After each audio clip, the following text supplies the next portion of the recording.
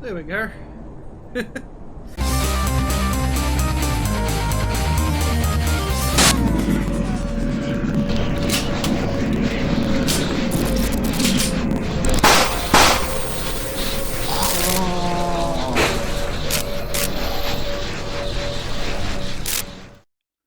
Good morning, fellow INTERPEEPS. I am Scarab, which is Scarabic Enterprises. Welcome to my channel. Hope you're all having a wonderful time. Let me know how you're doing in the comments. And today, and across this month, we're going to be talking to religious individuals about evil. So just to preface this, I had a shower. I know, it sounds ridiculous. Me showering? Okay, like, jokes out of the way. I had a shower thought, alright? And I've been playing a lot of Phasmophobia recently, and I've watched a couple of like ghost haunting videos and ghost hunting videos and whatever else, and I don't know, it's kind of like, I don't personally believe in it. I don't really care about it all that much, but like, it's still fun in games. But I wanted to know exactly what is evil? Like, what is evil? I want to know. You know, it doesn't make sense to me, because throughout all different types of media, it is inconsistent. I want to know what evil is. I want to know what spirits are, what demons are, what angels are, what the hell is evil? What is good? What is bad? I need to know.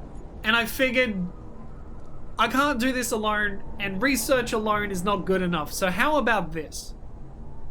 Let's call up some religious people and let's ask them. Okay, so I've got a St. Patrick's Cathedral. I don't know if this is gonna be okay. Like, I'm not calling in my area. I'm just calling in Australia, because I'm not doing any overseas charges and whatnot. But I'd like to know. And St. Patrick's is quite a very popular style church, I guess. Well, St. Patrick is a popular saint, I believe. I'd like to know, for a Catholic church, what their opinion of evil is. How they feel about demons, you know. I'd like to know what their version is. Okay, St. Patrick's Cathedral. Call. Thank you for calling St. Patrick's Cathedral. Please select from the following options. Press 1 for general and special mass times. Press 2 for matters related to other parishes of the Archdiocese, not directly related to the Cathedral. Press 3 to speak to the Cathedral office. Office, I guess?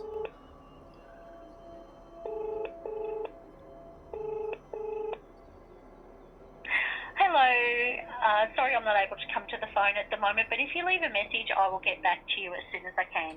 Thank you. Okay, so St. Patrick's did not answer the phone. Let's try a different one. St. Francis's Church. Blessed Sacrament, Fathers. Welcome to St. Francis Church. Michelle speaking. How can I help you? Hi Michelle, my name is Sabian. I'm currently in the works of making a YouTube video in discovering different religions' opinion of evil and how they differ between religions. I was wondering if I'd be able to speak to a priest today. No, they're at a retreat, I'm afraid. I don't have anyone for you to speak with. Well, thank you for your time. Alright, thank you. Bye. Bye. Oh, they're at a retreat. That's fair. They're retreating from this video. All right, let's try.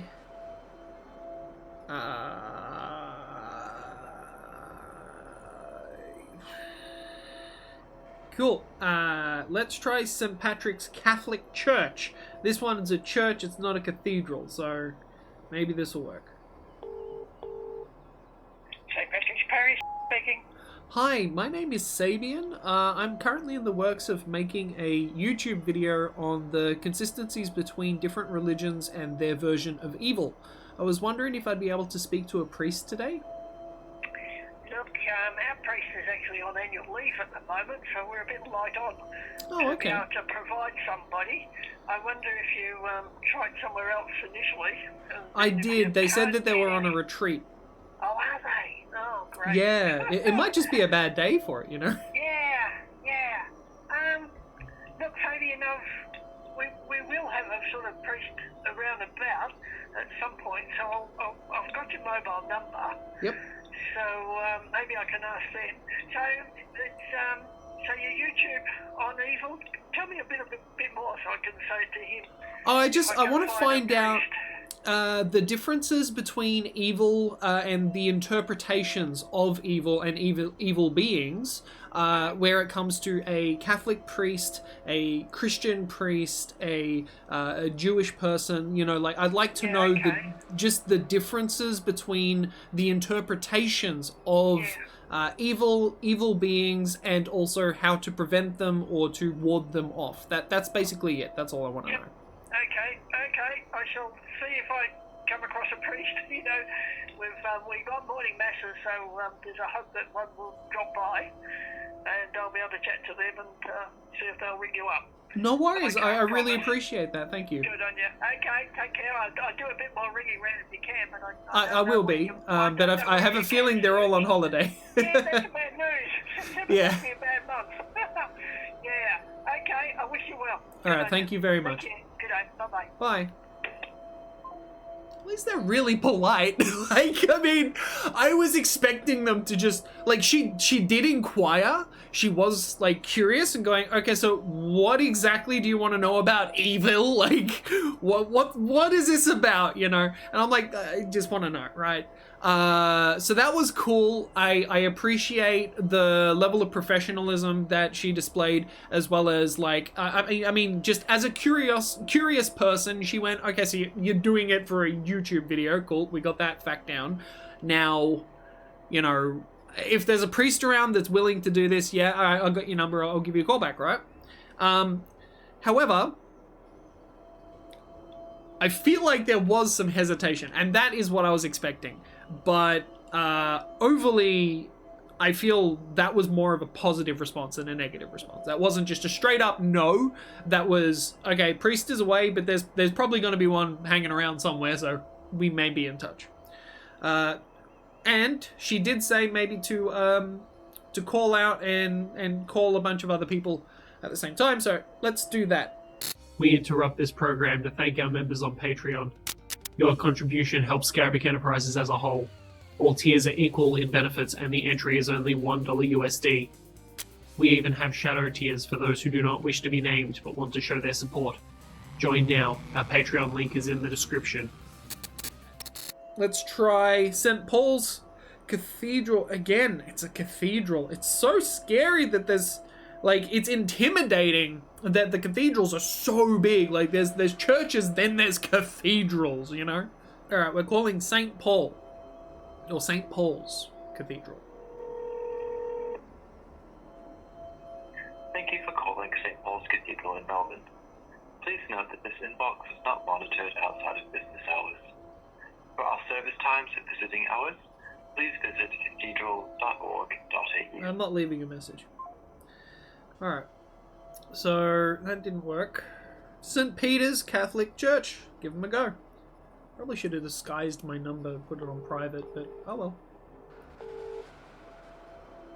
Hello, you phoned Holy Trinity Parish, the three communities of St. Peter's, St. Paul's and St. Catherine's. We are unable to take your call at the moment. Please leave a message. Why are the churches all so busy? It's a weekday. It's quite literally like lunchtime on a Tuesday. St. Augustine Parish. What the second oldest Roman Catholic church in Melbourne. It does look pretty fucking cool, I'll be honest. Yeah, I'll give St. Augustine a call and see how that do. Hello, St. Augustine. Hi, my name is Sabian.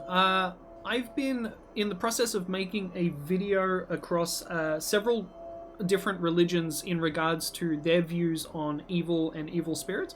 I was just wondering if I'd be able to speak to a priest today.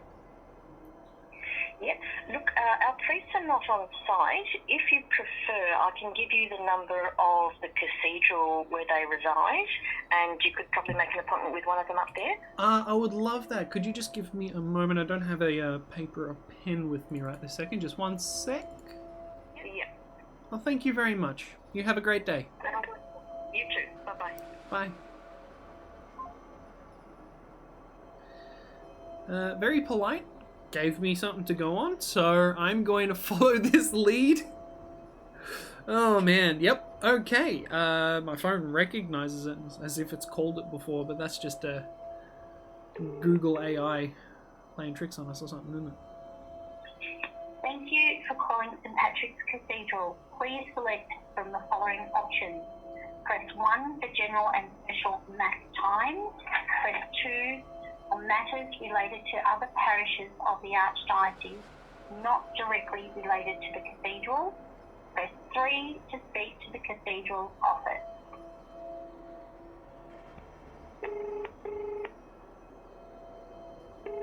Didn't I just call this?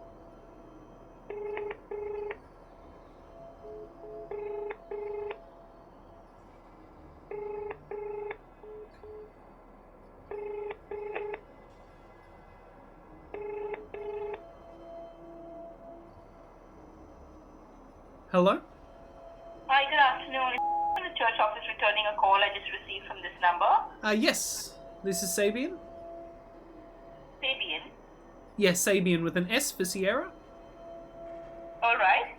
Yes, Sabian, how can I help you? Are you a priest? No, I'm not a priest. I work in a church office. Okay. I was hoping to speak to a priest in regards to their beliefs and the Catholic view of evil spirits and how that differs from other religions. Alright, so the parish priest it's his day off, and he's on a funeral tomorrow, so I'm not sure when. I can speak with him and ask him to maybe give you a call if he's able to. I don't want to disturb him if he's attending a funeral. That is way more important. Yeah, and obviously he wouldn't disrupt the funeral for that. But I would speak with him, and if he's in a position to give you a call, I will ask him to give you a call. Is there any other members of the church that would be willing to speak? I'd have to check with the team, Sabin. Yeah. So you just want to talk to someone about the Catholic Church's views on evil spirits? Yeah, I just want to know the differences between the Catholic beliefs, the Christian beliefs, the Jewish beliefs, and how they sort of, like, what do they have in common in terms of how they feel about evil? That's the basic principle of the video. And what is this for? Oh, it's a YouTube video. I'm just trying. It's out of curiosity. All right. Like in the pursuit of knowledge. I can reach out to the team, and if anyone's in a position to speak with you, they will reach out themselves. Okay, that sounds great. Thank you very much. Thank you. Bye-bye. Bye. They called me back, right, while I was in the middle of trying to call someone else, so that's something. This video is glitching the fuck out, and that's kind of freaking me out now that I'm, like, exploring evil and shit, so give me a sec. Okay, I managed to fix the computer. I restarted the computer, and I'm no longer glitching out. Let's see what happens when I talk to a church again. Alright, so picking up where we left off. I don't know what this one is. St. Mary's Star of the Sea? It looks very impressive, so let's give it a call. Hang on, is it Catholic? Yeah, it's Catholic. Alright, good. I want to make sure that I get a Catholic priest or someone that is able to at least convey the appropriate information, and then try a Christian priest, and then see where we go from there. For our mass and confession times, please press 1. For other inquiries, please press 2. To repeat the list of options,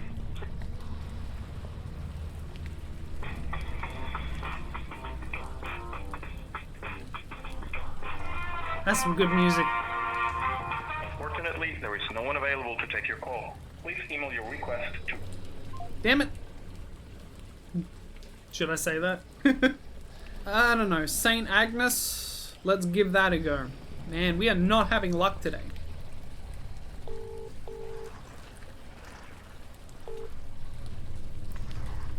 You phoned St. Agnes Presbytery, Father speaking.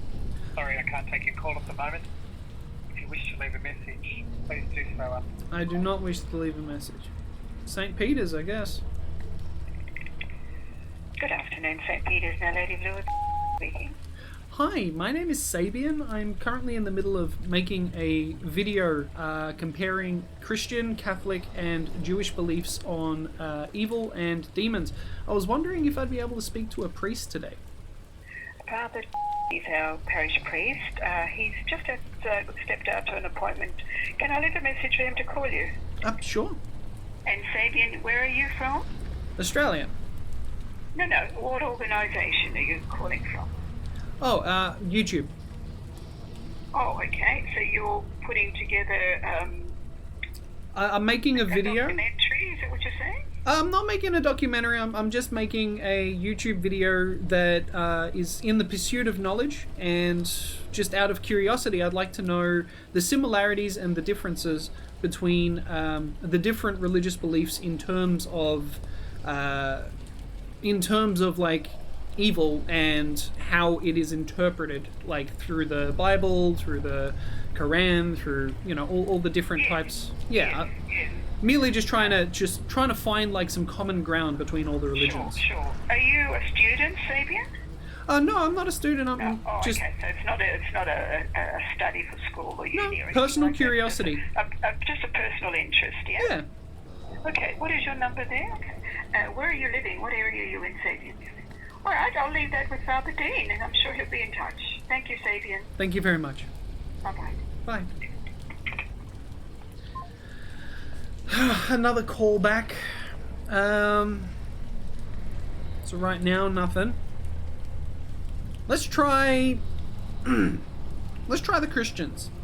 I don't feel like... I mean, I think that Catholics will be more inclined to... This is just how I feel. I feel as though Catholics would be more inclined to answer questions about this sort of thing, and I think that Christians would be a lot more skeptical. That's just my impression from people that I've met and people that I know. But it could be a completely different story. We're going to find that out today. Alright. There's a big difference between the names of Christian churches and stuff. Alright, I'm going to give Life Church a call and see how we do. Welcome to Life. Our Sunday service times are 9 a.m, 11 a.m, and 6 p.m. For information, check out our website, lifeau.org. If you have any other questions, please leave a short message and we will get back to you as soon as possible. Oh, okay, so it just went straight to voicemail. Okay. Trying another Christian one now. City on a Hill. Hi, thanks for calling City on a Hill. Please leave a message, and one of our team will be in contact with you shortly. I don't want answering machines. I'm getting nothing but answering machines. Thank you for calling us at the home of Bayside Church and Bayside Community Care. If you are calling in relation to a medical emergency, please ring 000. We know you will understand that in these changing times, we have had to alter how we operate. And because of this, there are times when we are unable to attend to your call. Please leave a message for us and we will return your call as soon as possible. No. Next. Welcome to Hillsong Church. Your call is important to us. Please hold the line and we will be with you shortly. Please note that your call may be recorded unless you notify our team otherwise. If you would like to read our privacy policy, please visit our website at hillsong.com. Hillsong is committed to creating a safe, respectful, and inclusive environment for our staff, volunteers, and visitors. As such, unlawful discrimination or inappropriate behavior, including bullying and harassment, will not be tolerated. Every time I come running, I find grace. Good afternoon, Hitfilm Church. This is speaking. Hi, my name is Sabian. I'm currently in the process of making a video in comparison with Christianity, Catholicism, Judaism, and more. I'm trying to figure out and speak to priests today to figure out the differences between the religions in terms of their views of evil, demonic spirits, etc. Okay. So it's out of curiosity more than anything else. I have no ill intent. I just wish to speak to a priest. No worries. So you've come through to our main campus, which we look after our national one. Is there a particular campus that you're wanting to speak to someone at? Is this Christian or Catholic? Christian. Okay. Is there a Christian priest that would be available in any of the campuses? Do you know? Just trying to think who would be the best. They're all actually just in a big meeting at the moment, funnily enough. But just as a FYI, in the Christian denomination, they're not called priests, they're called pastors. Pastors, okay, good to know. Thank you. What it might be better to do is if I can give you an email address to send through to our national line, and then we can forward it out to someone that may be the best person to help you, and then they can reach out to you. Okay, I'm already waiting for a couple of calls. I was just wondering if, who I should contact.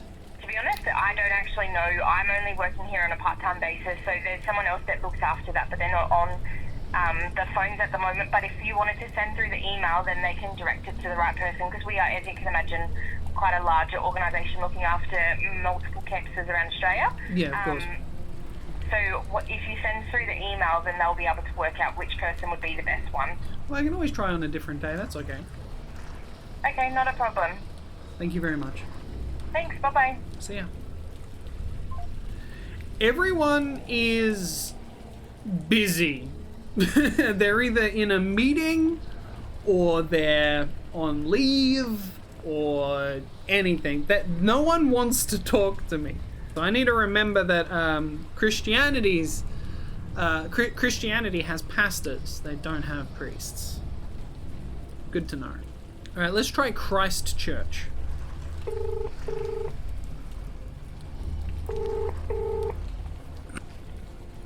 Thank you for calling Christchurch, South Australia. This is... Hi, my name is Sabian. I'm currently in the process of making a video talking to a Catholic priest as well as a Christian pastor. I would like to know the differences between the religions and their interpretation of evil and spirits. I was wondering if I'd be able to speak to a pastor today. So our vicar is on leave until October, and our acting vicar has just gone on leave and is back the second week of October. Oh man, I've been getting the same answer across the board for both Christian and Catholic churches. So I'm an administrator, so they're either on leave or they're in a meeting. Yes. Look, I'm sorry, I'm an administrator, so I couldn't help you to differentiate the differences. Yeah. Do you know if there's anyone within the church that would be willing to speak to me? So, literally this church right now, I'm manning the fort as an administrator. So, okay. I'm not sure, and I've just started working for this, a church or this church in general I started at the start of July. Oh, okay. So, you've probably called the completely wrong church. I have gone through so many numbers. I am literally 3 months new into this role, so I wouldn't even know where to direct such an inquiry. Yeah, no, I can understand that. That's all right. I don't want to put the pressure on you. No, I wish I could be more helpful. I mean, the alternative is we're an Anglican church, and the diocese is the head.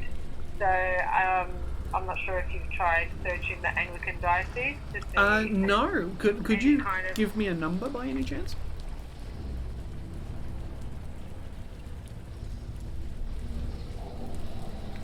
So what I'm looking up for you is the Anglican Diocese of Melbourne, and I've just clicked on their Contact Us page. I'm not sure if they're going to be able to give you someone off the cuff. Yep. Do you have a pen and paper so you can write this down? I got a keyboard. Yeah, so, try Anglican Diocese of Melbourne, and if you check their website and contact us, they've got an email address that you could try emailing if the phone call ends badly. Again, they may just be heavily administrative, so they might not be able to, because I'm working for a church directly, that's how I'll have my hand in passing someone on to you, whereas because they're both on leave, I physically can't. Okay, no worries. There's also like ministry tabs and all kinds of things on the website and beliefs. So you might find, there you go, what do Anglicans believe, being a Christian? There you go, you might find what you're looking for on their website. Maybe. Although I would like a one-on-one with a human. So you're welcome to call. I'm not sure how free she's going to be from the 6th of October because that's when she gets back. Yeah. But yeah, I'm sure that she would be willing to talk to you. Well, it's another reason why I'm calling before October, because during October they will see it more as a prank or a, like a Halloween sort of thing. Yeah. Well, good luck. That's all right. Thank you very much, and I'll keep all of that off the record. Don't worry. Yeah. Bye. Thank you. See ya. Oh, she seemed nice. Thank you for calling the Anglican Diocese of Melbourne. Our hours are 8:30 to 5 p.m. Monday to Friday. If reception is unattended, please leave your name and phone number and we will respond to your call as soon as possible. Please leave a message after the tone. I don't want to leave a message. I'm starting to lose faith. Oh God, what's this one? What religion are you? Hi there, and thank you for calling Enjoy Church. Someone from our team will answer your call shortly, so please stay on the line. Unfortunately, all of our attendants are unable to take your call at this time. If you would like more information about our location, service times, or would like to know more about Enjoy Church, please visit our... No, I'm good, thank you. Why do I feel like I'm gonna get, like, over the next week, just 100 callbacks?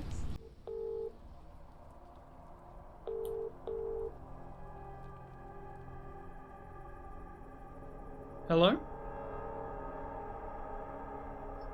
Hello. Hi, my name is Sabian. I've been in the process of making a YouTube video in terms of Catholicism and Christianity and their views on evil and spirits. I was just wondering if I'd be able to speak to a pastor today. The pastor is not currently available now. Maybe you can call him back. Call back in 1 hour. Yeah. Do you have any vicars available or anything? Sorry. Do you have any vicars available? I'm saying that it's not available now. Yeah. No one is available now, but in another 1 hour time. Okay, thank you very much. Okay. Thank you. Thank you. See ya.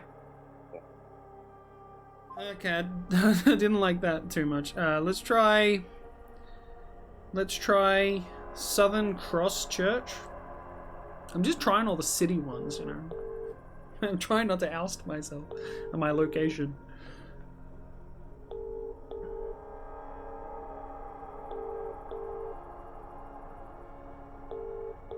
I do wish to remain honest, I just don't want to dox myself. Yeah, no, poor Harry's can't take your call. No. Thank you for calling. If you wish to speak to our lead pastor, Devin.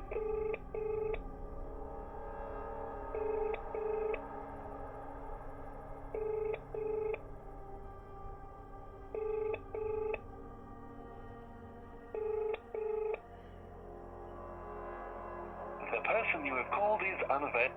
So what I'm learning is calling the Christian community and the Catholic community, or the churches, subsequent churches, they are not available on Tuesday at midday. I'm starting to doubt my decisions. Maybe this was a bad idea. I don't know. It's in the pursuit of knowledge, trying to find out what evil truly is. I'm not getting any luck. Sunlight Parish. Speaking. Hi, my name is Sabian. I'm currently in the process of making a video and I'm calling up different religions, that is Catholicism and Christianity, and I'm trying to find out exactly what the consistencies are between their impressions of evil and spirits. I was wondering if I'd be able to speak to either a priest or a pastor today. Hold on 1 second.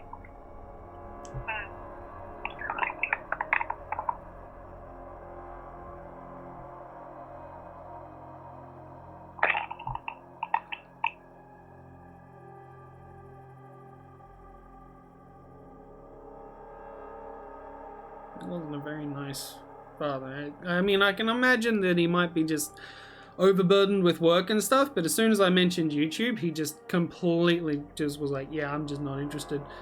Yeah, alright. That was kind of the reception I was expecting. I'm going to try some Hebrew congregations.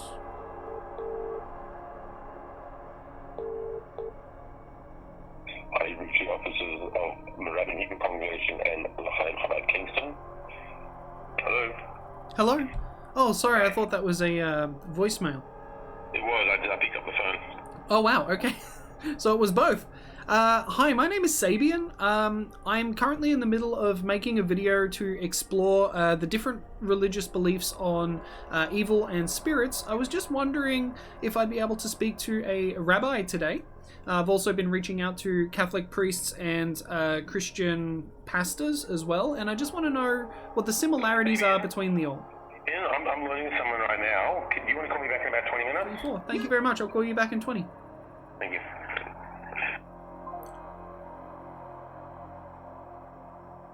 Confirmation! He wants me to call him back. Alright, cool. 20 minutes. I'm gonna set a timer. Okay? I'm gonna talk to a rabbi. Alright, we are 30 seconds away from calling back a Hebrew congregation. So I want to find out exactly how in the Jewish religion they interpret evil. Are there spirits? Are there demons? Who knows? Are there rituals? Cool, here we go. We're calling.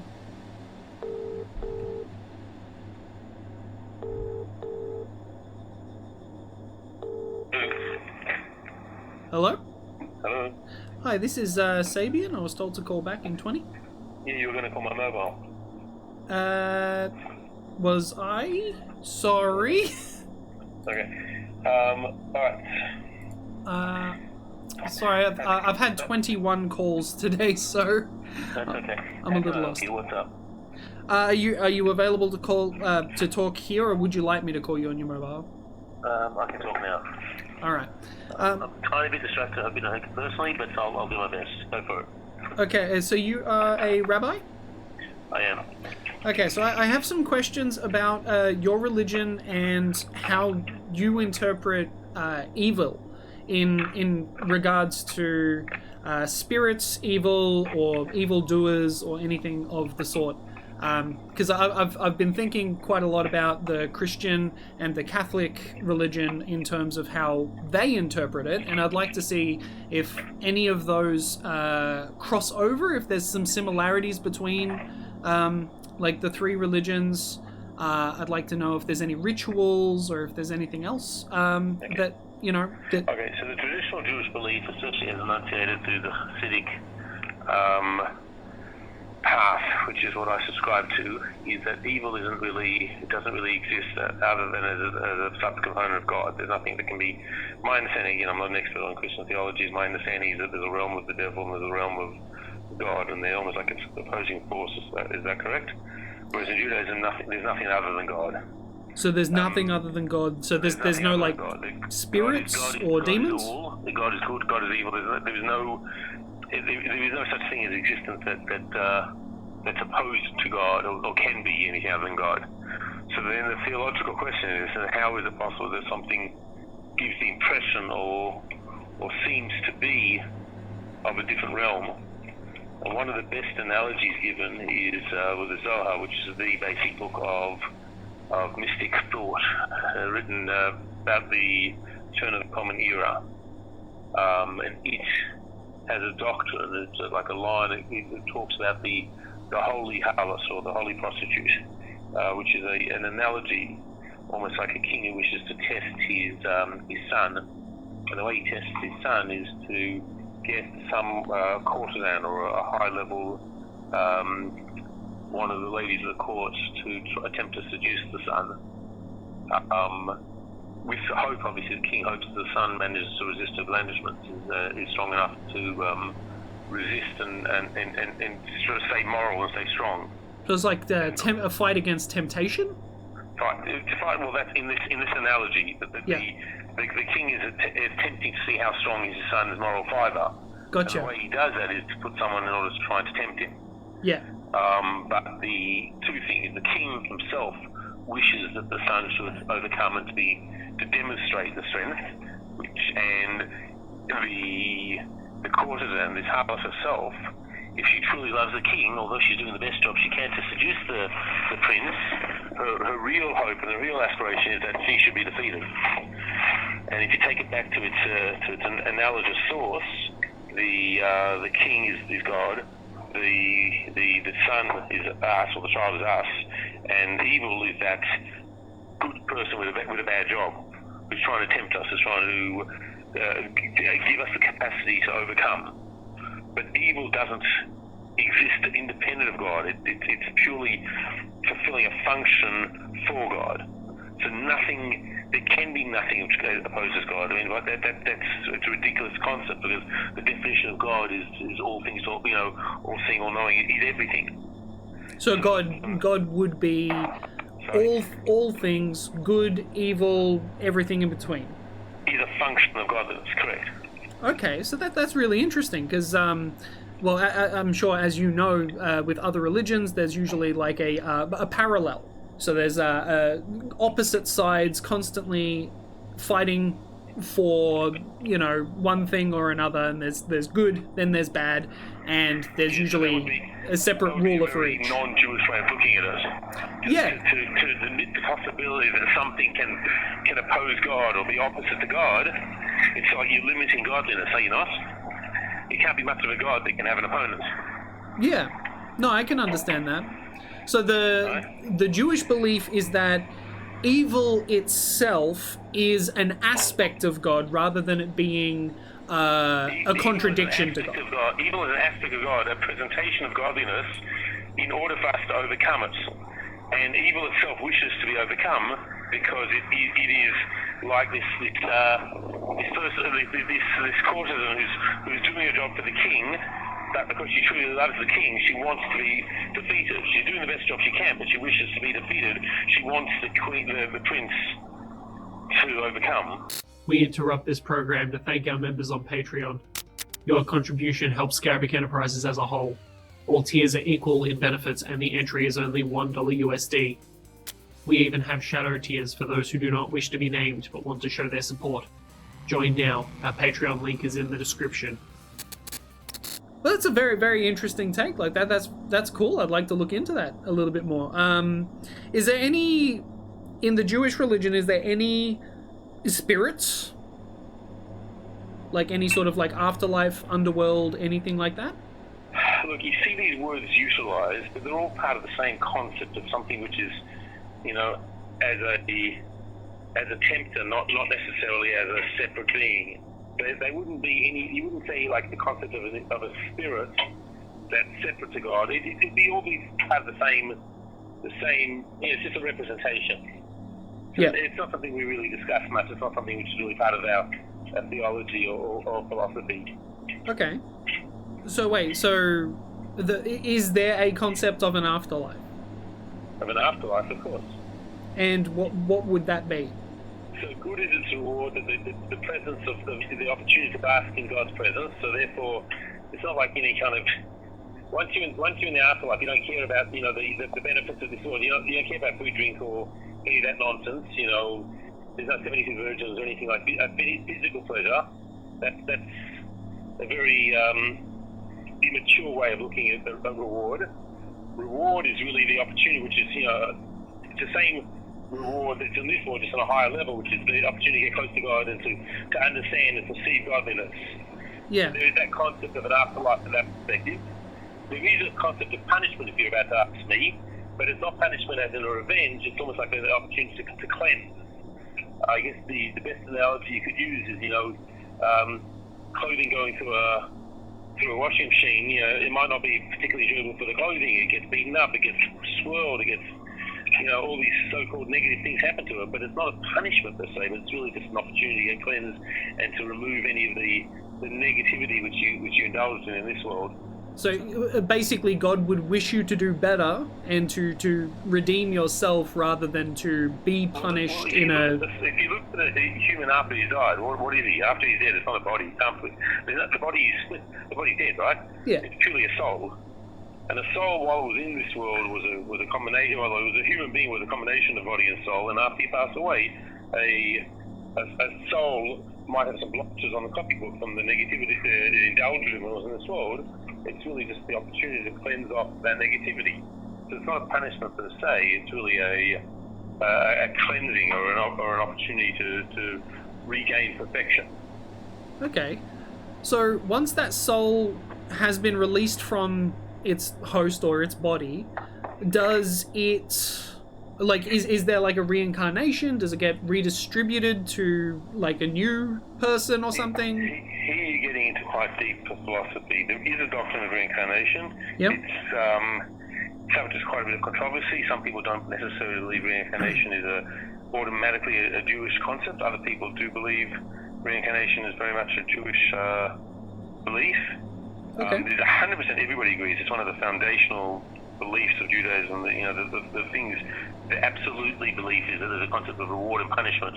Reward and punishment clearly means, like I told you, the world to come, but whether that means you come back in another guise, people of Hasidic persuasion would probably be more inclined to believe that. Other people might say it's not necessarily a fundamental Jewish belief. So that's an easy way of saying is yes, there's a great amount of discussion about reincarnation, but not everybody necessarily subscribes to that. Well, I guess that's why there's separate sects as well, where they've got variations of beliefs, right? Yeah, pretty much. Oh yeah, cool. Well, thank you very much for your time. I really appreciate this. This has been very insightful. What's this? It's like for a project or something, or what's this? I am a YouTuber. I make YouTube videos. This is in my pursuit of knowledge. I like to know things just in general. I tend to seek things out, and right now I'm just trying to discover the different religions, how they believe, like what is evil in the eyes of the different religions. That's basically it. I'm a neutral party to all of it. Myself am agnostic atheist, but I don't dismiss other people's religions because people can believe what they want if they wish to. And there's some things that have happened in my life that I can't really explain, and I had a little bit of faith in when I was younger. It was more of a Christian Catholic nature, but then I lost faith. And then I've also known some people that were Jewish. I've done some rituals. There was a lot of... I don't remember exactly what it was called, but I had a very nice kosher meal. That there was a set of candles that we had to light in a specific order across the meal, and then there was a prayer that was also spoken before and I believe after we ate. Probably a Friday night meal. Yeah, it was just really lovely, to be honest. But yeah, this is for a YouTube video, and I just wanted to know exactly what evil would be in the eyes of the different religions, because there's such a differing opinion about all of it, and I would like to know if there's any consistencies between them. But this has been very insightful, and I just wish you the best, and thank you so much for sharing your knowledge. Thank you. All the best, everyone. All right, have a good day. Succeed, and I wish you all the best in your search. All the best. All the best. Thank you very much. Bye. Okay, we got some answers. We got some answers. So, the Jewish people do not believe in like a polarizing evil. There's no good and bad that are at each other's throats. It is all God. Everything is God. So good, bad, and evil are all God. They're all aspects of God. They're all connected to God. That's interesting. So I didn't really get much of a clear picture as to whether or not like spirits or demons or any of that sort of exists within their realm, because their beliefs are so different. He did state that having physical pleasure would be a primitive or a childish, I can't remember the word he used, but it was like an immature way to think about pleasure in the afterlife. So maybe that was either just his own personal opinion or a stab at the Muslim religion, where you go to the afterlife and there's the however many virgins or whatever. So I'm uncertain as to the motivation for saying that, but I am curious. I'd like to know, because Judaism, Muslim, Catholic, Christian, they all have, the ground roots are the same, but then they split off into the world, and they all have their own beliefs, they all have their own rituals and their own books that they go by and everything. But it's just really interesting that I believe for the most part it is one God that they do believe in. They just have differing opinions of how it plays out and what has happened in their across that. But that's not what I was getting at today. Today I'm trying to figure out exactly what is evil, because I've got a better understanding of like a Christian or Catholic viewpoint, but I want to hear it from them. I want to hear it from the horse's mouth, so to speak. So now that we know that Judaism is very different, because I want to explore this a little bit further, I'm going to call up another synagogue and I'm going to find out if we can get a consistent answer across the board.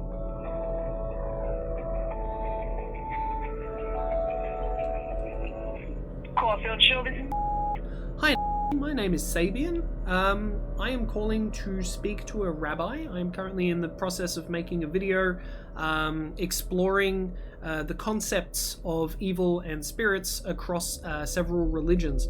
I just got off the phone to Yep. Yeah, I know which rabbi. Hold on 1 second. Okay.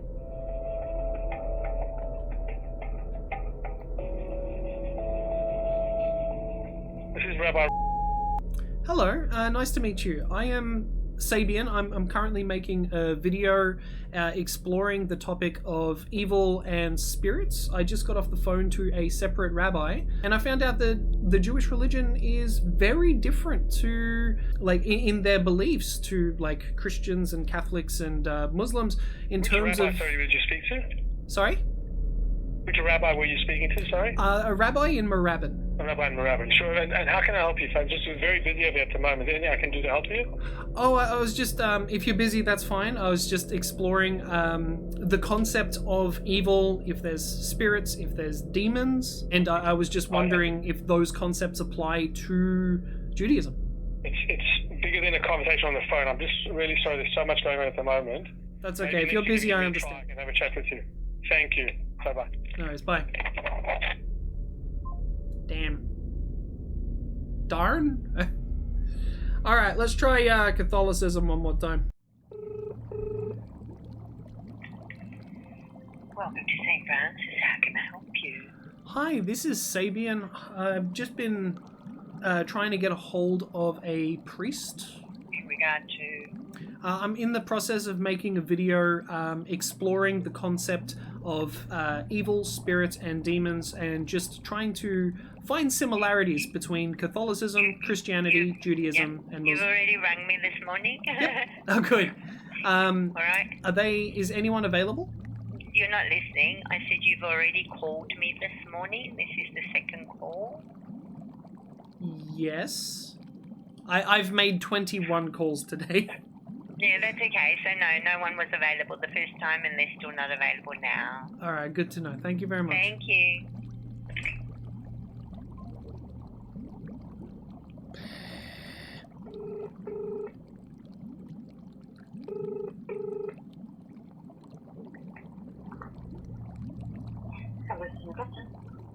Hi, this is Sabian. I was wondering if I'd be able to be in contact with a priest.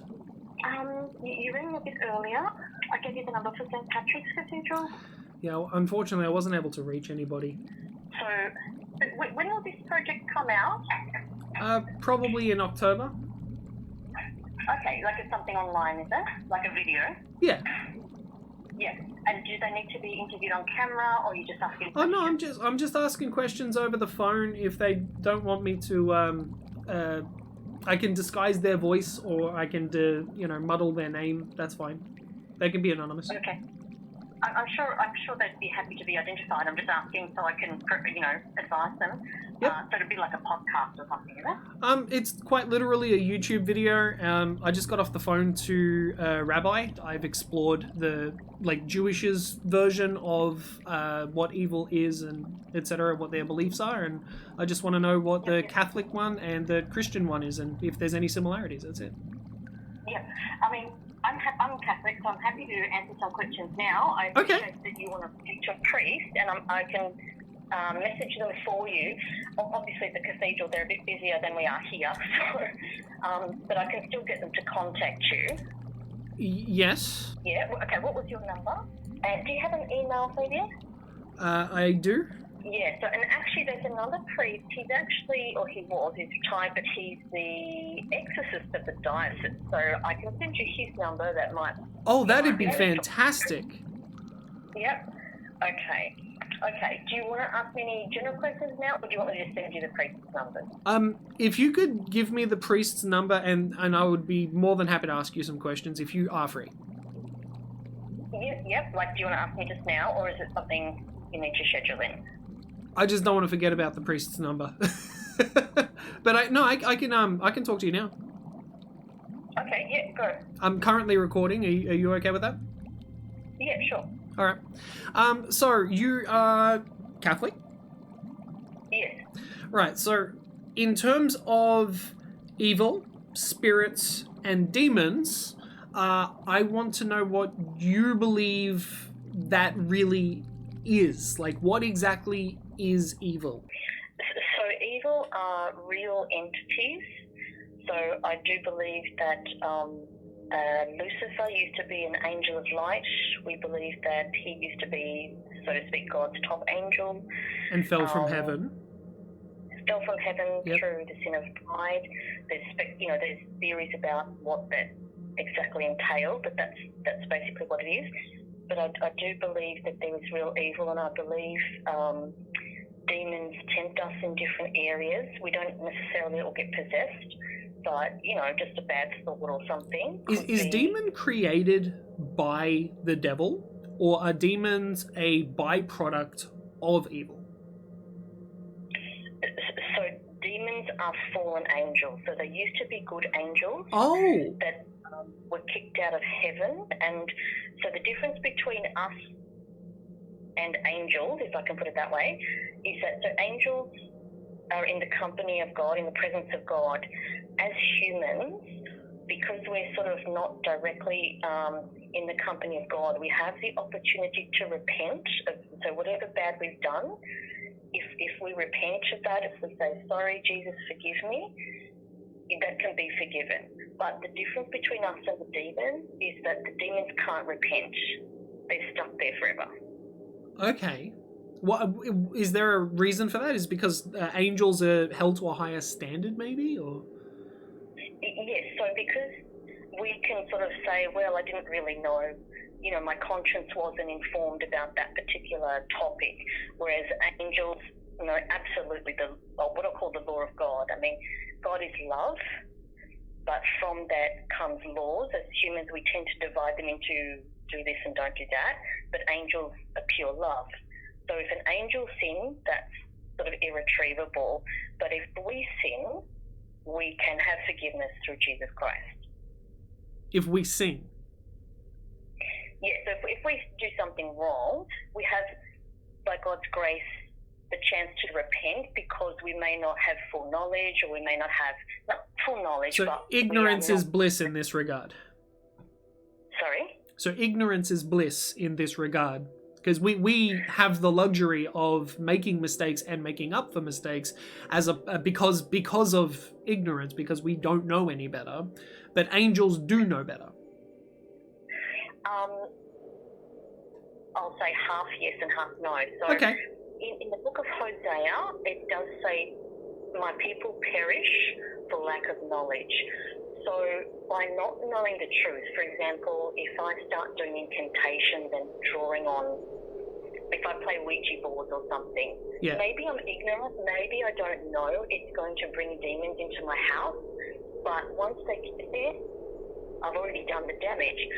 If I come across knowledge that says to me, hey, you know, you can kick these demons out by prayer or by repenting of playing with a Ouija board or something like that, good. But if you don't get the chance to know that it's wrong and that the demons are the ones that are, you know, tempting you and possessing you, or if you think it's a spectrum and that, you know, demons are not evil or they're just other creatures like us, then that knowledge can lead you to be sucked into their false world, I'll call it. Okay, so if you allow yourself to be vulnerable and you don't respect the demons for what they are, that could potentially allow you to become a vessel for them. Like if you're not aware that a demon is an evil entity and you entertain interactions with them, that's ignorance. But once you're sucked into it, it may be too late to get, I don't want to say it's too late to get yourself out of it. Oh, wow, but okay. It's like, what I mean is like if you don't know there's a ditch and you walk and you fall into a hole, literally fall into a hole. Okay, you're falling into the hole, how are you going to get out? Maybe if somebody comes along, they can help you get out. Yes. Do you know what I mean? But you didn't know the hole was there. I understand, yeah. Yeah. Okay, so Satan or the devil is a fallen angel, which makes him a demon, but he's the king of demons. So that means that... What exactly is the devil? We interrupt this program to thank our members on Patreon. Your contribution helps Scarabic Enterprises as a whole. All tiers are equal in benefits and the entry is only $1 USD. We even have shadow tiers for those who do not wish to be named but want to show their support. Join now. Our Patreon link is in the description.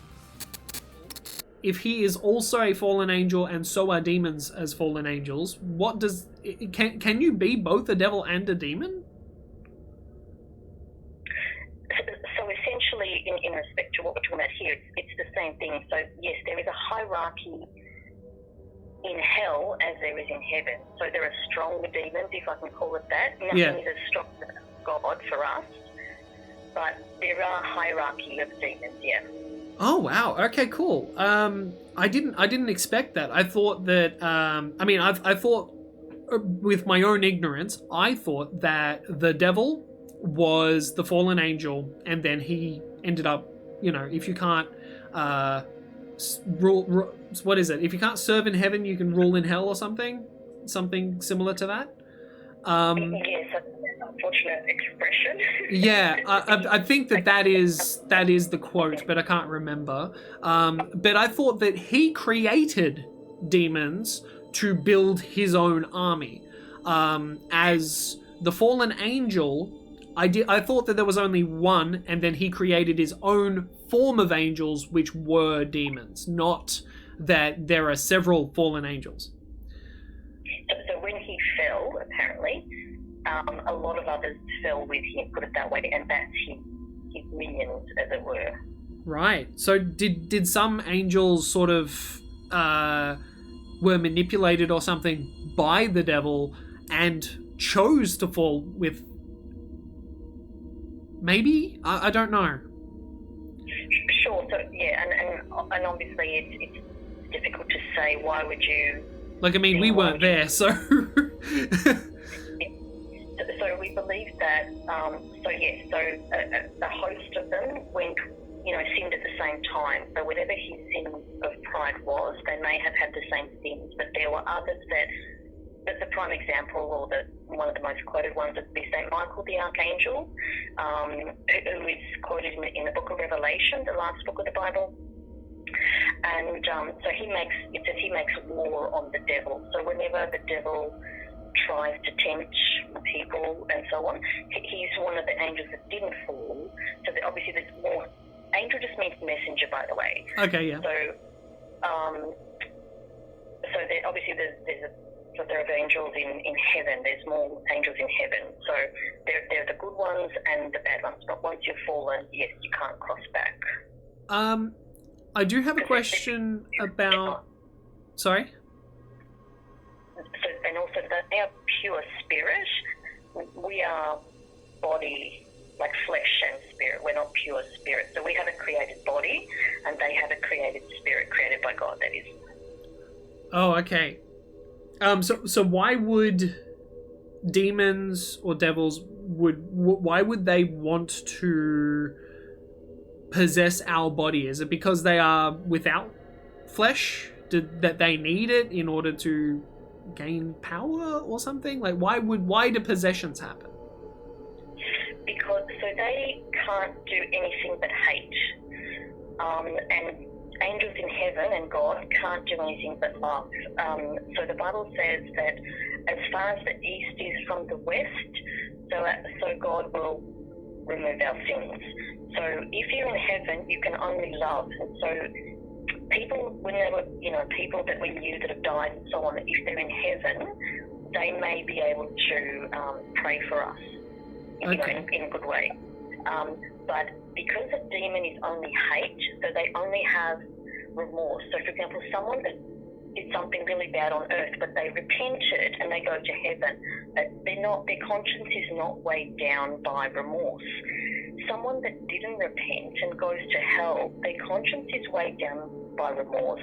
And it's like basically if I become just really nasty and I want to take everybody down with me. They don't know how to do anything else except hate. Right, so those who don't repent, pardon the expression, would essentially be the equivalent of the mentality of a murder-suicide. As in, yeah, like if you die in like to take someone down with you as you go down, like. Oh, you mean someone suiciding and killing, like, the family to go with them, yeah. Yeah, so that's their mentality, and that's why they get pulled down, because they don't repent, they just allow it to go down with the ship, sort of. Yeah, it's like sometimes when you see these murders where people are like, if I can't have you, nobody can, so I'm going to kill you. Like, wow, no yeah. right? Unfortunately, there's a lot of that in these in this world. But all retrievable by God's grace. Right. How does that work exactly? If people are so able to be swayed by evil, how exactly is it so simple to sort of recover from that? So it can depend on the scenario. So, for example, sometimes there are what you might call generational curses. So you might find, if you look back through your family history, like, for example, sometimes you find good things like, I come from a long line of, I don't know, sailors or something, in 16 whatever, my great whatever, used to build ships, and then I've got all this ancestry to do with ships, for example.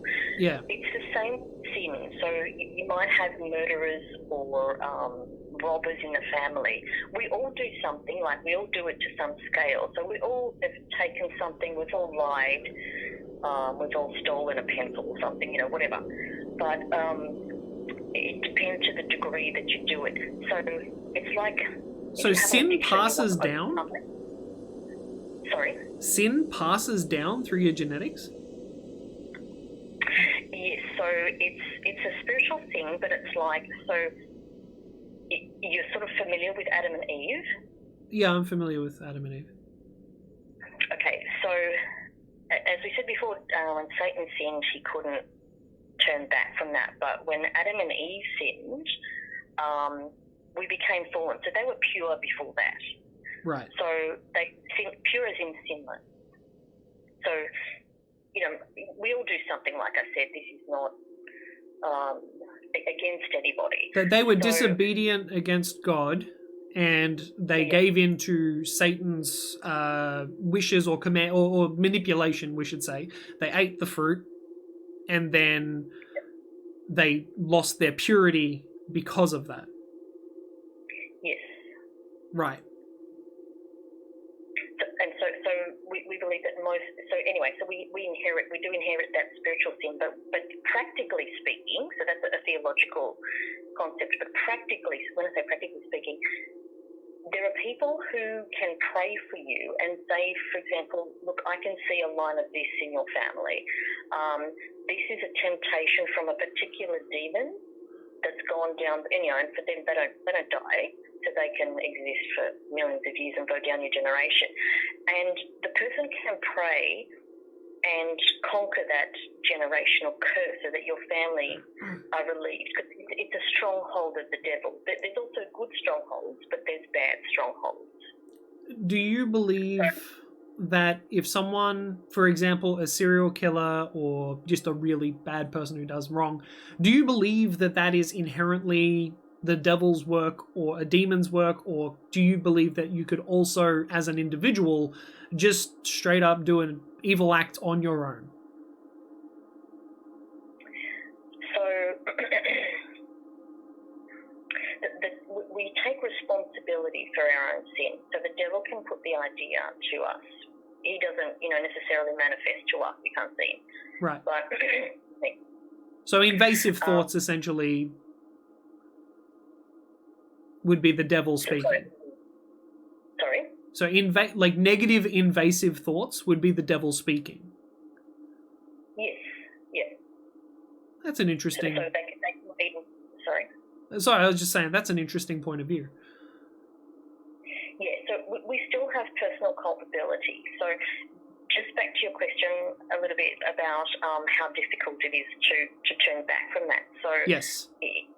Sometimes, we're addicted to something, but it's easy to give it up.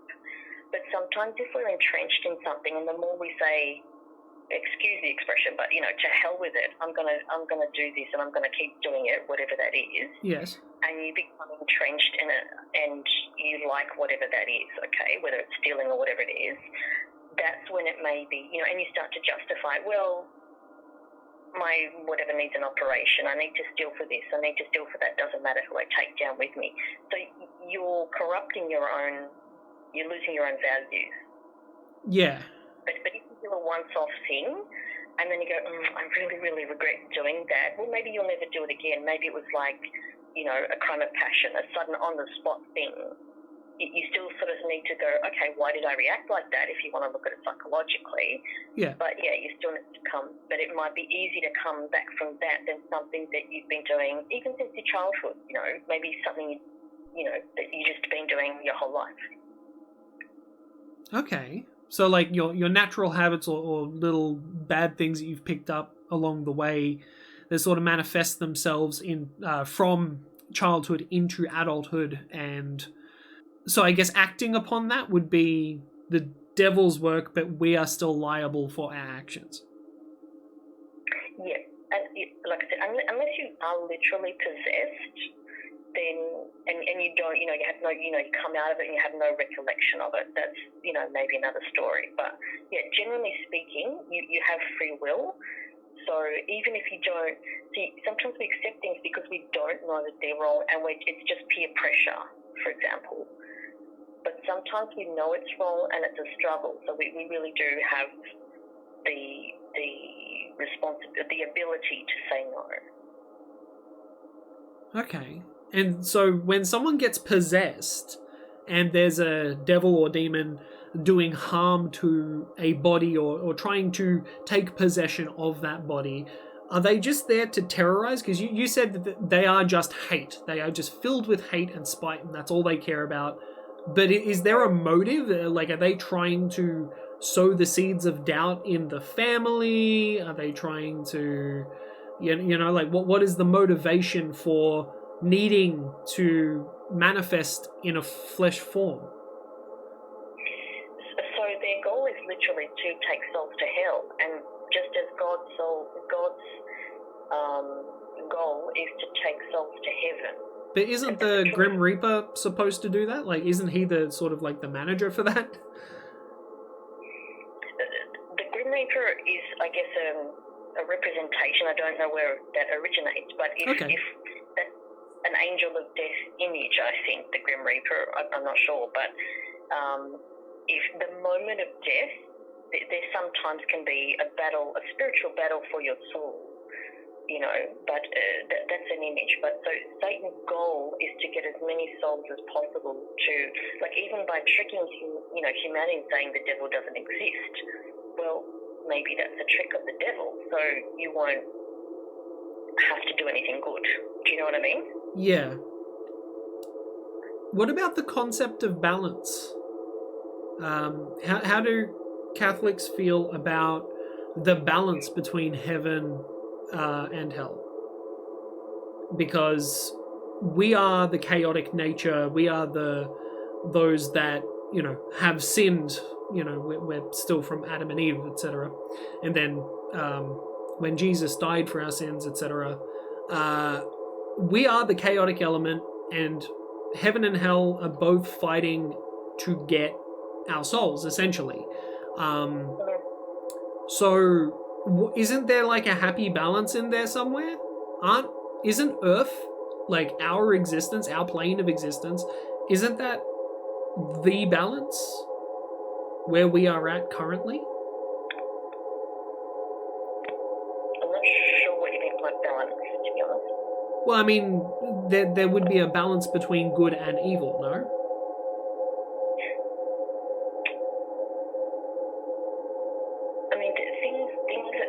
Ultimately going to, there are the precepts to heaven, or precepts to hell. So we have both good and not evil in us. I don't mean that in the sense of possession, but we have.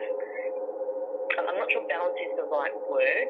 It's not a yin and yang concept. Okay. So it's black and white in terms of where, the Bible says it is appointed to die once and then comes judgment. So the only balance, basically, if you've done more good than bad, if I can put it that way, when you die, there may be a purification process, which we call purgatory, literally to purge your sins, okay? Purgatory. So, and that's, again, it's a spiritual place before heaven, where, you're made fully aware of every second, millisecond of your life and all that sort of stuff. And you're purified so that you can enter heaven. That's what purgatory's for? Yeah. I thought purgatory was a space between life and death where you don't know you're dead. So you would know that the old world, one of the words that is limbo, which is not really helpful if you're talking about purgatory. Purgatory, yeah. Anyway, purgatory. So purgatory is not limbo. Purgatory is like a step to redemption to get into heaven, to go essentially. Scrooge, if you know the story of Scrooge, how he has to go through his whole life and sort of do things better, but he has to look over it. Yes, so when you die and you're judged to be worthy of heaven or hell, if you go to hell, you don't go to purgatory, you just go straight to hell. If you're going to heaven, you may go straight to heaven, or you may go to purgatory first and then, as it were, ascend to heaven. Okay.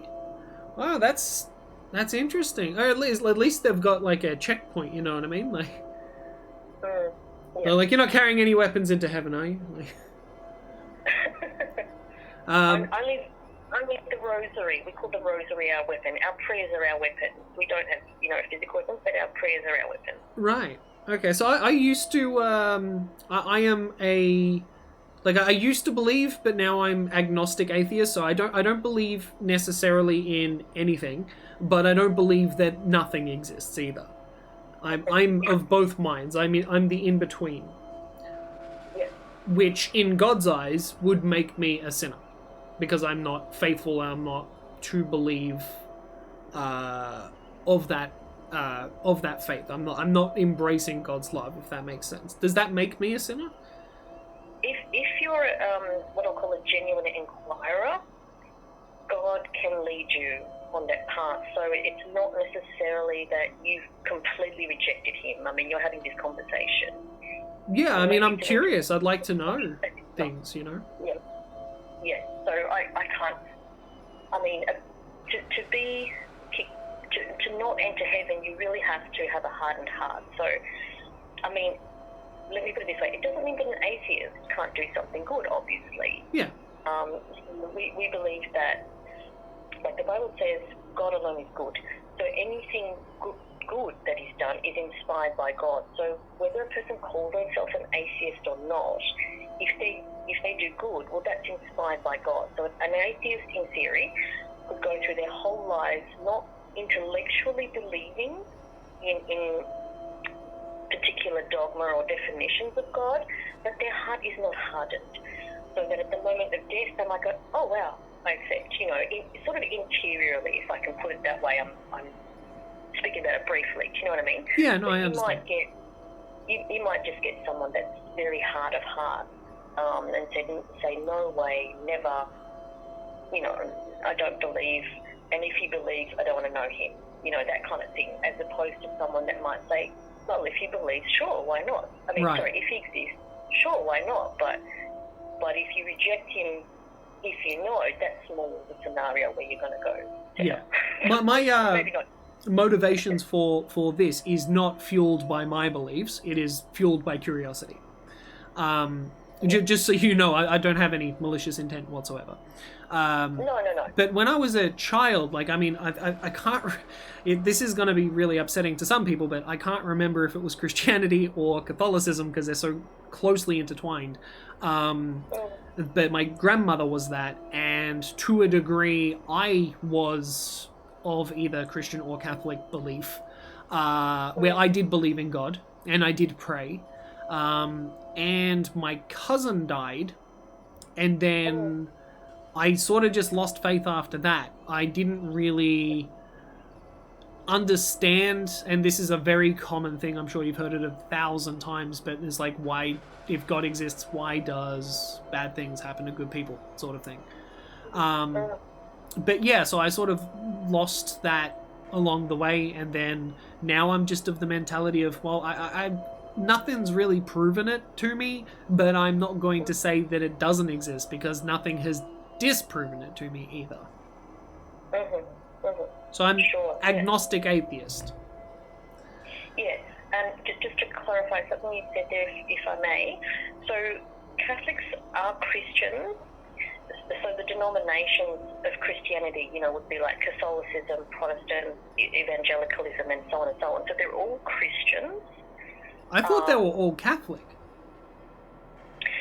So Catholic sort of... the word Catholic just means universal. But if you have... so like you've got Catholics and Orthodox, for example. Right. So we both believe in most of the things, the essential things about Jesus and him coming to save us and all that. So we're all Christians. You know, the whole group of us are called Christians, but the word Catholicism or Orthodox, it's more it does boil down to some, you know, theological differences. Are you aware of the differences? Would you be able to tell me? So one of them, say, would be to do with the Pope.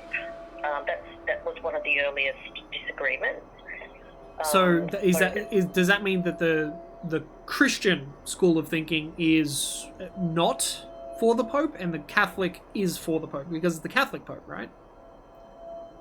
So again, I'll just rejig those terms, because if you look in a lot of Catholic literature written more than 100 years ago, we do refer to ourselves as Christians. I'll just clarify for your listeners as well, because so they're called denominations, so Catholic, Orthodox, Protestant, etc. So we're all Christians. So, but it's Catholics. Most denominations have a leader. The difference is that one of the things that was disagreed upon early on was the infability of the Pope. Now, when we say infability, it doesn't mean, the Pope can say this is the best beer in the world, and that's an absolute fact. You know what I mean? It means that he does seek counsel from other bishops on theology, we're talking about, obviously. Yeah. And over the centuries, Christians started off as, a band of people meeting in houses and so on and so on. Over the century, you get forced to say, well, what do you believe about this? What do you believe about this? So you get forced to define your theology. So at some point, in 1054, when the Orthodox split from the Catholic Church formally, one of the points was the infability of when a Pope is saying, I'm about to pronounce an infallible dogma, blah, blah, blah. The Orthodox and Protestants don't believe in that. They still have their own ecumenical patriarchs. They have different names. They're essentially a pope or a leader of their church, but they don't have that particular belief. And it's very rare when a pope will make an infallible statement. It might be literally once a century. So they're human.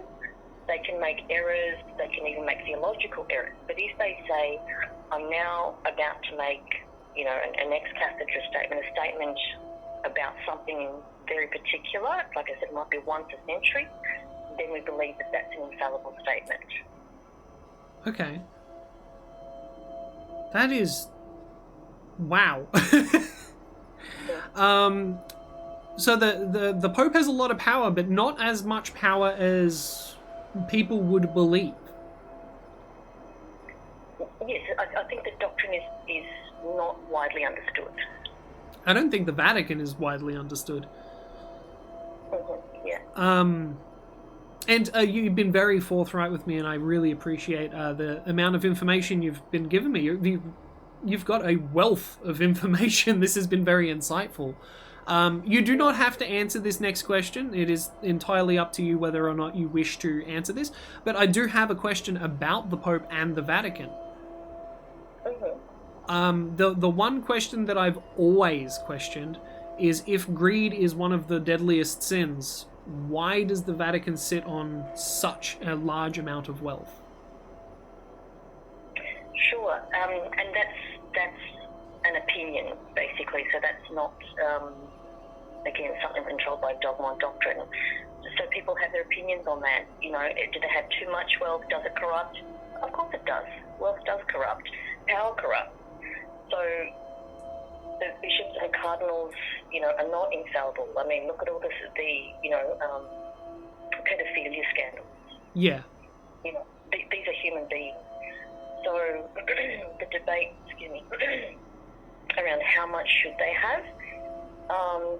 Yes, I mean, they have to keep the churches going, if I can put it that way, to provide for them. Or, some people say, no, just go back to, house churches. Let's go back to when people had less power and were less corruptible. And I think even if you did that, again, eventually some people would want to build it up into a big, state, as it were.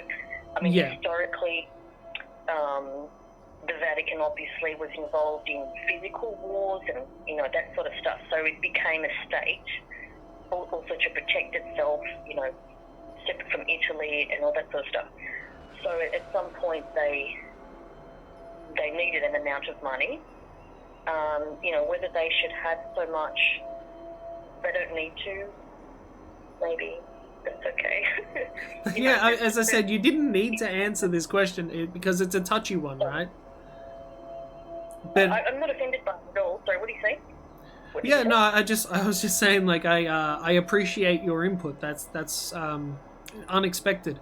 And I think that even this conversation itself is proof enough that we've come a long way as a species as well, because back in the day you were not able to, if you think about the medieval ages and stuff, with Catholicism and Christianity, people were killed, they were tortured, they were taken from their families and converted, and sometimes they were killed even after being converted, just because of either what the king had proclaimed or just the amount of sheer power that they had. Back in those days, they had the God's army that would go and crusade, and it was a very scary time. But just this conversation, you are having an adult conversation with a person who doesn't identify as religious, and you are not trying to convert me. You are just having a religious conversation that is completely mutually consensual. This is actually a really pleasant experience for me. Thank you. No worries. Yeah, that's amazing. I will take, because I've taken on enough of your time, I'll take that number for the Exorcist if you don't mind, and I can move my investigation further. Sure, I'll send it to you if that's okay. I don't have my phone with me right now. Oh yeah, I'll send it to your that's fine. email. Yeah. Yep. All right, terrific. What is your name again? Sorry, it was so long ago. Christine, thank you so much for being so insightful. I know I've taken a lot of your time, but I just hope that it hasn't been a waste of your time. No, it's an absolute pleasure. Because, look, if this is one of your passions, is one of your interests in something, sometimes it's really just nice to get it, to have a conversation about something that you're interested in. This is a curiosity of mine, and I'm trying to do this little project just to figure out exactly what the differences are. And, as I said, I just spoke to a rabbi, and their belief is in terms of, evil is an aspect of God in their eyes. That everything is an aspect of God and everything is an offshoot of God. And I guess technically, from what I've learned from you, that still kind of remains true, because God created angels, an angel fell from heaven, became the devil. The devil is an aspect of God. Not in the sense, if I clarify, but not in the sense that it's some... Not in the same way, no. But... Sorry? I said not in the same way, definitely not. But you could still be able to see it if you look at it from, a seed grows a plant, and then that plant has its branches, it has its tree, everything branches out. Christianity, Catholicism, Judaism, the Muslim religion, all of them sort of have that same seed, but then they went their own ways. And there are similarities, and there's certain things that you all do share, but you've all sort of separated so far from each other that now, with its own individual religion, every individual religion has their own individual beliefs, and that's kind of what I'm trying to figure out is, what are the similarities? Why are they so different? Do you know what I mean? Well, can I just point out also that, just because you bring that up as well, that we don't believe all non-Christians go to hell. So, I mean, obviously people like Moses and all the Jewish prophets existed before Jesus came. Yep. So it's the same as you're asking me before about being an atheist. So if people, there is something there, so that they don't necessarily go to hell. On the other hand, priests can go to hell. So don't think that we think that because you're a priest or a Catholic, you're not going to hell. On the contrary, the Bible says those to whom much is given, much is expected. So I can't just go, oh, well, I'm Catholic, I'm in. Yeah, I get you, yeah. A lot of people still think that today, though. They do. Yeah, people do. But as you were saying, even the Pope is a human. Yeah. So if you're human and you are filled with sin, then that, by your religion, would send you one way or the other, you know what I mean? So yeah, exactly. Yeah, that makes perfect sense. Geez, this has been really, really insightful. I'm surprised that I was able to get so much information. This has been priceless for me. Thank you so much. No worries at all. All right, I'll send that stuff through to you, okay? I hope you have a really wonderful day. Thank you. You too. Nice to talk to you, Fabian. All right. Have a good day. Bye. Bye.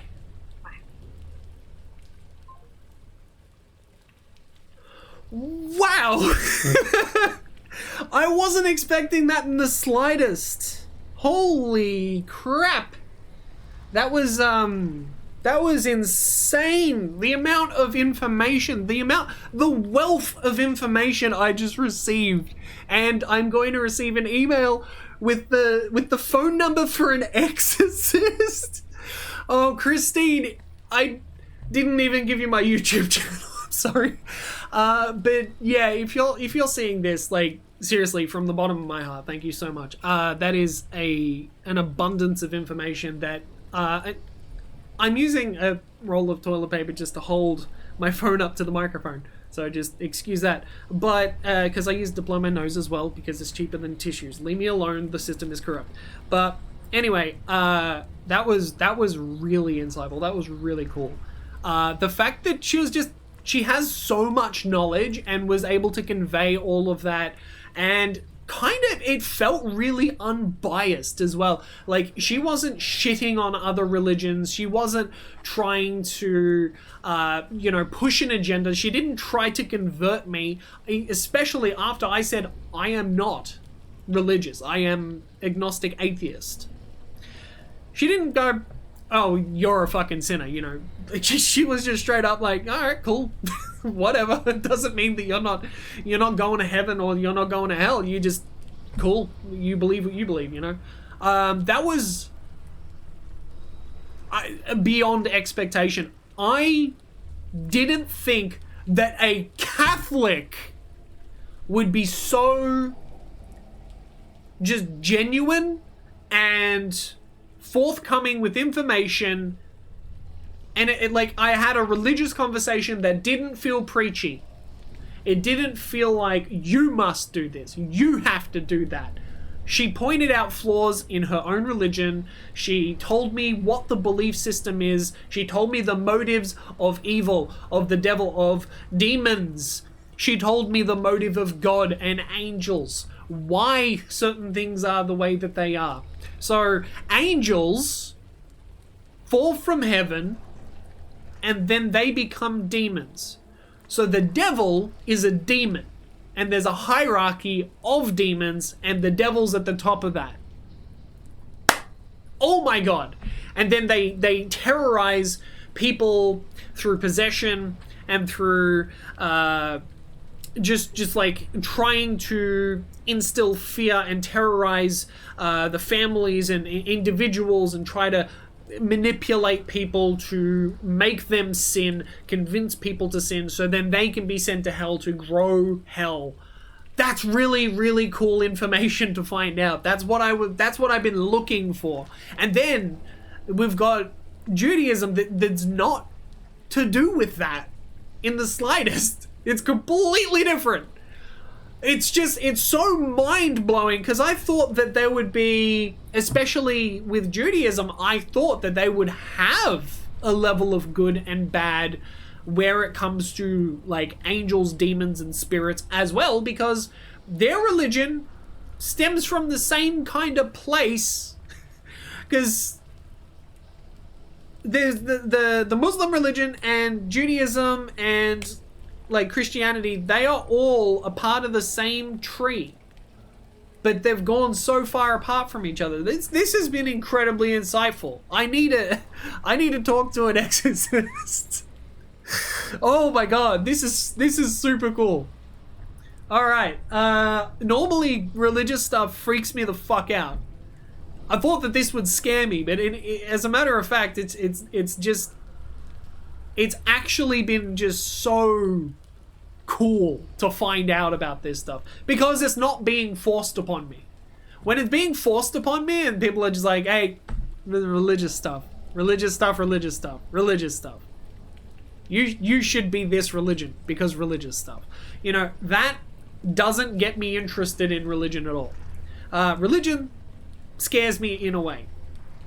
I forgot to ask the question I was going to ask about different cults and stuff. I was going to ask, it sounded like like the rabbi was busy as well, I was going to ask if there was any Jewish cults, because I don't actually know if there is. There's different sects of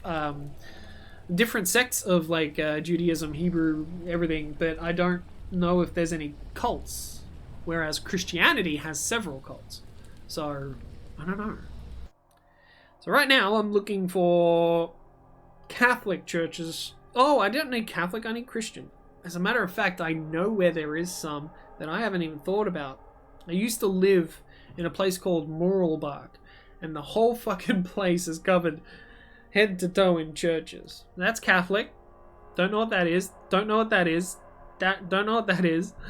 That's a place of worship. That doesn't help me. As a religious institution, that doesn't help me. Is there one that is just straight up Christian? Okay, I'll try to give him a call. John speaking. Hi, John. My name is Sabian. I was wondering, is the Baptist Church Christian or Catholic? Protestant, yeah. Okay. Oh, Protestant. Excellent. That is a different one. Okay. I am calling because I'm making a video on the different religions' interpretation of evil, of spirits, and of demons. I was just wondering if I'd be able to speak to a priest or a pastor, if they were available for just a conversation. Yeah, well, I'm happy to have a conversation with you. I'm a pastor here. So, Oh, okay.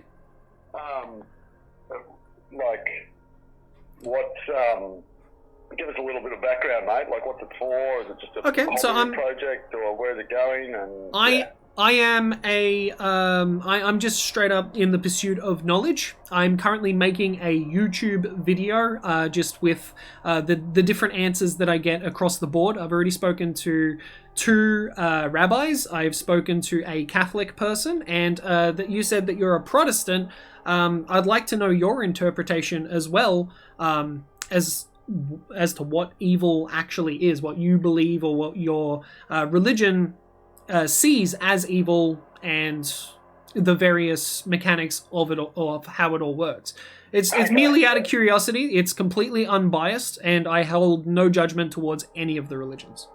Sure. Yeah, no worries.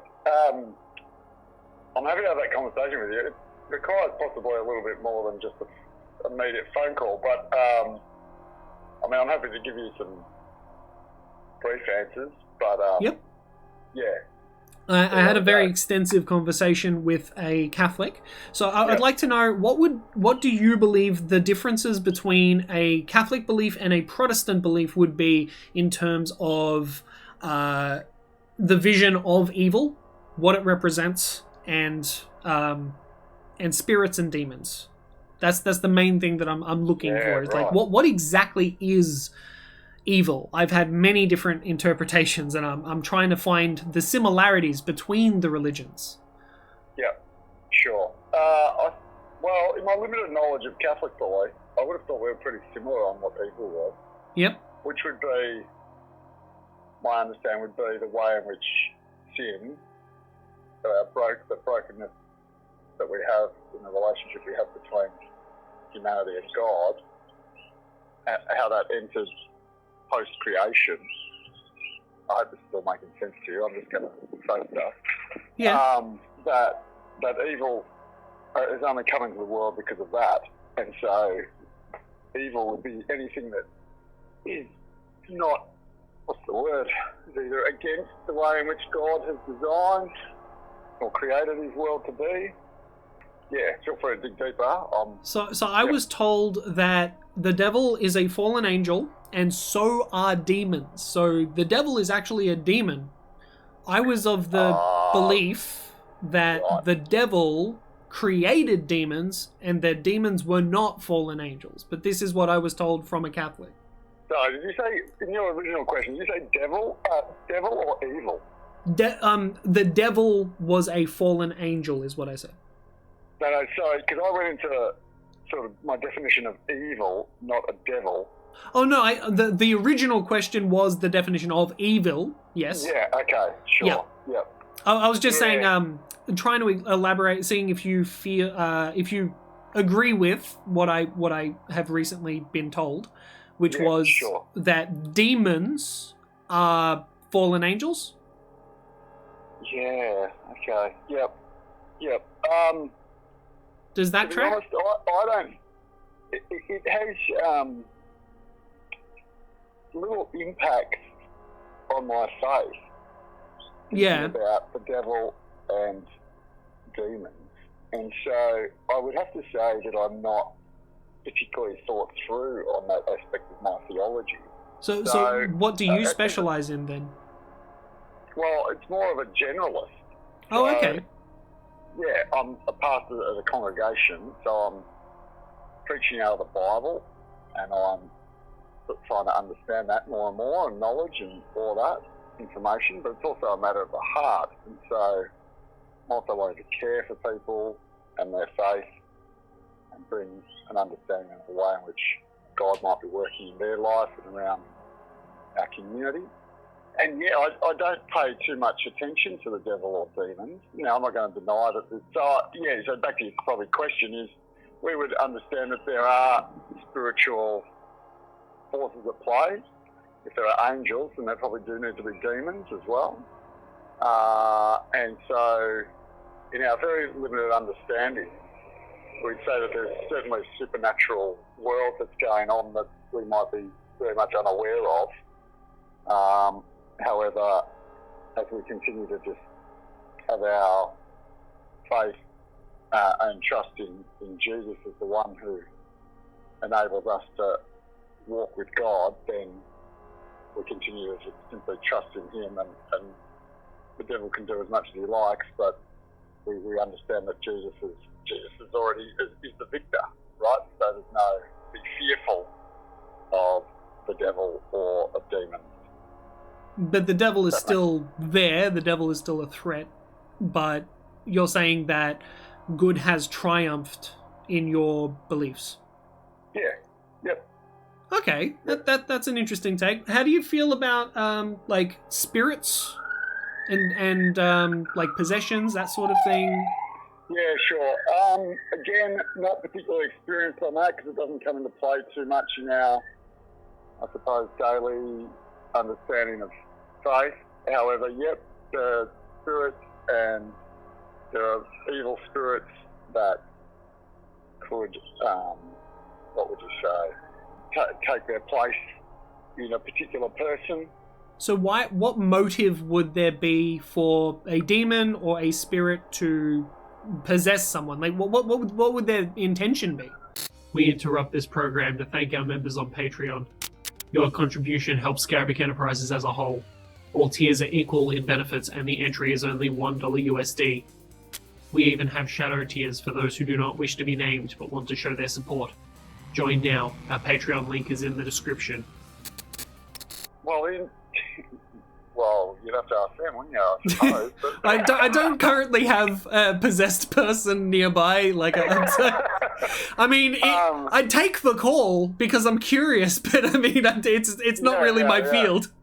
I would probably say that, well, if someone has been possessed by an evil spirit, then I suppose they are under the dominion of that spirit. Okay.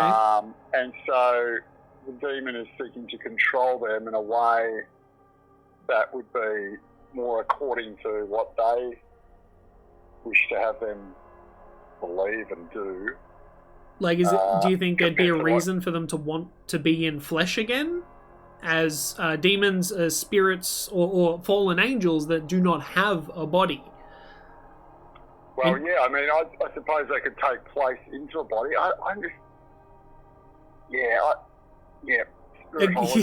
Sorry, difficult questions, but that's kind of why I'm asking them. Yeah, sure, that's fine. I mean, I'm just thinking out loud in some respects. Yeah. But there are examples, say, in the Gospels where spirits describe that spirits are within people, and then Jesus has the power to essentially unleash those spirits. And so I'm going off that kind of teaching and example that there is evidently evil spirits that exist, and they do take hold of some people. The way in which that unfolds is probably a bit of a mystery. Back throughout the centuries of church history and world history, no doubt there would have been, people may have just had what we would call health episodes or epilepsy or something. Yeah. And they would be defined as being an evil spirit. Well, I wouldn't hold to that today. But well, we have a better understanding of our biology and science and everything. So that's right, and I don't think that negates that there are evil spirits, but it turns us another way. Yeah, but back in the day, without a proper understanding of things, I can sort of understand where they go, people are acting strange, they must be possessed, because it was a very, very thick religious presence, whereas now it's a little bit more scattered. Yeah. Because, understanding fear is mainly of the unknown, and it's also passed down through our ancestry with, for example, the fear of darkness. Well, a lot of predators were in the darkness, so we've sort of got an innate fear of the darkness due to, back when we were living in caves and stuff, so... Yeah. It kind of makes sense that the fear of the unknown would, especially with a religious view on things, would be like, maybe it's Satan's work, maybe it's the darkness, maybe it's something, like a demon or something. Yeah, that's right. Yeah, that makes sense. But in a modern view, what would your opinion of that be? Well, I still think we all have a particular worldview that we look through, don't we? So yeah, whether it's how we've been brought up, culture we're within, that sort of thing. So I would still say that there are... So the question's still about evil spirits, you're still saying... I would still be saying, yeah, there are evil spirits around. Again, the Bible talks of Jesus bringing the light into the world, so there's evidently some darkness and dark places, and that can be within individuals or perhaps within a particular place. And so I think there are places around, so there would be a theology of, I suppose, the spirit that I would understand as part of my world view and what I understand to be biblical worldview. But yeah, there are still evil spirits operating, seeking to do damage to the world and to people, to really take them away from God rather than have them recognise God or, Yeah, I get you. Recognise God, really, yeah. This may be a difficult question because it's highly hypothetical. Yeah, but sure. it really ties into everything that I'm trying to find out. If I do find similarities between, and I'm hoping that I do, finding similarities between the concept of evil, where Judaism is actually very far from let's say a Christian Catholic view, where they believe that evil is technically a part of God at the same time as good, and everything is God. Whereas Christians and Catholics feel that there are polar opposites, where God is in heaven and the devil rules down under. So if I do find consistencies between all of them, or they're all so inconsistent when it comes to, let's say, the spirit realm or devils or demons, exorcising them, for example an Exorcist, there's many different religions. If there's spirits that are a part of all of these separate religions,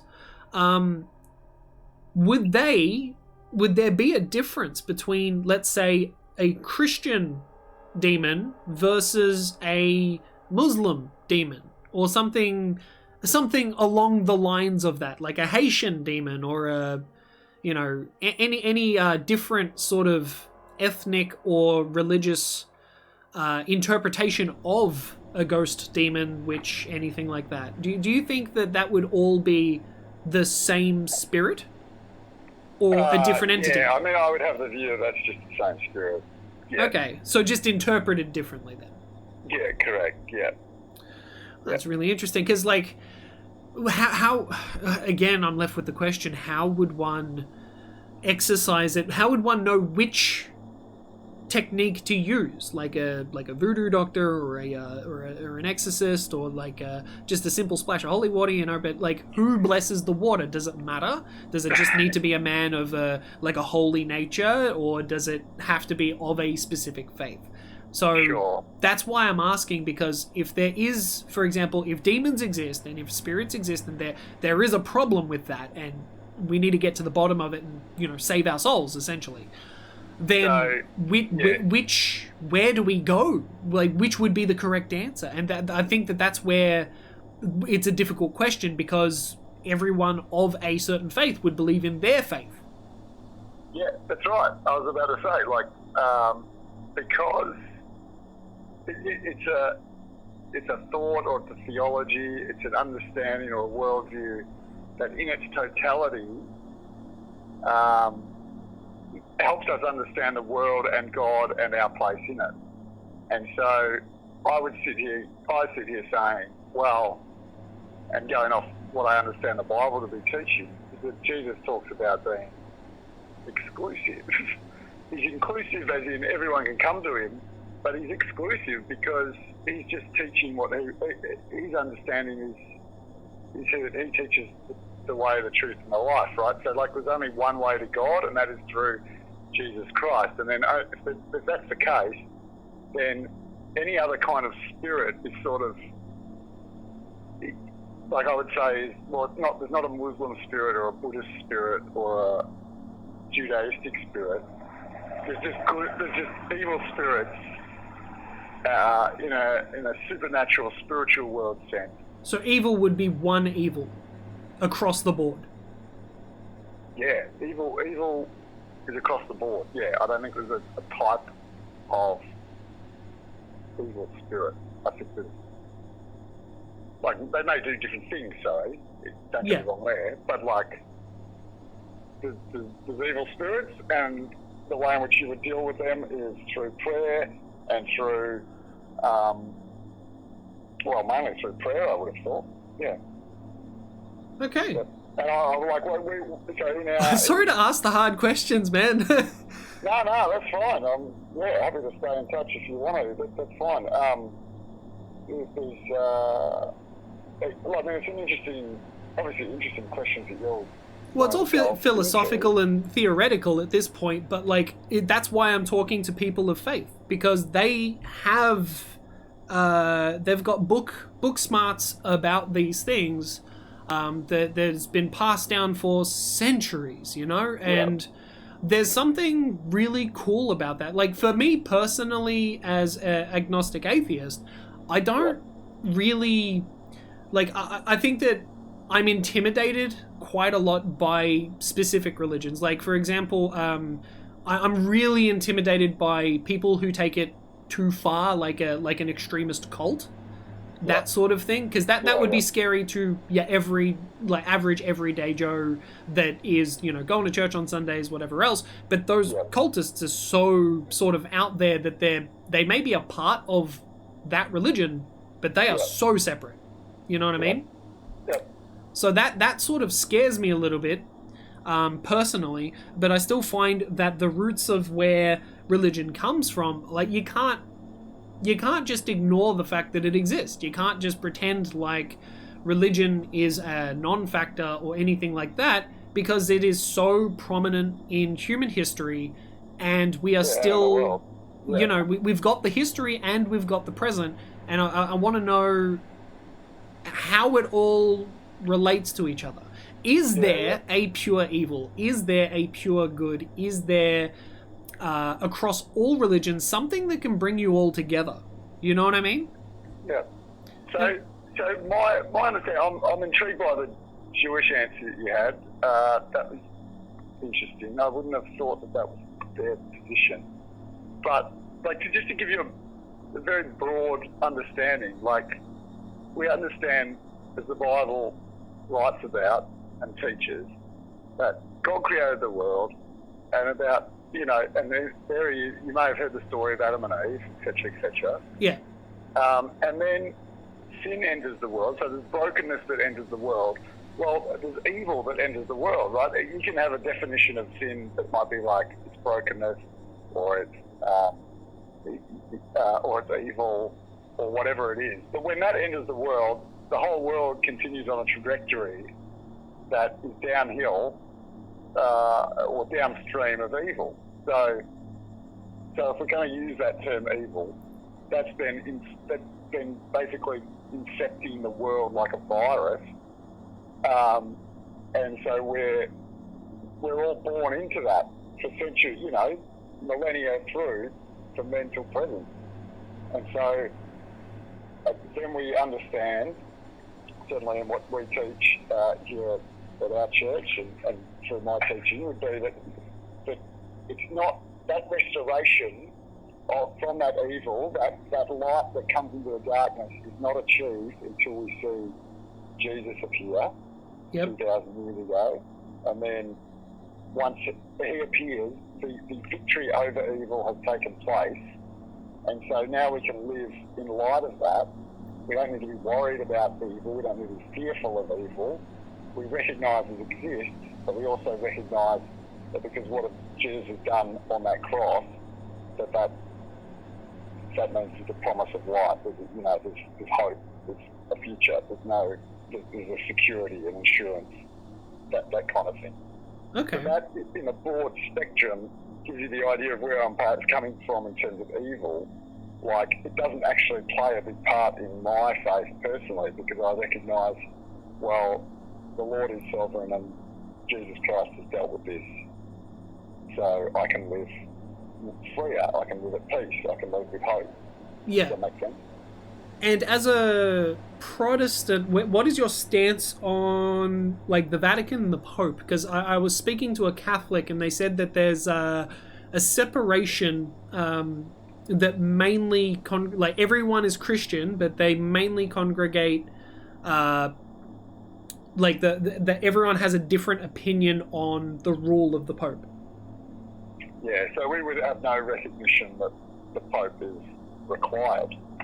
Oh, okay, cool. So the Protestant is, like, you acknowledge that the Pope exists, but you don't recognise his power? Is that correct? Yeah, that's right. Yeah, we only recognise the only mediator between us and God is Jesus. And so if we have faith in him, we don't need anyone else to go to directly to go to God. I don't need to go to a priest. I don't need to go to a special holy person. I don't need to do any particular things.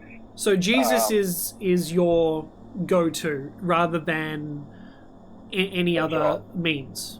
Yeah, yeah. Wait, do you still have confession?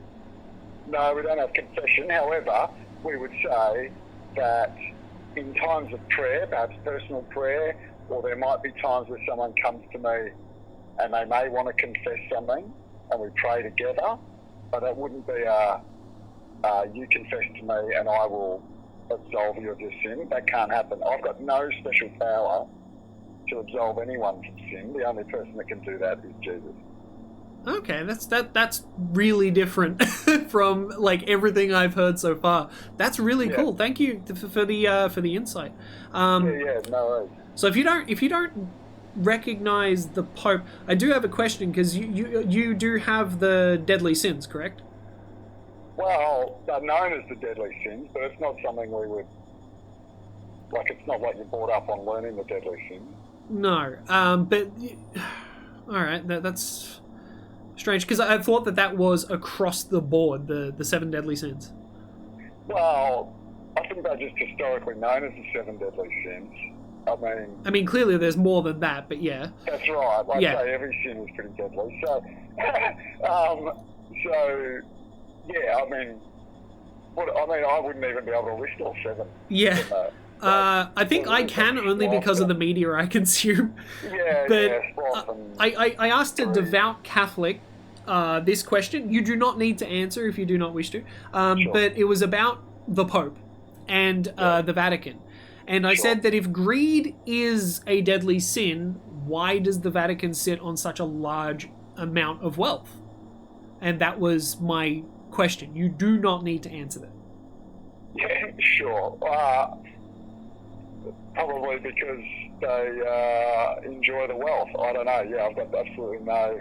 Well, my main sort of question would be, if I was in the Vatican, my argument would be, you know, maybe we are preventing others from suffering the sin of greed by withholding the money from the people. But then, if you're not doing something with the money, wouldn't you then in turn be the greedy ones? Because they're still receiving money, they're still hoarding the money, and they're not doing anything with the money except for occasionally here and there raising churches, etc., etc. Yeah. So it's a difficult question, and that's why I always say you don't have to answer it, because I don't want to harm anyone with these conversations. I just merely want to have perspective. Well, I mean, the Vatican can be greedy, a government can be greedy, an individual can be greedy. People are people, yeah. Yeah, so, I mean, that's the point, isn't it? Like, exactly, in this conversation, people are people, so sin is sin, and greed is part of that. So, from everything I know of the Vatican, which is very, very, very little, greed and power would be high on the agenda there. It's an interesting perspective. Yeah. Thank you so much for this conversation. It's been very insightful. I think I've taken enough of your time, but I appreciate every second. This has been really, really, really good for me, because I had no idea how different Protestant was from like Catholicism and Christianity. So. Yeah, well, I mean, I would say Protestant is Christianity. They're all, what I've been told is they're all Christianity, they're just sects of... Yeah, I mean, there was a major split between Catholics and Protestants 500 years ago. That's the key Reformation you need to know of. That shapes my view as a Protestant versus a... But you guys don't have any animosity towards each other or anything, do you?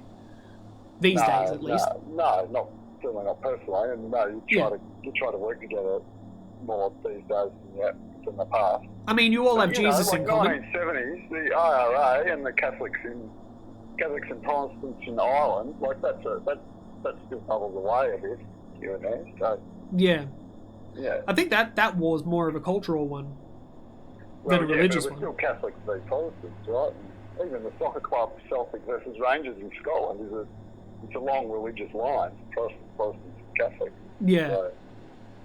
So, can I ask what your YouTube channel is? I'd love to have a look. Yep. Just be warned, there is a lot of cursing on my channel. I try to keep it civil when I'm doing weird things like this, but it's Scarabic Enterprises.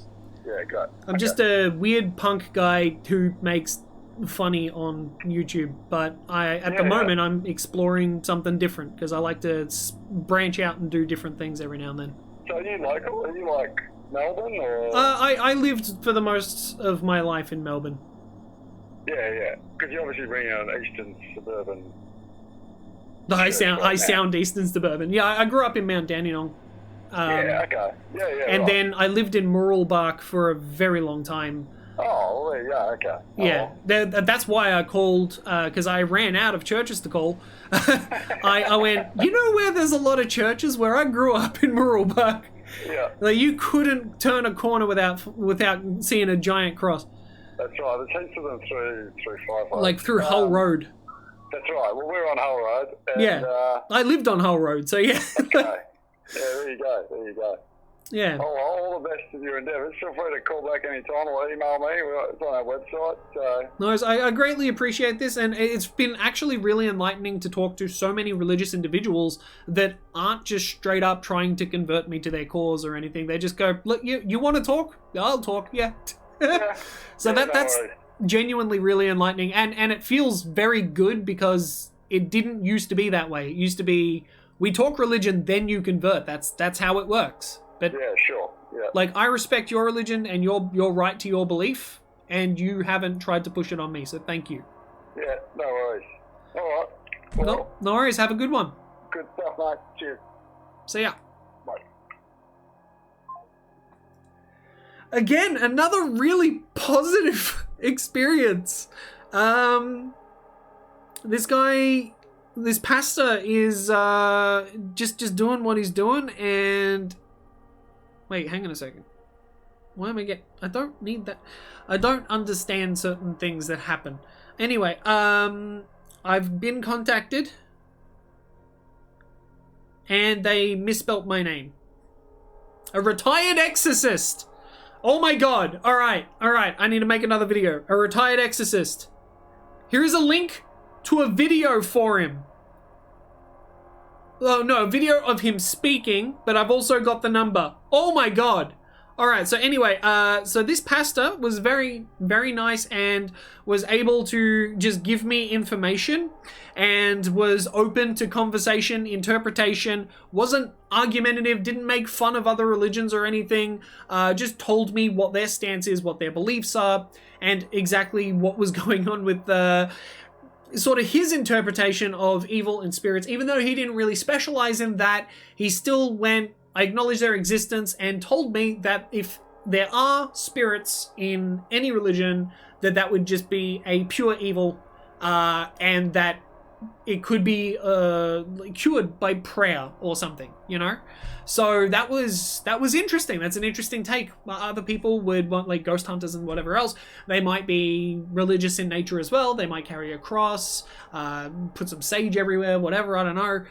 Then you got pagans and different other religions that have their own interpretations, their own like different types of rituals that they would perform to exorcise demons or spirits from an area, that sort of thing. So I'm just trying to get to the bottom of what the hell is going on with spirits, demons, and evil. Why is it across the board? And the most surprising thing still right now is Judaism. Their interpretation of evil and spirits and demons are completely different from everything that I would have expected. So I thought they would have shared at least some sort of a belief with like Catholics or something, with just the fact of like, I mean, they do believe in an afterlife, but it's still very different. They were very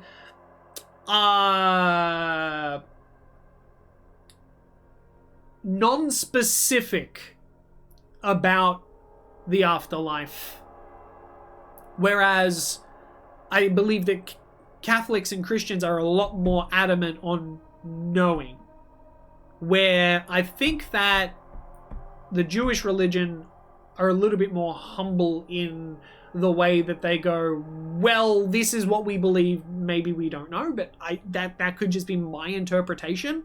I don't know. And if that is incorrect, please let me know in the comments. Anyway, I'm going to contact an exorcist. I'm a little bit nervous because I'm about to call an exorcist. Have you ever called an exorcist before? I haven't. Okay, to be fair, I've never really called a rabbi before either, but here we are. Alright, here we go. Calling an exorcist.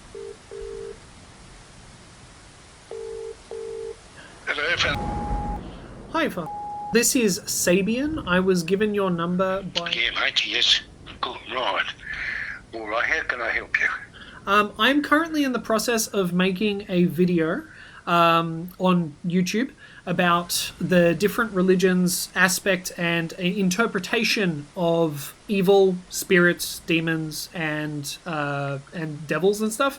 And I want to find whether there's consistencies between the religions, if there's any similarities, or polar opposites. Recently today I spoke to a rabbi, and that person said that their beliefs are very different. They don't necessarily believe in certain aspects of it, whereas a Christian and Catholic believe in polar opposites, where there's good fighting evil on two different fronts. So you are a retired priest. If you're willing to speak on the record with me, would you be interested in a conversation? Oh, yeah, look, I tend not to like publicity. I do... I can keep your name out of it if you wish. Yeah, look, we'll have a conversation. If you like to come and have a conversation, I'll tell you what I do as an exorcist, okay? Yep. And how that ministry is conducted. Do you want to talk on the phone? I would like to talk on the phone if that's okay. I just want to talk about the interpretation of evil. I just would like to have a conversation about that and like the differences between like, you know, how the religions sort of separate each other from what they believe. That's all I'm looking for. Oh, there's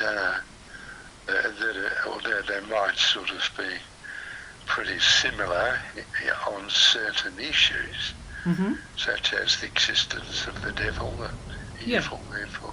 I found differences between Protestant, Catholicism, and Judaism. Like, they are all very different in terms of certain aspects of the religion, but in terms of evil, I think that it's pretty close when it comes to the Christian beliefs.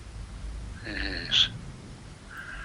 Right, you're sort of getting into sort of philosophical area there. Yeah, it is a little bit. I don't claim to be much of a philosopher. That's okay.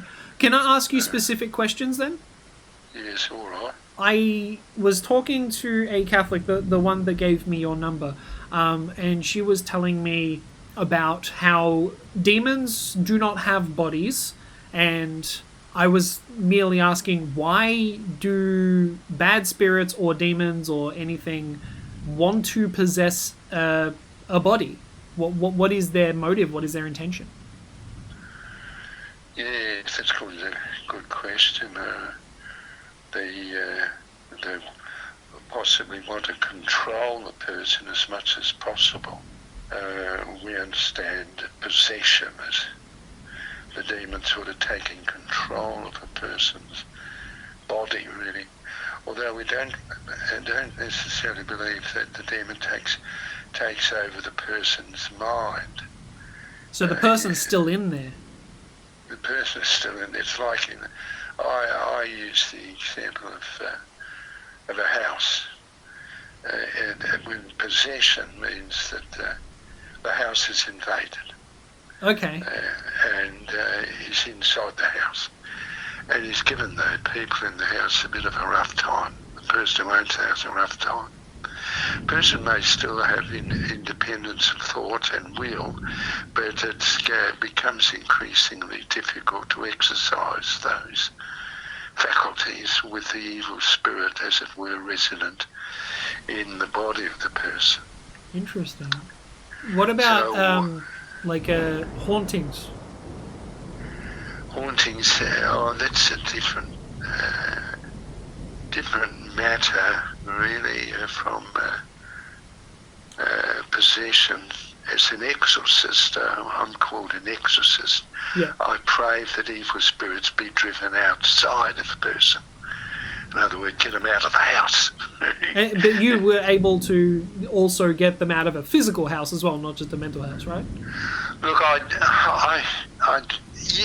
think that would be true, although I'm often asked to go and pray in a house, you know, and I've done it a couple of times, and I'm not sure whether sort of like nothing seemed to happen. There was no manifestation of an evil spirit presence. Like a protective barrier on the house, just to protect the family, sort of thing. Yeah, well, that's right. You just pray that the Holy Spirit will sort of move in and just keep evil spirits out. I pray for, if anything has happened in that place, who knows what's happened in the house. Yeah. We pray against any malign influences. That's what we do in sort of blessing or exorcising a house. I don't do it often myself because it involves travelling around. Yeah. And I feel like a ghostbuster then, you know. I sort of pray for people who fear they are possessed by an evil spirit or demon. How can you tell if they are? Now, this is a big problem. It's not easy to tell, okay? Yeah. See, they are, we call it, there are the ordinary attacks of Satan. Satan is mentioned in the Bible, and it says he goes around like a roaring lion seeking whom to devour. So, you know, he's on that warpath. But the Satan attacks people. They might call the ordinary attacks. He plays on our weaknesses, our greed, our lust, our envy, our desire for power, pride, and so on. And that's the ordinary attacks of Satan. And but that's not a possession, though. No. He's doing pretty well out of those, let's face it. Yeah, I mean, and for that, it makes sense. For that sort of thing, we have the ordinary prayer life of the church and of the sacraments, also the sacraments, especially the sacrament of confession. But then we believe there are other extraordinary attacks by Satan. And the worst of these is possession. We interrupt this program to thank our members on Patreon. Your contribution helps Scarabic Enterprises as a whole. All tiers are equal in benefits and the entry is only $1 USD. We even have shadow tiers for those who do not wish to be named but want to show their support. Join now. Our Patreon link is in the description. There could also be others, such called oppression. Sorry, could you repeat that? Oppression. Oh, yes, okay. Not possession, oppression. Yeah. And also something called vexation.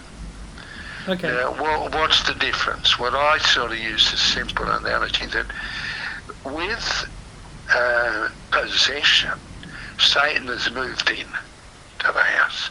Yeah. And he's sort of exercised control over the person dwelling there. With oppression, say he's outside the house, perhaps chucking rocks on the roof or through the window, you see.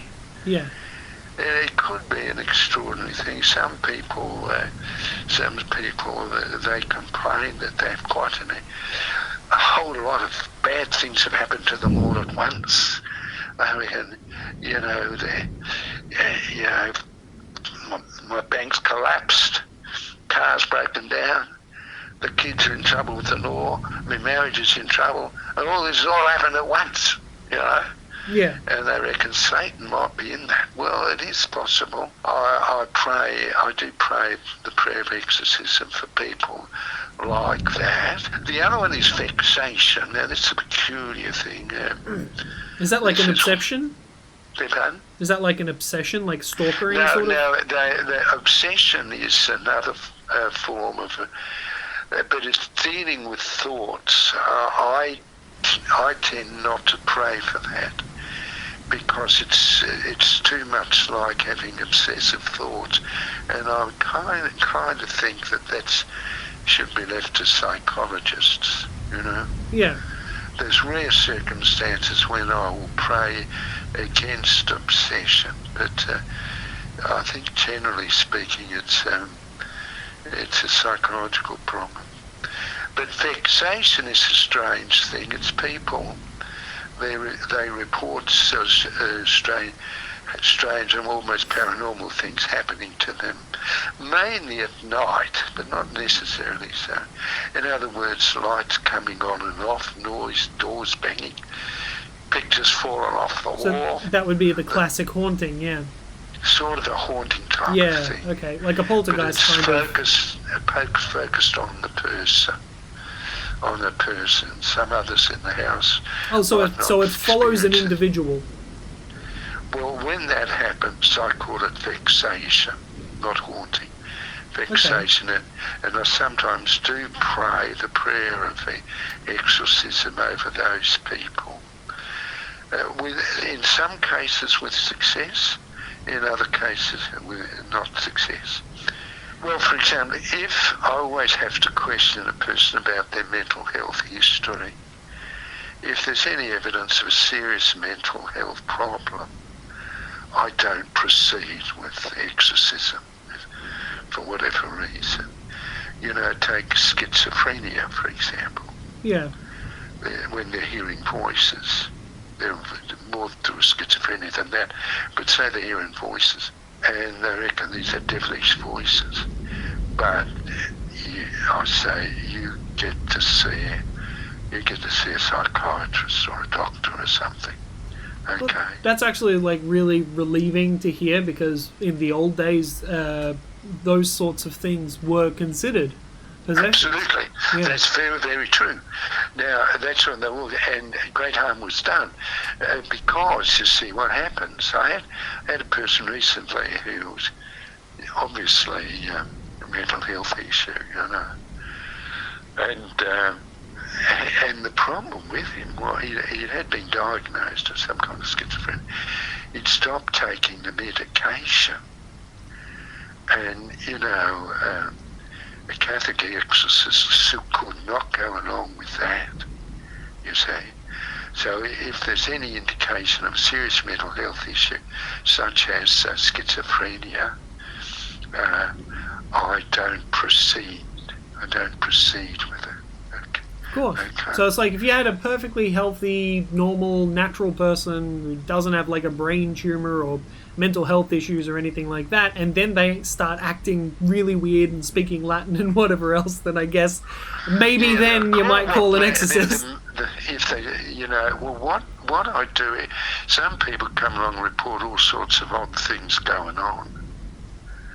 But the critical issue for me is, I said, well, yeah, it could be. What about your mental health issue? And they say, oh, no, it's not that, Father. They don't always tell you the truth, you know. Yeah, of course. I mean, people are people, so...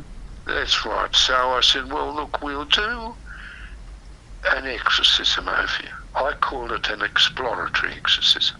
This prayer lasts from 20 minutes to half an hour, and I see what happens. If the person manifests, well, then I say to them, come back same time, same place next week. I begin the process of exorcism. The Gospels tell us that Jesus drove out evil spirits with just one word, be gone, you know. With the lesser mortals, like me, it takes a bit longer, you know. Yeah. But I did write a book on it. Would you like to see my book? Yeah, sure. If you want to plug it. Well, I don't want to plug it, but if you want to know my Well, I approach, can leave this part off the record if you wish. yeah.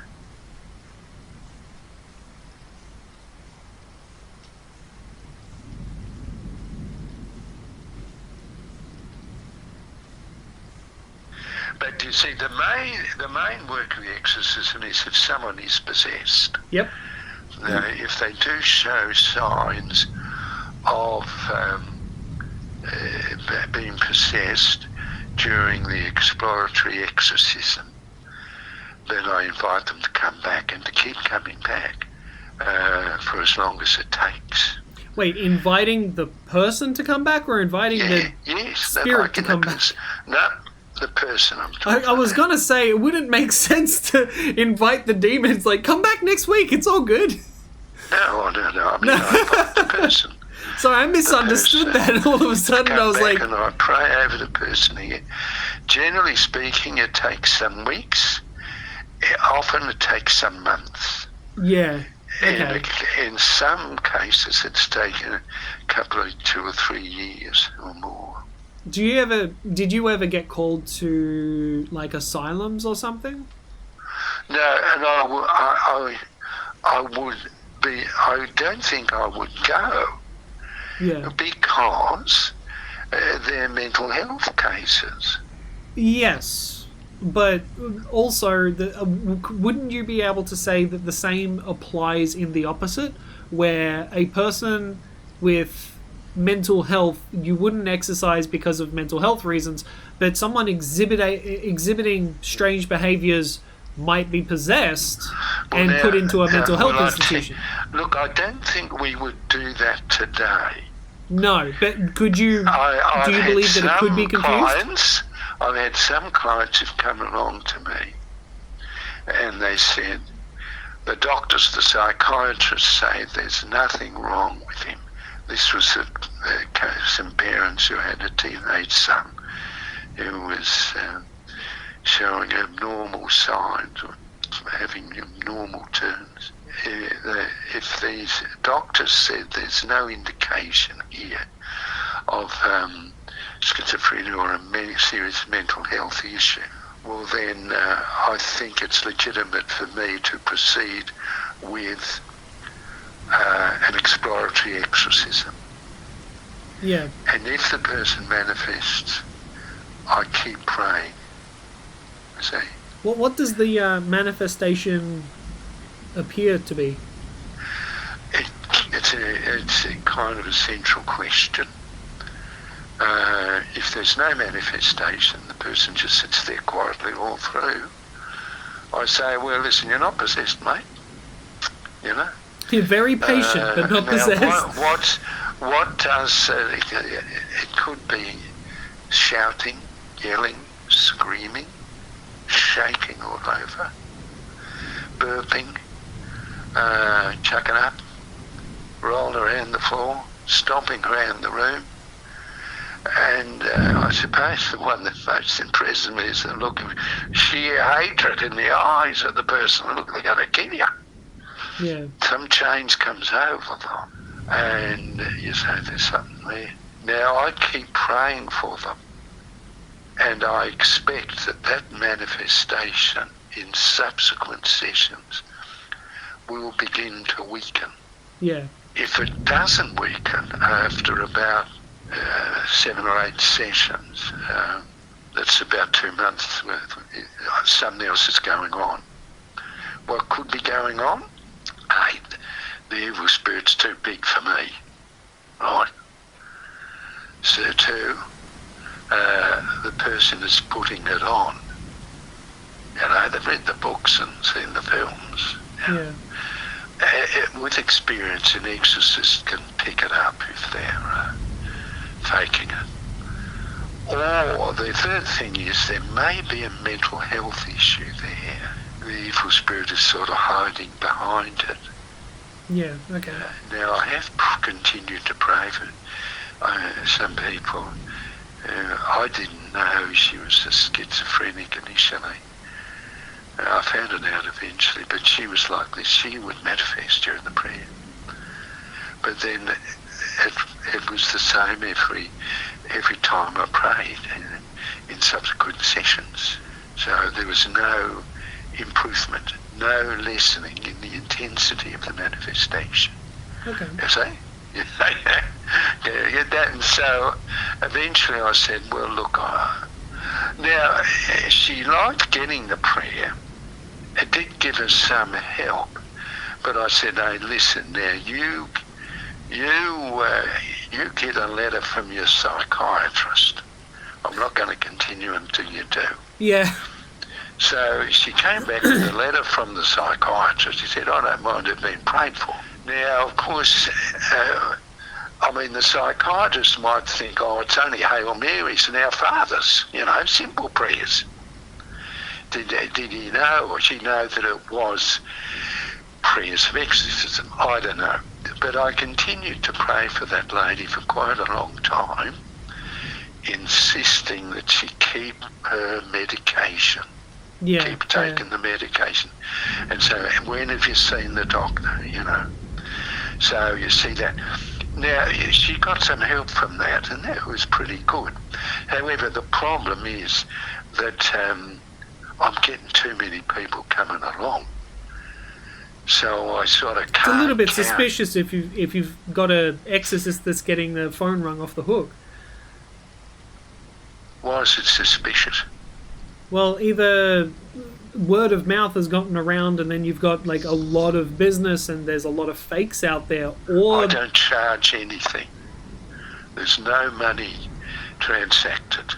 Oh no, I wasn't implying that. I just, because it's your profession, right? It's a part of my job as a priest. Yeah. So I don't charge anything. I refuse to take any money, and I try not to accept gifts of food and so on. Yeah. but somebody, like the glass of water is perfectly fine. Like oranges. So there we are. But, yeah, oranges.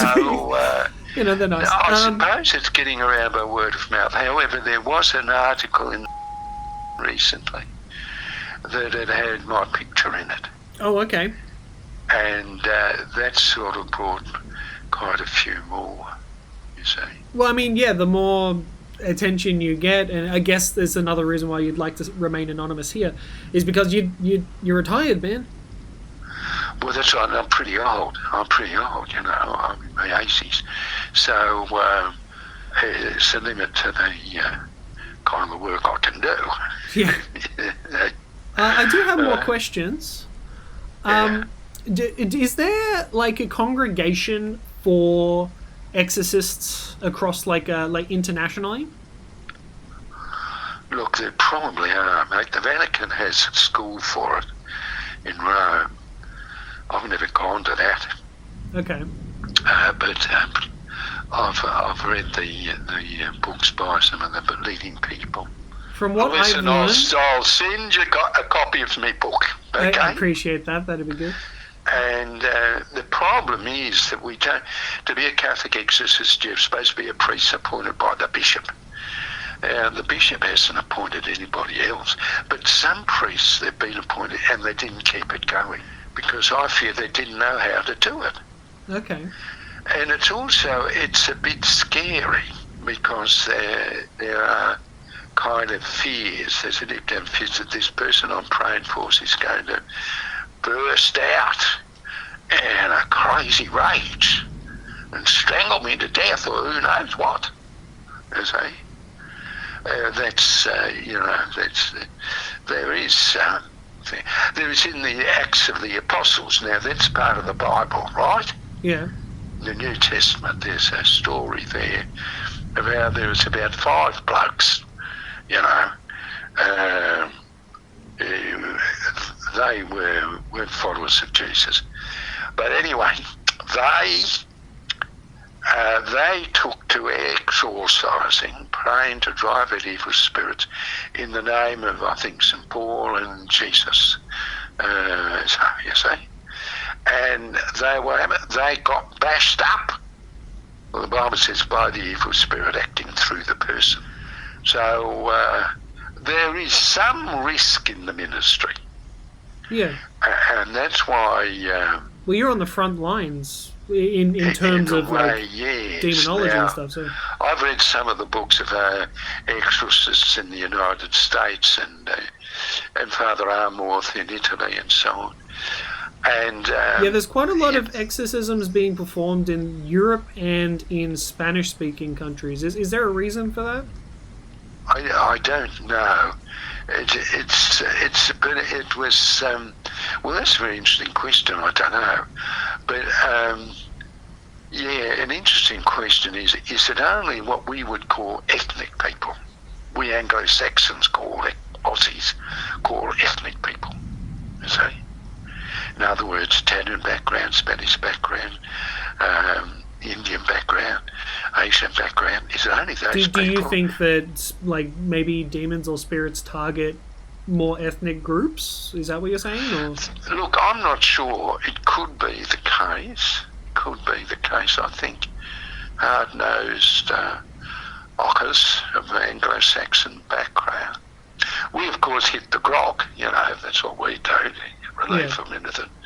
So we will have our failings. But I'm not sure of that. I have prayed over Anglo-Saxon Aussies from way back, and they've been helped. Look, what I'm going to do, mate, is I'll send you a copy of my book. And, of course, I say in modern and 20th century warfare, materialistic and so on, it's strange that it's coming back with a rush now. You know? Really, is it? People that don't believe in God, they don't believe in God anymore. That's what I find. I'm speaking from from my own experience. People don't seem to believe in God, but they believe in evil spirits, malign presences, and dark essences. Well, that's kind of where I'm at the moment, where I'm trying to find the similarities between the different religions and stuff, is because I want to know if there is a spirit or a demon or something that is like an evil presence, but it is interpreted across several different religions, across several different ethnicities and regions and countries. But would that evil spirit be under one rule, or is it across the board? Is there a one true evil, or is there many different kinds of evil? Well, most Christians would say that this is the work of the devil, or his legions, the demons, and so on, Satan and his demons. So there would be a similarity in the approach to the problem. We believe that this person is under the influence of an evil spirit, and that if that person could be freed from that, that person would be better. I guess what I'm trying to say is, if there was like an apparition that was like clearly evil but needed to be gotten rid of, would you, for that specific one, would it be more appropriate for an exorcist or a witch doctor or a pagan or a, you know what I mean? Like there's so many different areas. Maybe one that's right. could... Yeah, that's true. And a lot of people today, they go to, well, witch doctors and wizards and all that sort of stuff. Well, anything that they have access to as well. Christians would believe, certainly Catholics believe, that there are such things as an evil spirit, and that they do attack us, usually in the ordinary way. Some are attacked by extraordinary means, such as possession, and perhaps oppression and vexation, for which you need these special prayers. We believe that all Christians would believe that these should be expelled through prayers to Jesus and God's Holy Spirit. That to go to wizards and all that sort of stuff would be like going to demons, to exorcise demons. It may help, but not completely, Okay. This would be a common belief of Christians. But is that your belief? Is that your... Yeah, that's my belief. Okay. That's my belief, that you really do need a Christian priest appointed by the bishop. That's what we say. But I mean, it's meant to, well, there's other Christian denominations, they appoint a pastor to do it. But we do advise people, if you think you've got an evil spirit, go to a priest who has been appointed an exorcist. And this is a bit of a problem because the bishop isn't appointing many of us, you see. Yeah. And why there does seem to be a growing need for it. I guess I have another question. Again, I mean this in no disrespect whatsoever, but I'd like to know... Far away, I'm used to it, go on. No, I seriously, I mean all of this unbiased. But if, for example, a witch doctor or someone that, has a similar profession, right? But in their own beliefs. If what they did helped exorcise a demon from a person, wouldn't that still be beneficial? Even if it's not sanctioned by... We say that Satan they can use Satan to drive out Satan. That may bring some immediate benefit, but there perhaps would be some price to pay.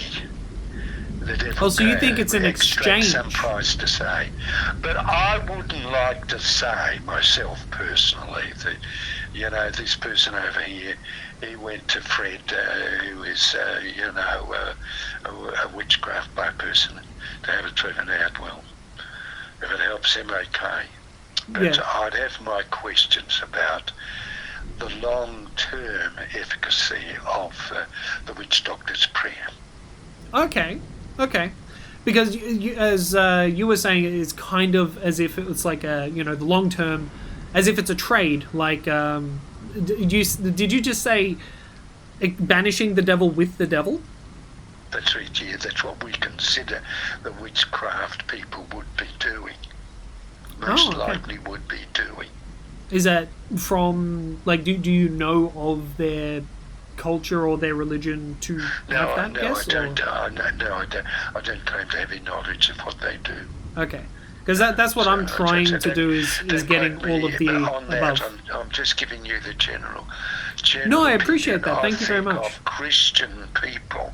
Yeah. They say if you want to get free from demons and that, you'd better go to a Christian exorcist. Yeah. Catholics would say you better go to an exorcist priest. It's better to go for an exorcist priest. You know? So what is clearly the difference between that, though? Like, someone who is a sanctioned exorcist versus a priest? Who would he be sanctioned by? Well, you're an exorcist, no? And you I've been sanctioned by the bishop. By the bishop, correct. Yeah, so we believe that for an exorcist to be sure about the exorcist, you know, to really sure, he should be one appointed by the bishop to the ministry of exorcism. And could a priest do a job good enough? Like, what is it lesser? If he wasn't appointed by the bishop. You mean? If they're not appointed by the bishop, what would their... Look, I'm inclined to think he could. Yeah. Because... Still has the power but doesn't have the training, maybe, or... I'm not quite sure why the bishop restricts it to priests, only to special priests whom he is appointed. It may be to prevent abuses. You know, you've got to be pretty sure that the guy you're appointing is a man of integrity. Yeah, okay. And follows the rules. There's a level of trust in there that you go, okay, this person is in it for literally the souls. How you go about it too, for example, I never touch the persons I'm praying for. Okay. I might lay hands on the head or the shoulder in a gesture of imparting the spirit, but you don't touch them otherwise. Okay, cool. I don't tie people up.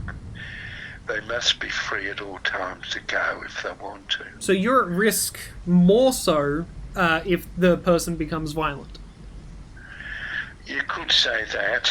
You could say that, yes. But then if you tie them down, that'll make them even more restless, just as people are. Actually, that's what I believe. Yeah. So it makes them more aggressive. They're more likely to hurt themselves on the restraints. Well, that's right, yes. And like young lass, once he was brought in by two birdie blokes, her dad and an uncle, you know, held her down. She turned on her feet. And I said, look, just leave her, you know, let her go. And she quietened down, you know. So that's possibly very true. But also in Australia, I think we'd be liable to be charged with the imprisonment of a person. Yeah, okay.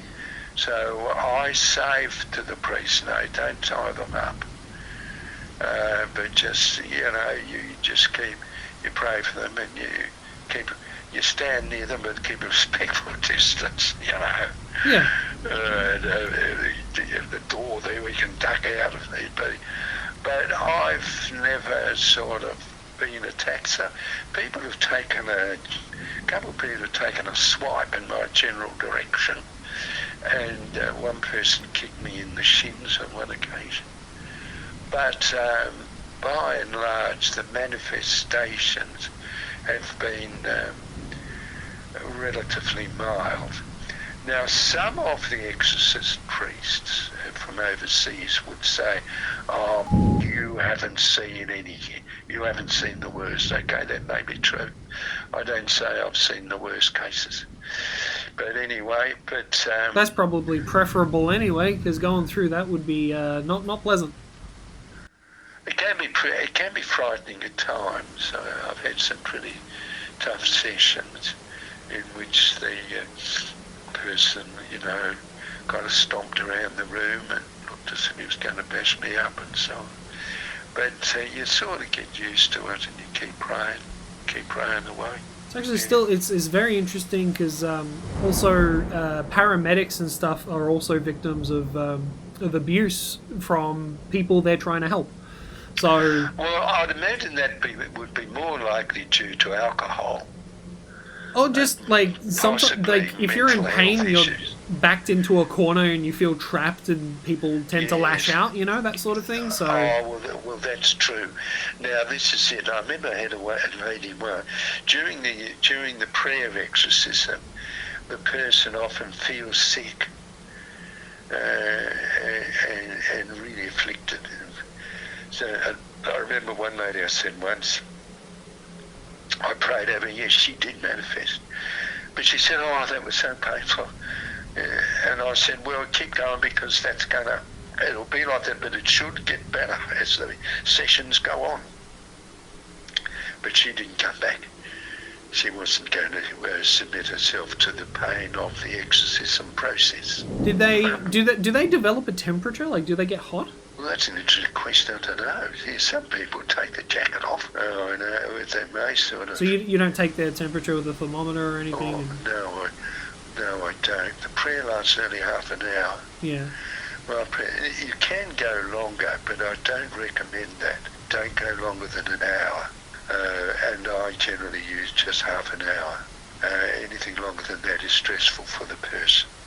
I generally find that if they manifest, it's quite fierce initially, but then subsides. Bring them back next week, it's a little bit less, and so on. You know? Do you believe that you have come in contact with a specific, like, named demon or anything? Look, I don't know, mate. I don't ask the name of the demon. Isn't that a part of it? No, I don't think it is. Okay. Now, some of the American exorcists, priest exorcists, they make a bit of a deal of that.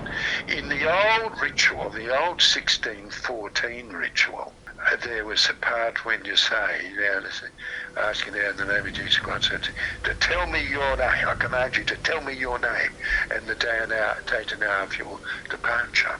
You say, although I use the 1614 ritual, I leave that part out. Why? Because Satan's the father and prince of lies. The Bible says so. Yeah. So you couldn't be sure you're getting the true information anyway.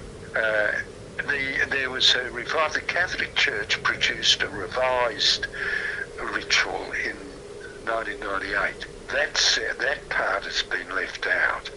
Although I have preferred to use the old ritual, I follow them in leaving out that bit in which then you seek the name of the demon. I don't think it's necessary. Whoever it is, get the bastard out, you know. Yeah. We believe that it's Jesus who does the exorcism and he knows who it is. So let him do the work. So you're drawing the power of Jesus to exercise? Is that That's right. Okay. Yes. So the literal saying, "You cast out demons in my name." The power of Christ compels you, that's literally something that is like being said, or? Well, I believe that the power of Jesus is working through me as a spokesperson. Okay. Okay. Yeah. And do you use sage or anything, any incense? The demon, if they're there, reacts, you know, and hatred in the person's eyes. Yeah. You know, it's obviously the demon. You know, it's looking at Jesus, hating Jesus. Not against me. I'm an offensive sort of a person, you know. But and a sinner into the back. But Jesus, a big difference. So it's not looking at you; it's looking through you to Jesus. I believe that's the case. Okay. Do you use incense or sage or anything to cleanse a room? No, or? I don't do that. Do others? I'm not sure. But I use holy water, of course. Yes. We throw quite a bit of holy water around the place during the exorcism. Do you bless your own like shower heads and stuff? Sorry, that's just my own personal curiosity. Like, do you bless every water that is like in your proximity? No, if I'm blessing, I might have a bottle of water and I bless that. I pray over that and believe it's a blessed water, holy water. Okay. I might even pray, say a little prayer of exorcism. Then I also use a vial of oil, holy oil, to anoint the person. But that's about the only thing we use. What is the oil? What type of oil? Olive oil? It's just olive oil, which I pray over. We also have oil for the sacraments, sacrament of the sick, for example. Yes.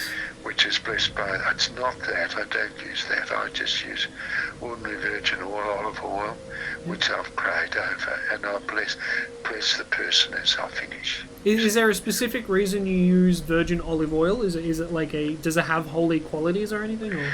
No, I don't think so. It's the church in the early centuries used olive oil because I think olive oil meant a kind of a healing oil.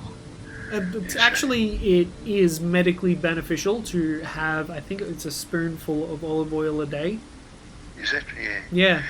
Well, So it does have we healing properties. Don't get the people to take it. We just kind of just. And it's not bad for your skin either. Put some on their forehead, on the hands. Yeah. That's all. I'm just saying, like, it has like genuine health benefits whether you consume it or you put it topically. It's not going to like. It's not going to hurt you at all. Well, so. That's why the church in the early century used oil for its sacrament of healing, which is one of the sacraments. But for the exorcisms, I use not the holy oil for anointing of the sick, but I use oil that I have prayed over. So that's interesting that there's both holy oil and holy water, and do they have their own unique properties? Like do the holy water itself is to annoy the demon, and then yes, that's right. Yes, it is. There are stories in which the demon reacts to holy water. Yeah. I don't know if I've seen that. I possibly have. And is the oil a barrier? Like, what does the oil? What's that? What's its purpose? We interrupt this program to thank our members on Patreon. Your contribution helps Scarabic Enterprises as a whole. All tiers are equal in benefits, and the entry is only $1 USD. We even have shadow tiers for those who do not wish to be named but want to show their support. Join now. Our Patreon link is in the description. Well, I just usually finish off with that. I finish off with a prayer breaking curses, hexes or spells that have been put upon the person. Okay. And it's a sign that the person is sealed with, the love of God and cleansed of occult curses and things. So would one need to have experienced that or been cursed by, I don't know, like a witch or something? Do you occasionally like find things under beds, under pillows or something, and it's like, okay, so this person has been targeted? People talk about this. Yeah. I don't know. I don't accept everything everybody says. Yeah. Some people get carried away and they see bloody spirits and stuff all over the place. Yeah. I'd say, all right, if you reckon, I'd pray over them with the rite of exorcism. If they manifest, I reckon there's something here. Come back. Okay. If they don't manifest, doesn't matter how terrible the stories they've told me. If they don't manifest, I don't think you're possessed by an evil spirit. Okay. You might have one attacking you, so you say a few prayers. So your understanding of evil is that it's definitely there, it definitely exists, and sometimes it's mental health and sometimes it's devil or demon possession? It just gets sometimes worse. Now, people come along and troubled and disturbed, right, yes, by something. Okay. And they think it might be a demon that's got into them. But sometimes it's just you need a psychologist. Exactly. Yeah, okay. Exactly, if you've seen a psych, or you've seen a psychiatrist or something. Now, if they have a history of mental health issues, such as bipolar, schizophrenia, and so on, serious mental health issues, well then that's probably what it's going to be. Mental health disorders are far more common than possession by demons. Yeah. And often you find that people would rather have the evil spirit troubling them than have a mental health condition. Because people don't want to take responsibility for their own actions or their own faults. That may be one reason, but also there's just the prejudice that, against mental health. He's a nut, Yeah. And so we've got this prejudice against mental health. We shouldn't have that. So, but is it possible to have both mental illness and a demon? Well, now that's an interesting point, mate. That's an interesting point. That's really. I generally say. Because you've made a point to draw a line. I draw a line between. We don't exercise the mentally sick people with serious mental health issues, especially if it's schizophrenia. Don't do that. Could they have both? You're right. I mentioned before a lady who was coming to me for some years. I didn't know first that she'd had a diagnosis of schizophrenia, because this is in the early years. I've been doing this for about 12 years now, but in the early years I knew nothing about it. Yeah. So I had to learn. And so I never asked her if she'd had it. Eventually I learned that she did have a diagnosis of schizophrenia. And for that's why she was manifesting while I was praying for her. So, but the manifestations didn't diminish, you see, over subsequent sessions. There was no sign of it lessening. So she probably had both. Okay. See, and but the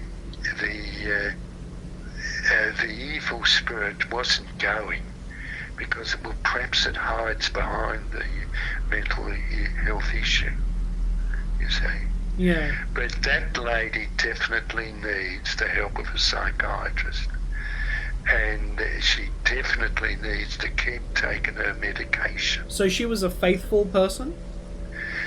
Yeah, I think she was, but with a lot of the schizophrenic people, they sort of like to think that their condition is improving, that they don't have to take their tablets anymore.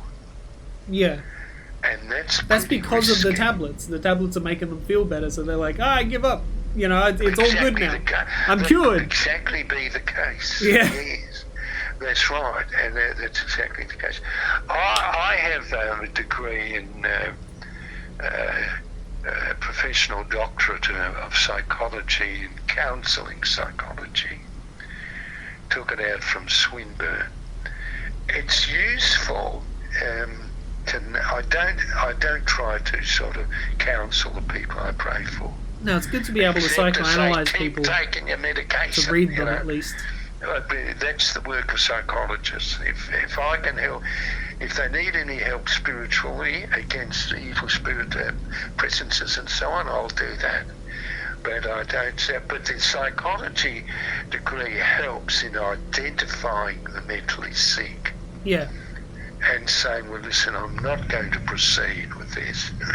Well, I mean, understanding people's physiology, their mannerisms, their movements, their facial expressions, the tone of voice, like all of the psychological aspects of, like mental health issues and everything, and also analyzing whether or not a person is a threat, that's kind of essential if you're going to be doing anything dangerous. So why wouldn't an exorcist have a degree in that? Of course, it makes sense. I suppose it does, but I don't think you need to have a degree in psych, to do this work. But it helps. One of your exercises might be one of your exorcist sort of effort to do this, or so that you can always ask, what do you think about this person, and so on. But the thing is, you ask people, what about your history, mental health history, and medical history, and so on. And you ask, and they would say, no, Father, it's not that. Oh, it's not that, Father. Yeah. That raises red flags immediately. Of course it does, yeah. Yeah. It's like, you want something from me that I can't provide, and you're going to lie to get to it. So, yeah. Well, the point is this, you see, I believe that God has given us the medical profession. Yeah. And given us psychiatrists and psychologists, and they do a marvellous job in healing people. So you're not opposed to science? Absolutely not, in no way at all. And we're certainly not trying to substitute exorcism for the needed work of psychiatrists and psychologists. Oh, good. There is, just as I think, a small number of people who their problem may be spiritual, and that they are perhaps possessed or oppressed by an evil spirit, and because some doctors have sent people along to me, we can't find anything wrong with this person. Yeah. And so, and I've prayed with people, and they have got better. So, there is a place for both, you see. Of course. But some psychiatrists and psychologists, of course, think everything we do is a load of crap. But others are quite sort of open to prayer, even prayer of exorcism in some cases, And I would also argue the point that even if exorcism wasn't found, if it wasn't actually anything needed, then the people that the exorcists are helping that do come out better at the end, then what's the harm? That's right. Now, Father Amorth, the Italian exorcist guy, he's written a few books on it, he says an unwanted exorcism never hurt anyone. Only wastes the exorcist's time. But an unwanted exorcism never hurt anyone. And that's true. Although I would say it could harm the person if the person gave up taking his medication. Yeah. If he thought, I'm healed now, I know it's all the evil spirits, and not something to, some imbalance in the brain, well, that would be harmful. And an exorcist, a Catholic exorcist, has to be, how would you say, alive to that reality. We're not trying to substitute exorcism for needed psychological and psychiatric treatment. Yeah. Hang on a second. I'm just looking something up. Apparently, 9 people have died during a production of an exorcism for a documentary. Has anyone ever died during an exorcism? Yes, there was a case here in Melbourne, in Victoria, in the 1990s. Mrs. Volmer. She was being exorcised, I think, by a Pentecostal group down at Hamilton. Now, they prayed for her. They prayed for her for some hours, and they leaned on her chest and poked her tummy and so on, and hit her, I think, to get rid of the evil spirit. So they were quite forceful. It seems that. Yeah. Now, they were charged. The exorcists, there were about 3 involved. They were charged with, I think, manslaughter. Yeah. And they were acquitted. But then there was a retrial about a year later. And this time they were found guilty. And I think a couple of them got 6 months. And others just got let off. But now that's, some people have died. Now I make the point in my guidance to exorcists, you don't touch the person. Yeah. Don't hit them. Don't manipulate them. Don't try and force the power's in the words, the prayers. You can raise the voice a bit, but that's it. And also, don't go on too long. I recommend half an hour. And don't go over an hour, session. is what you were saying. Never go over an hour. Yeah. And I recommend half an hour, because it's too exhausting for the priest, the exorcist, any longer. And it can be dangerous for the person you're praying over. Okay. So there are rules of that. Because they could need like medical attention while the exorcism is being, going on for hours and hours. Like, what if the person needs medical attention? So. Well, that's right. That's what happened. With this in this case. They went it's on just for extremely hours. unfortunate, but it's also, you have to put the responsibility on the people that were performing the exorcism. They should have known better. Like, precisely, you've got to give some consideration to the person's general state of health. It's like, regardless of if they have a demon inside them, they still have a body. Victim. You've got to ask, have you got any problem? Got a heart or something, right? But it would only be a problem if they manifested during the prayer. Yeah.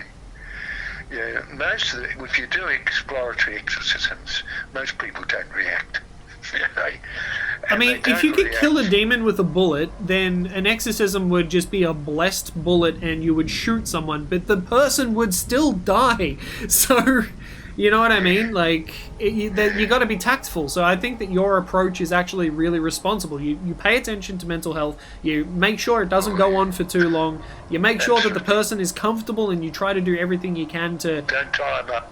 Yeah, exactly. You don't restrain them or anything. So I think that that's fairly responsible. If they're teenagers, they have to come with mum or dad. Yeah, of course. If it's a woman, I've got to have my assistant present. Okay. Responsibility, yeah. If she falls on the floor when manifesting, the assistant puts a blanket over her. Okay.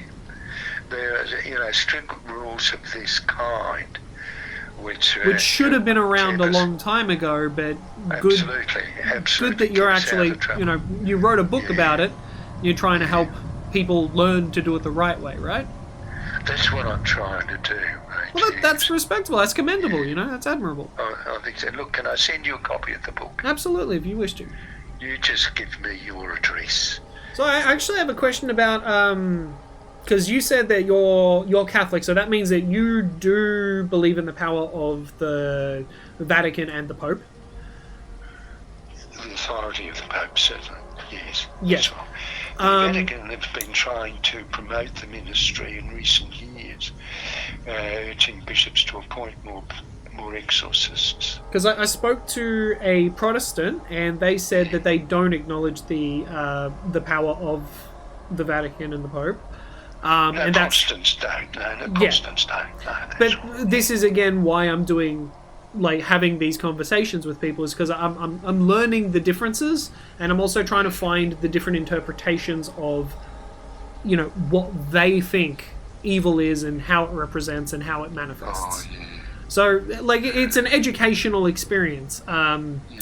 So, what I'd like to learn as well is, because evil can be, from what I know of Christian and Catholic scripture, the 7 deadly sins, one of the biggest ones is greed. You do not have to answer this question if you don't want to. If you feel uncomfortable, of course, you don't have to answer. But I just need to ask, if greed is one of the biggest, most deadliest sins, I have to ask, what are the motivations of, do you believe, the Vatican or the Pope would have to have such an enormous amount of wealth? Are they trying to keep it away from the populace so then it saves the populace from greed? Or do you think that holding on to that themselves is in turn greed? Oh, this is the whole question of the church's wealth and so on. I don't think it's got much to do with exorcism. No, it's got to do with Catholicism. Say, look, I'm not sure of, say, the wealth of the Vatican. I think it's lost a hell of a lot of money over recent decades. Yeah. Most of the wealth of the church is in buildings. Yeah. And property, the land on which the buildings are. Now, and the preservation of historical sites as well. I know they put money into that. And they're costing more and more for us to maintain them,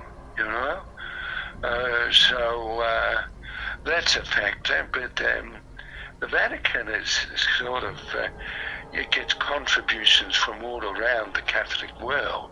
Yeah. And they keep going, running the Vatican bureaucracy. There's a church bureaucracy in Rome, in the Vatican. Yes.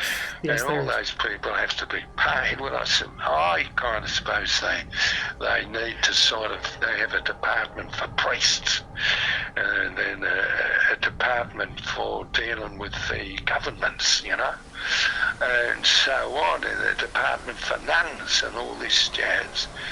The whole question of the wealth of the church, look, I don't know. It's one which is sort of debated within the church itself. But certainly, I think over recent decades, we've been losing money at a great rate.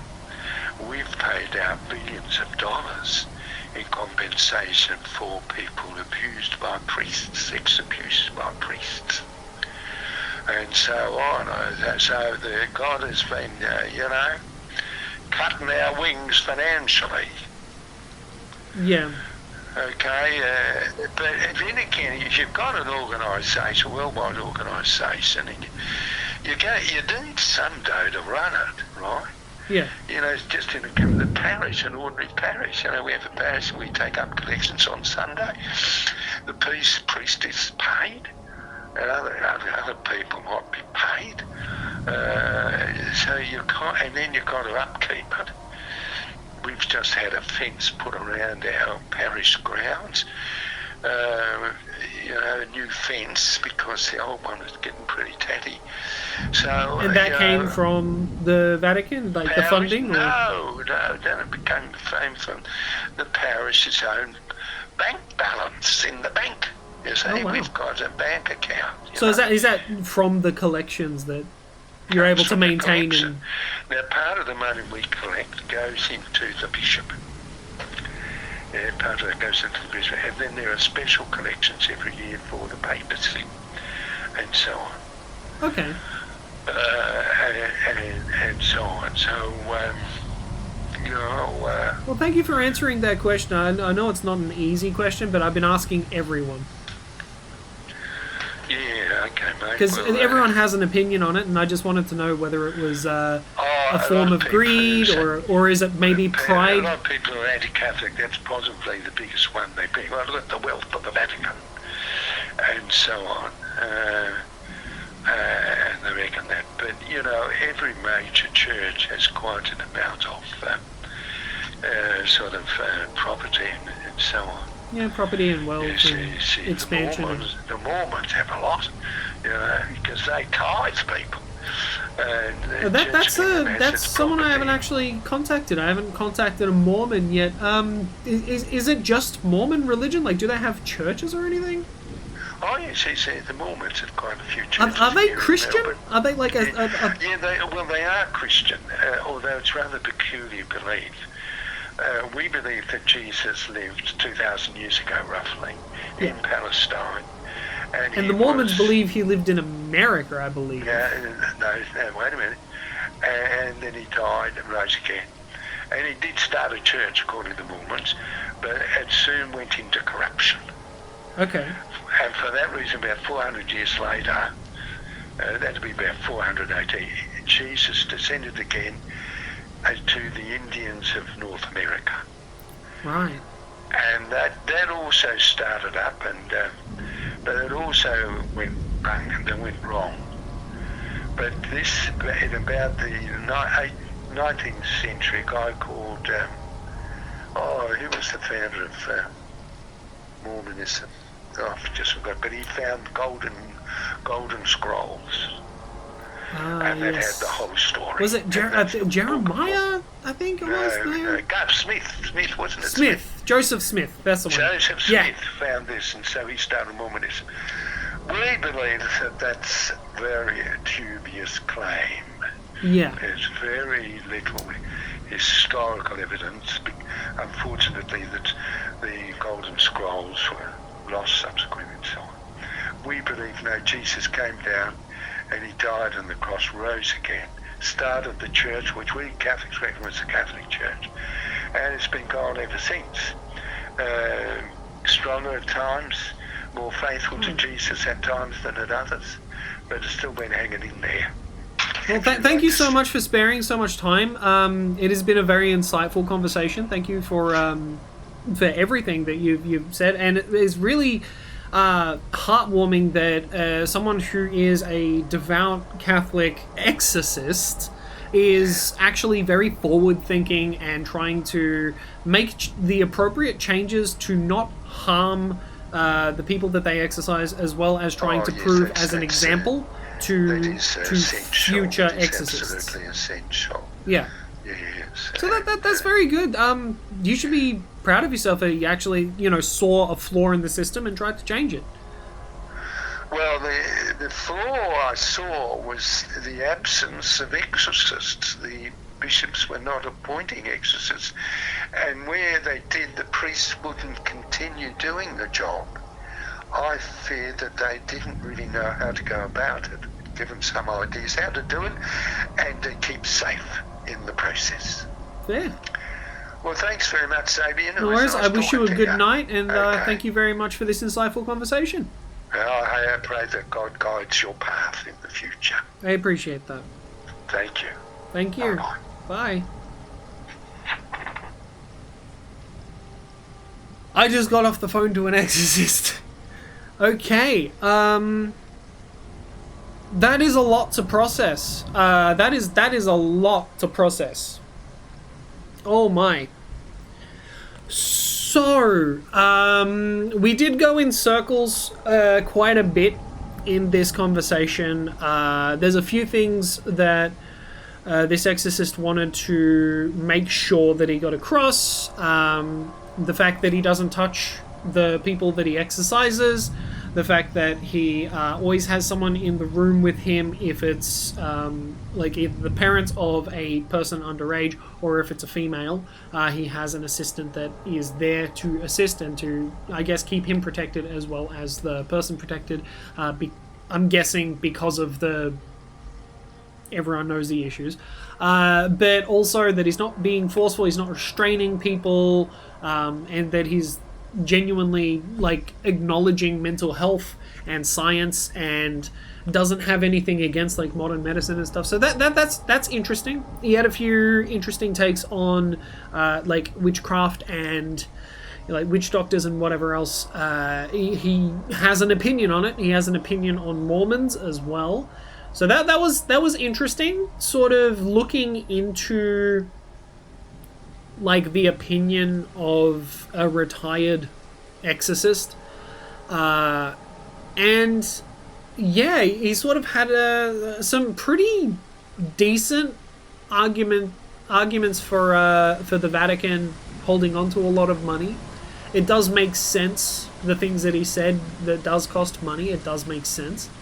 But I would still reserve judgment and say that they've got more than they need, is what my personal opinion is.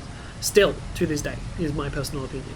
But I can understand that there would be a lot of lawsuits, there would be a lot of maintenance, there would be churches opening and a lot of different things that they fund across the board. But that being said, churches and areas, religious areas, they're sort of on their own once they've been built. They have to get their own collections and they have to fund their own restorations and stuff. So I'm just confused as to why the Vatican won't help support their own religion as well.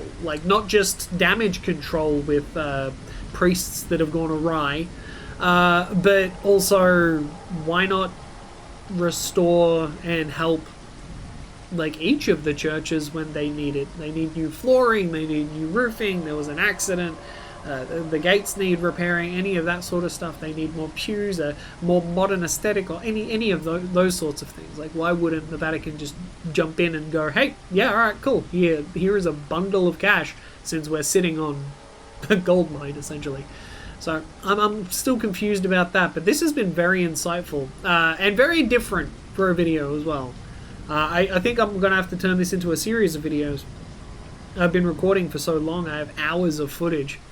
of several conversations, and yeah, it's just really insightful to talk to people in a controlled environment as well, and without it being a one-sided, forceful, like religious confrontation, rather than what it actually has been, which has just been kind of like, yeah, I want to know what's happening and what are your opinions, and then they just tell me. It's just so weird. I feel like I need to explore more religions. I need to talk to more people. I want to talk to the Mormons and get their perspective on it as well. But like, yeah, I don't know, man. I just spoke to an exorcist. That's still blowing my mind. He wants to know what my address is so then he can send me a book. I don't want to give my address to anyone, personally. I will ask for a digital copy and I'll give him my email address. If he's able to do that, I'm more than happy to do it, but I'm not giving him my personal home address. I'm not giving anyone my personal home address. But yeah, this has been a lot. Okay, I had to delete my last recording as I spoke to a Mormon who didn't wish to be on like recorded. Apparently, he wasn't completely trained for what was happening. He had an American accent. He was kind of sounded, honestly, he kind of sounded like Nimble Monster. And I brought it up and I was like, "Are you from like this region in America? Because you sound like my friend." And it was funny, but I couldn't use any of the footage because he wanted to just not be a part of it, respectfully, and respectfully I deleted the footage. So I'm gonna call up a different Church of Latter-day Saints and hope that they have someone that is willing to be on camera, be on in a video and give me accurate information. He just didn't want to misrepresent his religion. That was the main thing. He didn't want to misrepresent it.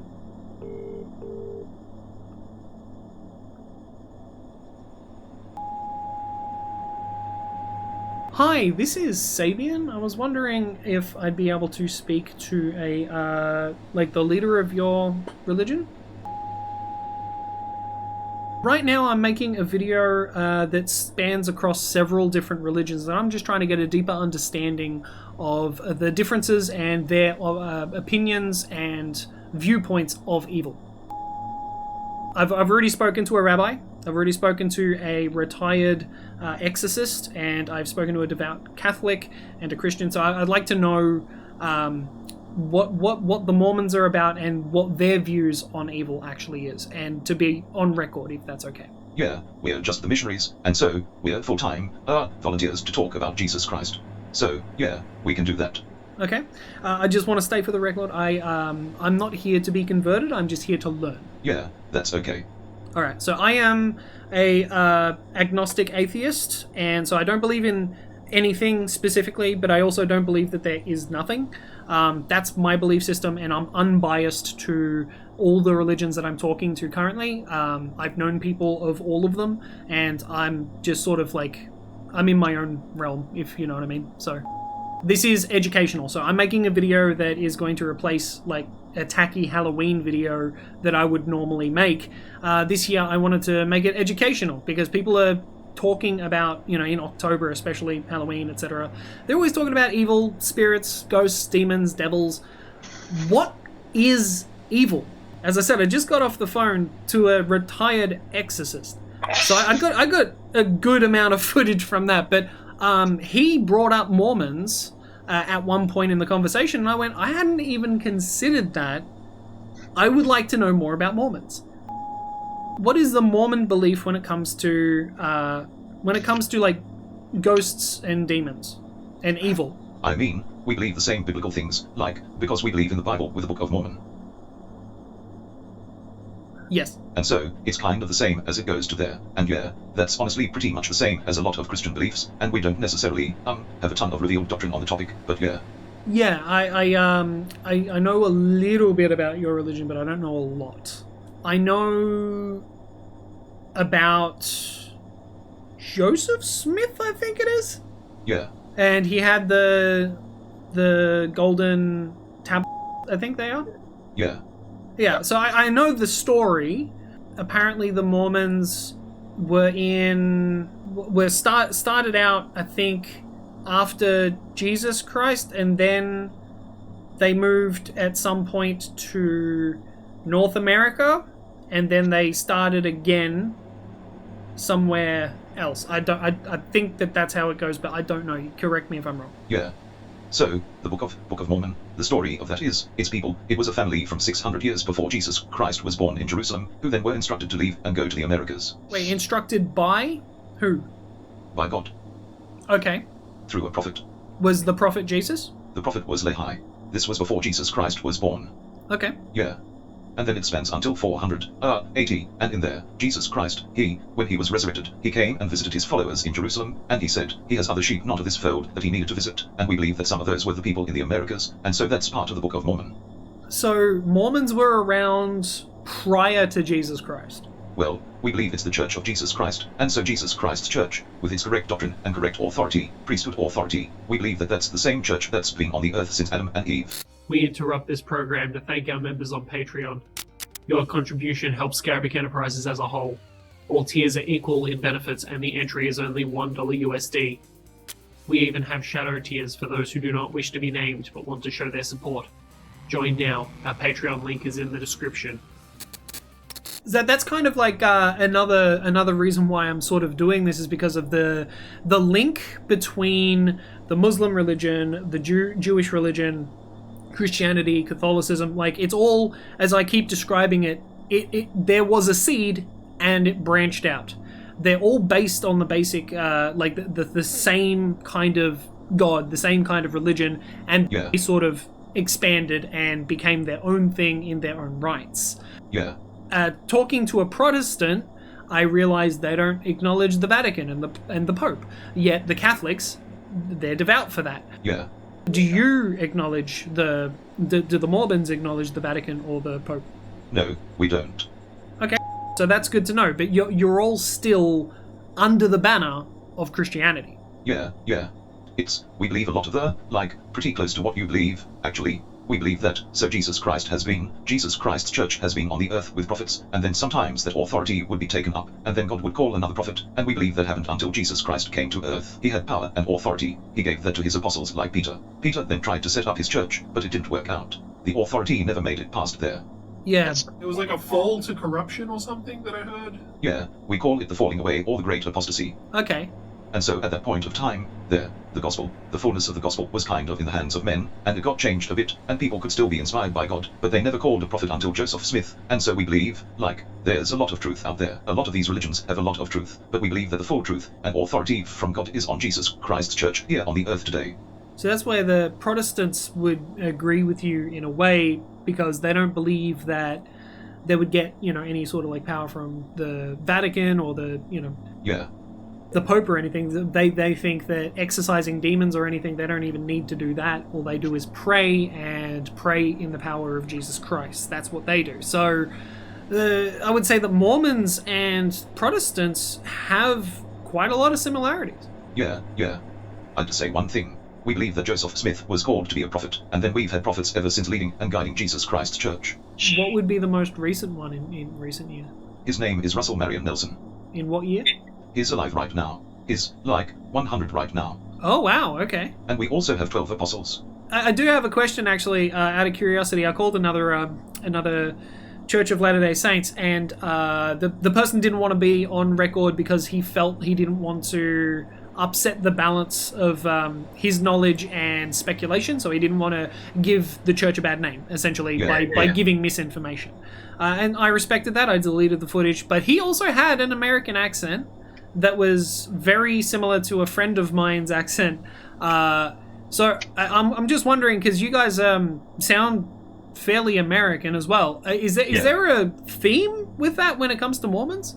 Well, the church was restored in America by Joseph Smith, and so, it is a worldwide church. Much of the following, because of the origin of the church, comes from the United States of America. So when the church was first being founded, and the saints were being driven from their homes in the Midwest, they moved out to Utah. So the majority of those that were moving out were Americans. It's kind of still how it stayed, but the church is all over the world. We have members in South Korea, the Philippines, Australia, Africa. How did you guys manage to expand so rapidly?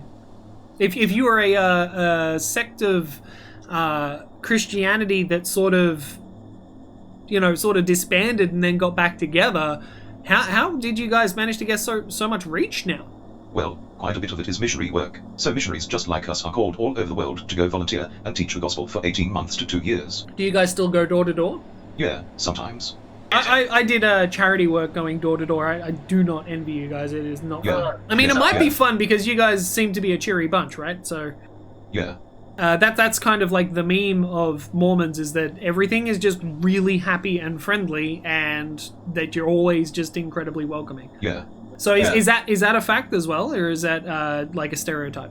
I mean, not necessarily 100%, but we believe part of Jesus Christ's gospel is enduring to the end, and bad things are going to happen, but in the end, all will be made right through Jesus Christ and his atonement. Do you believe there will be a second coming? Yeah. Okay. So that is in line with other religions as well. All right, good to know.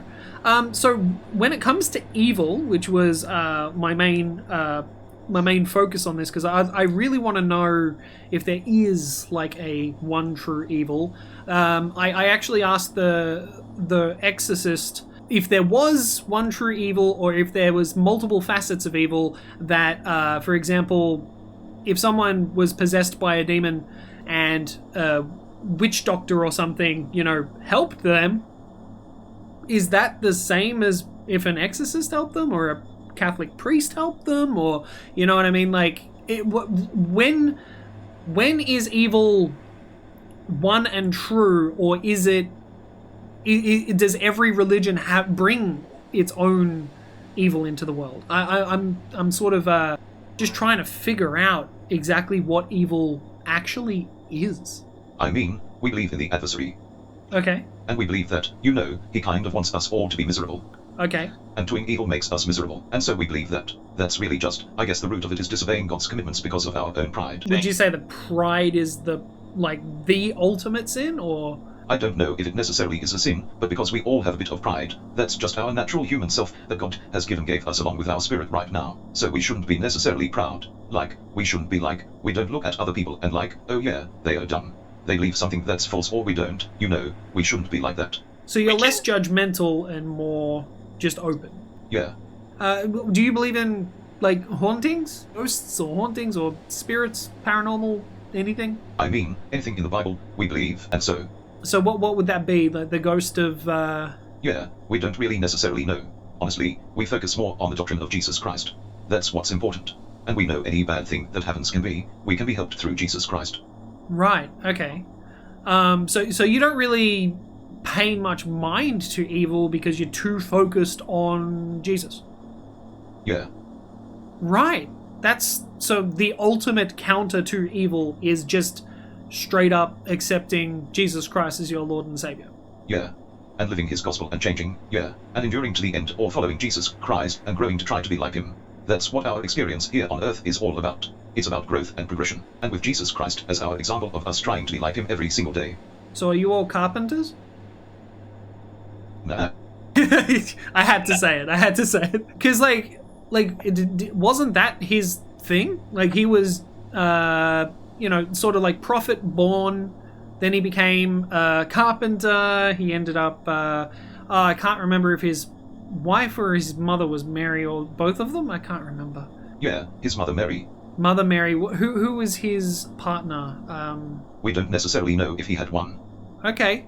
It's not important enough for us to know at this point in time. But he's Jesus Christ. Wouldn't you want to know everything about his life? Yeah, it'd be pretty cool. But his doctrine and his sacrifice for us is what's important. Okay, so why is there so much importance in that, if you don't mind me asking?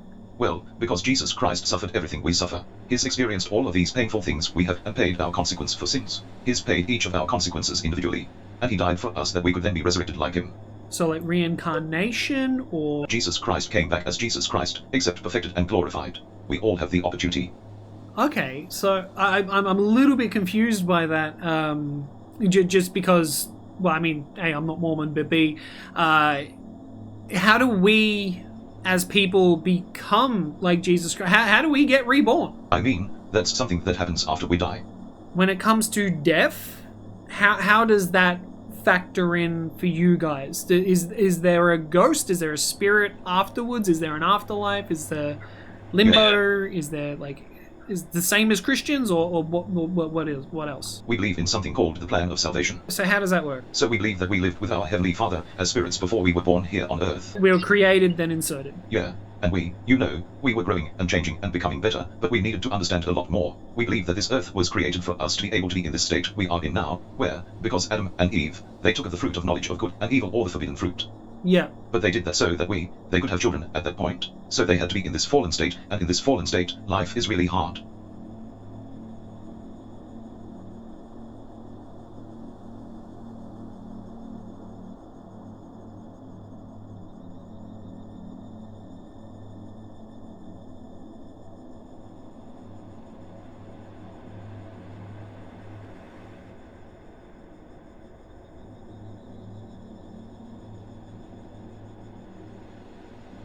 So yeah.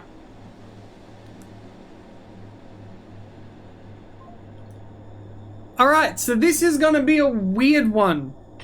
I just realized, because I just got off the phone to people from the Church of Latter-day Saints, and they chose not to have their voice on record. I'm going to have to use creative editing solutions to get around that. They didn't give me permission to use their voice again. So the main reason is because they don't want to misrepresent their religion. They're very... The way that it's been so far that I've discovered when it comes to the Mormons is that they're very cautious of what they say. So they don't want to be held accountable for their own opinions or interpretations of things, and they want to keep pushing me towards their written scripture. They're written down frequently asked questions, that information that you can find online and in the Book of Mormon.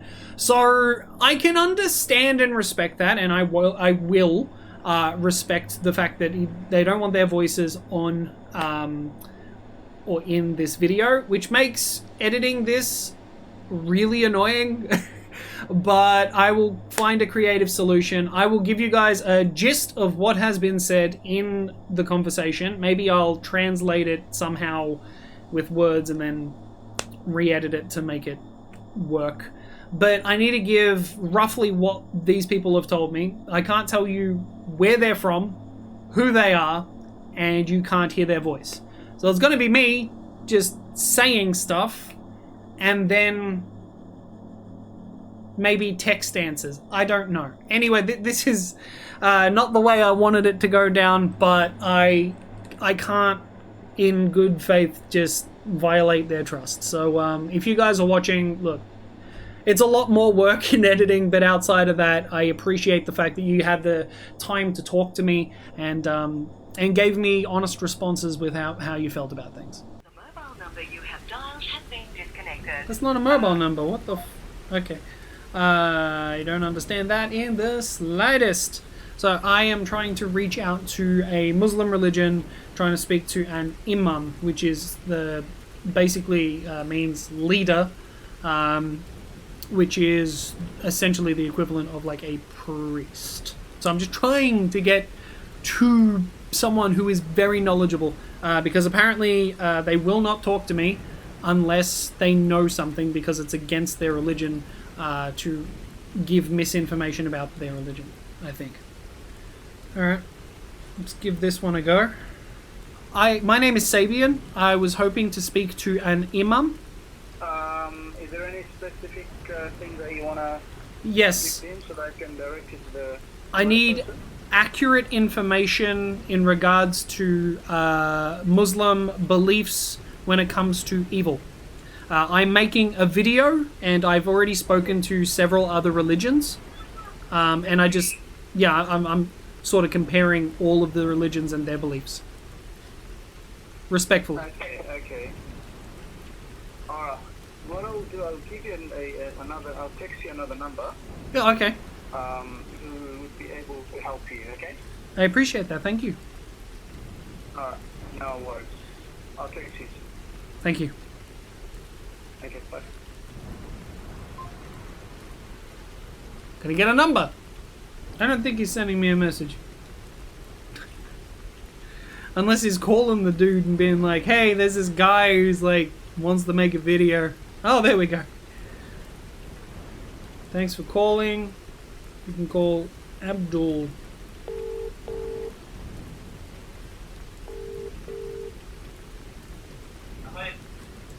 Hello? Yeah, hi. Hi, my name is Sabian. I'm looking for Imam Abdul Qadir. Yeah, speaking. Hi, how you doing? Good, good. How are you? I'm good. I was just referred to you by front desk of somewhere. I can't remember where. I've had 40 calls today. I'm in the middle of making a video for YouTube. I have spoken to several different leaders of religion, and okay. I want to know some information in regards to the Muslim religion. I'm currently investigating what every religion's feeling and opinions and how they view evil and demons and ghosts and stuff. I wanted to know if they apply to all religions and if there's any similarities across the board. I was just wondering if you would be willing to, on record, give me any information in regards to that. Right now? Yeah, that'd be great if you could. It doesn't have to be long. Okay, I might have to do it tomorrow, I think, just to kind of give you that proper information. If you give me the question now, I'll prepare for it, I don't know, and I'll give you the answer, inshallah, and then you can... I have a few questions about it. It's more about what the Muslims believe as evil, like what is evil. Then I'd be asking a follow-up question about what the Muslim faith is about, and then I'd also would like to know if ghosts exist in your religion, if demons, spirits, devils, anything like that exists, and what their purpose is, and how you would get rid of them, that sort of thing. Sure. The purpose of this is, as you know, October, people tend to do like Halloween things. Yes. So instead of that, I thought I'd do an educational piece where I'm talking to all the different religions, and I even spoke to a retired exorcist today. Okay. So it's been an adventure. I've been doing this for 6 hours now, over 40 calls. Wow. But yeah, it's been very enlightening, very insightful. No one's tried to convert me, and we've just had very respectful conversations throughout everything, and they know that I'm talking to the other religions, and no one's had a problem. So I've been very lucky, I guess. No, look, it's not a problem at all, and I actually appreciate what you're doing. To be honest, it's education is what we need nowadays. You know, people are not educated enough. And there's a lot of misinformation out there. I actually learned something today as well. I thought in the Catholic religion, I thought that the devil created demons. It turns out in their religion, it's not only Satan that was a fallen angel, it's also other demons that are fallen angels. So Satan doesn't create demons, he is a demon. He's a demon. Wow. Yeah, so I didn't know that until now. So if I ever represent that in any art or media, I will now be able to act like, I may not believe in it personally, but at least I'll be able to accurately represent it. Yeah, good on you. Yeah, that's really good, man. That's what we're all about. We're supposed to get to know each other better, as different religions, different cultures. So I'm happy to be part of this. This is great work, and if you could just give me a call tomorrow, I would prepare for it. Tomorrow do you have midday. About around midday? Yeah. I can do tomorrow midday. Yeah, sure. Beautiful, man. And if you don't mind, just text me the questions just to refresh myself, and then I'll have a proper answer. Absolutely, I'll send it to you now. Yeah, and how long do you want it to be, just roughly? Look, it's been going anywhere from 20 minutes to... I went to an hour and 20 minutes with the Exorcist, so it can be any of that. I'm just posting it to a YouTube channel, and hopefully it will help people get a better understanding of all the different religions and how they sort of intersect, and my own opinions on what I've learned. So that's about it. Sounds good, man. What was your name, sorry? My name is Sabian, and that's with an S for Sierra. Yep, beautiful. I'll just save the number under your name, and tomorrow if you give me a call, that would be really good, man. All right, no worries. I'll send you a text now. Appreciate it. Thank you. Thank you very much. Bye. Bye.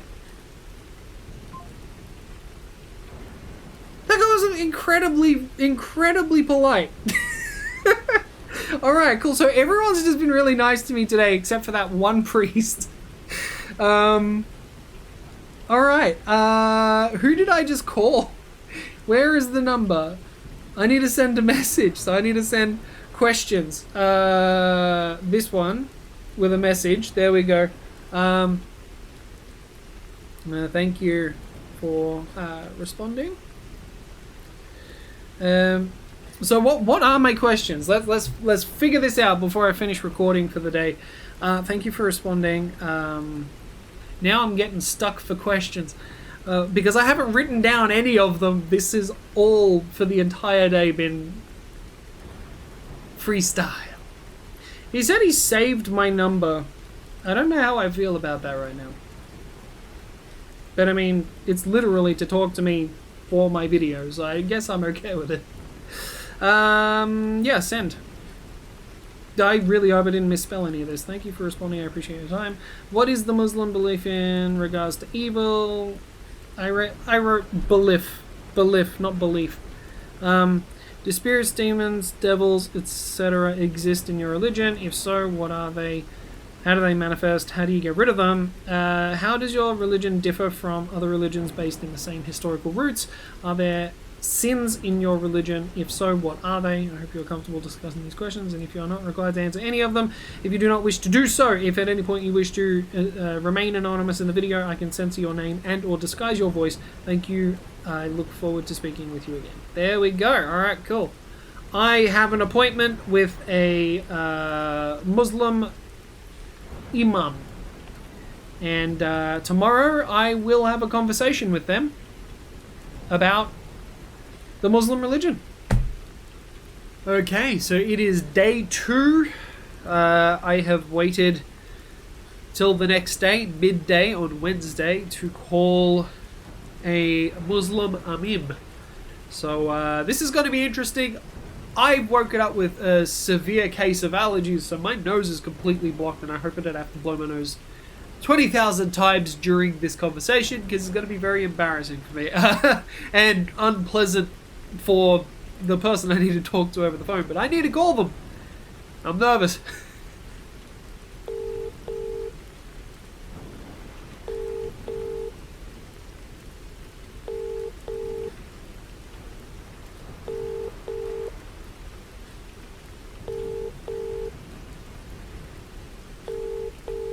You have reached Abdul.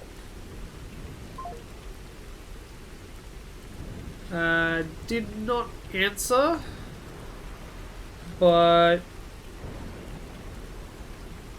I don't know. I'm not going to nag him, so I guess I'm going to wait for his call. I find it really hard to think and talk when I got a blocked nose. It's horrible. Well, it's quite literally midday. It is 12 p.m. 12:02 now. And here we go. Hello, this is Sabian. Yeah, hi Sabian, how are you? Yeah, not too bad. How are you doing, mate? Good, it's Abdul. Abdul. I missed your call, I'm really sorry. Oh no, that's okay. I figured you were busy. Yeah, as you can imagine, man. I was just trying to have my lunch, and then I remember, oh, got this interview now, so let me we do can that talk now. after your lunch if you want. Like, that's fine. Nah, it's all good, man. Are you sure? Yeah, let me just keep my word, it's all good. No worries.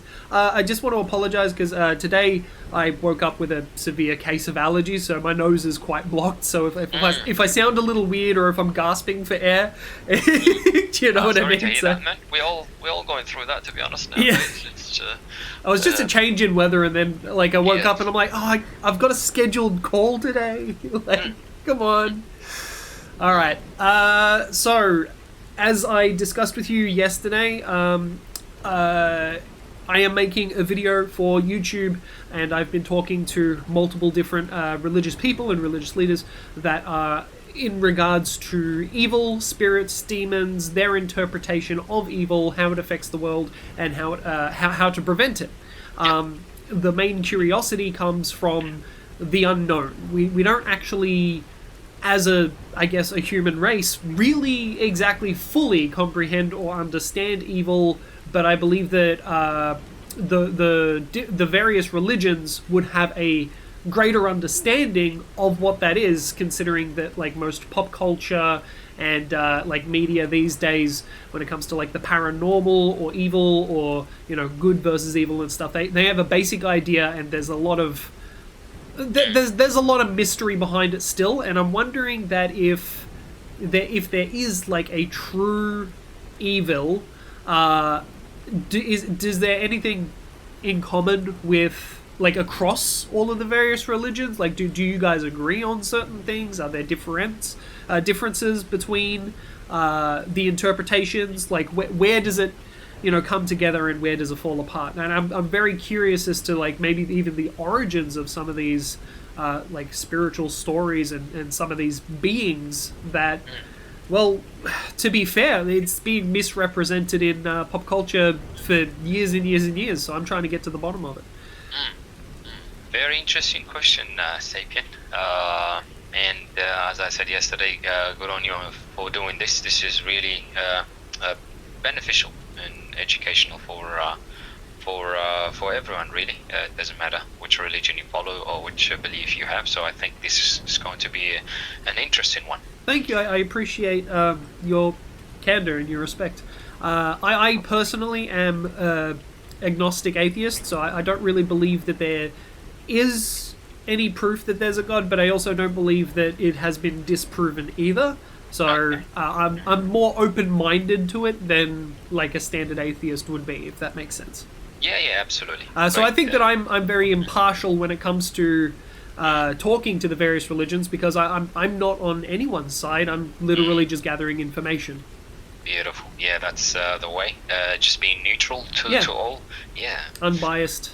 So let's begin with the questions that I prepared for you, and I'm just going to quickly give the people at home a quick rundown. I spoke to a believer in the Muslim religion, and they said that they weren't able to speak to me because they didn't want to misrepresent their religion. Apparently giving misinformation is like really bad. So I would just wanted to quickly elaborate on that, if you will, because that wasn't included in the questions I sent you. But the reason that I sent questions last night was because I was asked to do so. So then you were able to properly prepare for accurate information. Yep, absolutely. So why is that? Why does the Muslim religion need to be like highly accurate in its teachings, in its so the religion of Islam, I guess for someone or to be deemed as qualified to speak on behalf of the religion, they need to go through sort of qualifications. They need to be taught, they need to fit just like any other profession. They need to go do a bachelor's degree or a master's degree or a PhD even. Yeah. So Islam is a wide educational system in itself. In fact, the first university was in Islam. It was in Baghdad, in Iraq, that is. So Islam has actually taken the whole religion and put it structured in a educational way, an educational system. So there are school of thoughts within the Islamic belief. There are different opinions. Still, that doesn't clash, but they kind of give a bit more flexibility in terms of ideas, not in terms of belief, but in terms of ideas and the daily kind of routines when it comes to religion. For example, how to pray, how to exactly pray, they might give you a bit of flexibility. When to pray, they might give you a bit of flexibility. Whether to pray at work or whether it's a must to pray in the mosque. Or, for example, whether if you are traveling, do you pray at all, or do you have the concession not to pray? These are the school of thoughts that kind of give flexibility in the religion. So to be an Islamic scholar, you need to go through that education system. You need to earn your place by obtaining a degree or some sort of qualification. Well, not necessarily degree as well. So some people go to the traditional way of teaching, which is studying under a qualified an imam or scholar. You yourself are an imam. Yes, I am. Yes, and that is a like a leader or a powerful person. I can't remember the exact translation. Yeah, no, not a powerful person. It simply means that you lead the gathering, just like a preacher or a priest would lead a gathering. He would lead a prayer service in the church. So the imam is equivalent of that, the leader of the congregation in the mosque. So the Muslim religion is actually quite educated when it comes to the way that the teachings are for the religion. It's very similar to like a school, like you were saying. You had the first like university.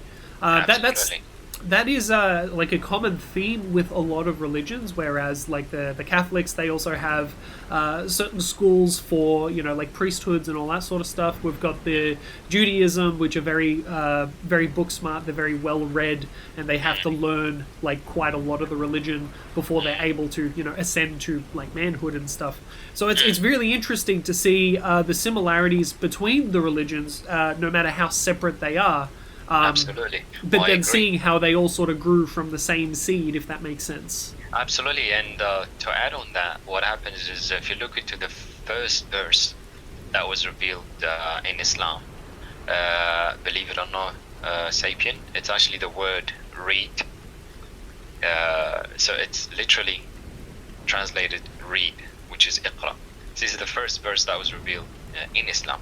Okay. Out of the 6,000 plus verses that we have in the Quran, the first verse that was revealed in the Quran is read. So that tells us that God wants us to be educated and to come to know this religion and practice this religion through knowledge and acquiring knowledge, not just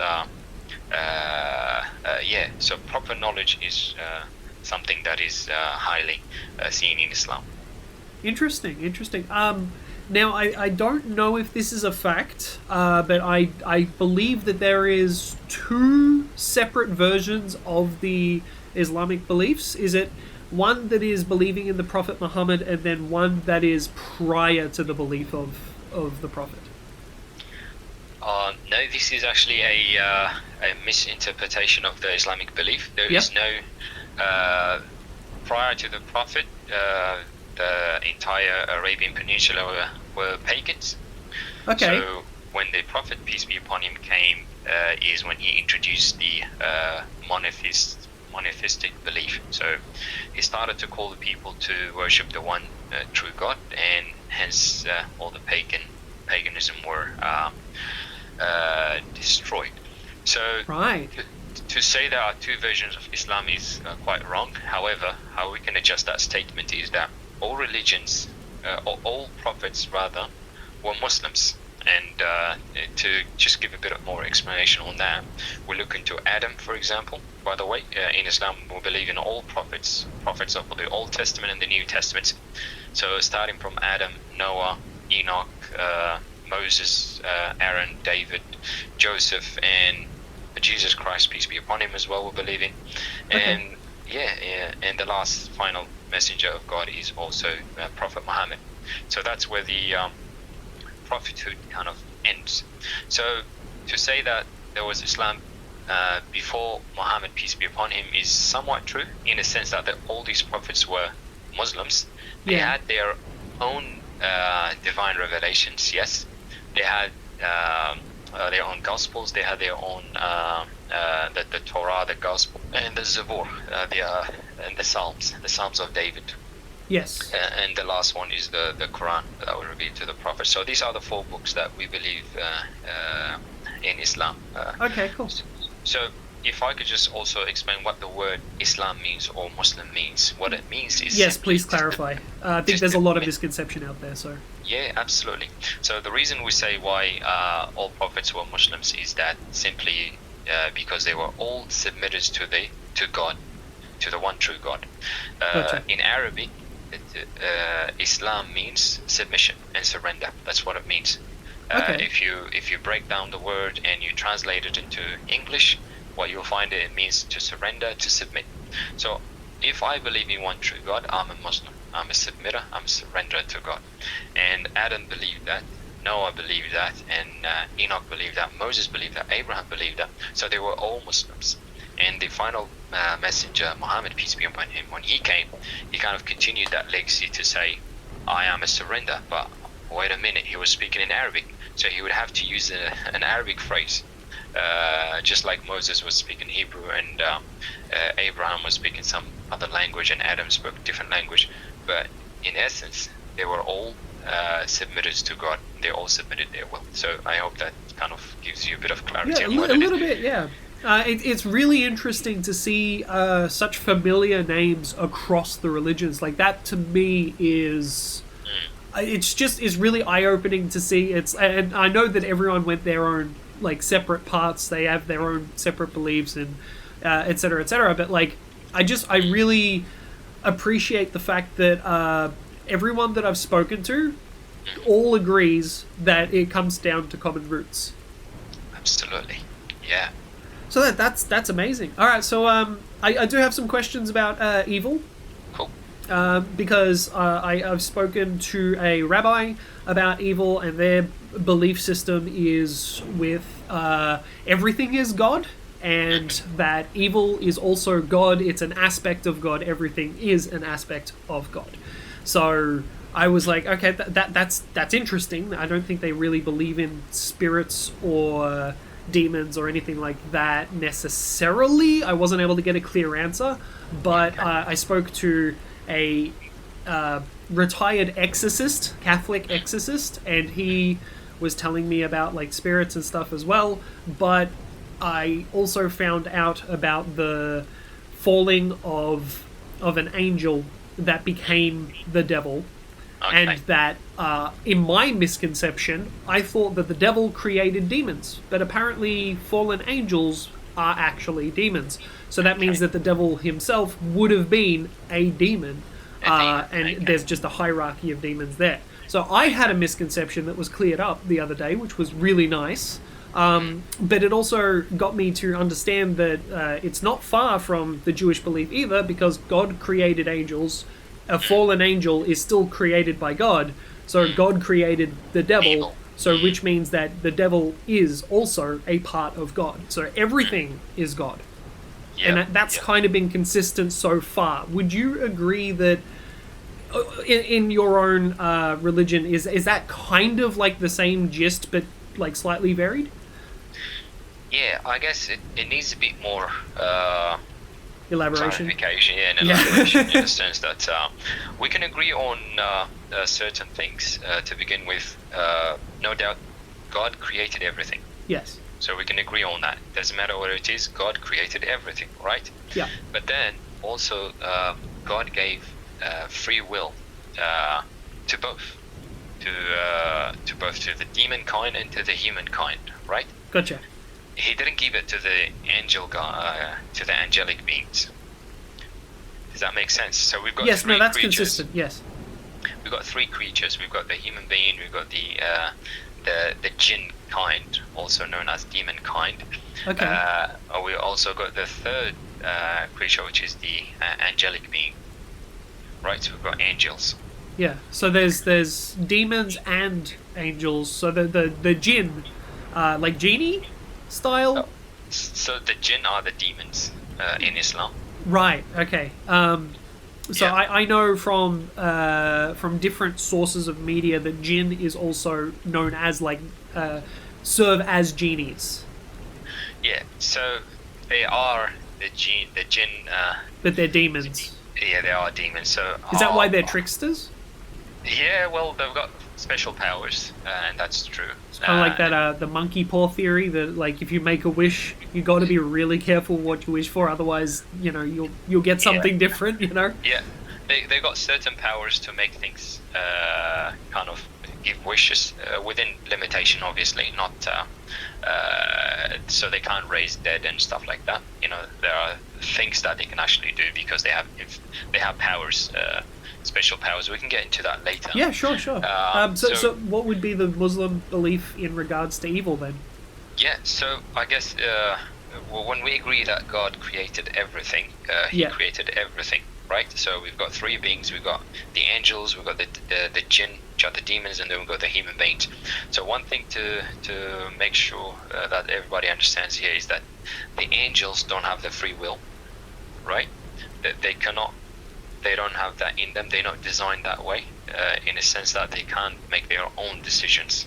They are programmed to obey God Almighty. That's how they are.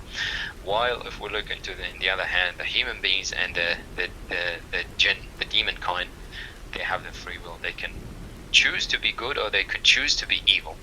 Okay. Does that make sense? So in reality, evil is being born from our free will.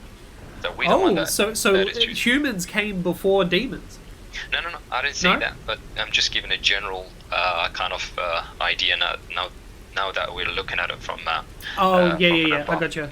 So evil is born from our actions as humans and demons. So evil.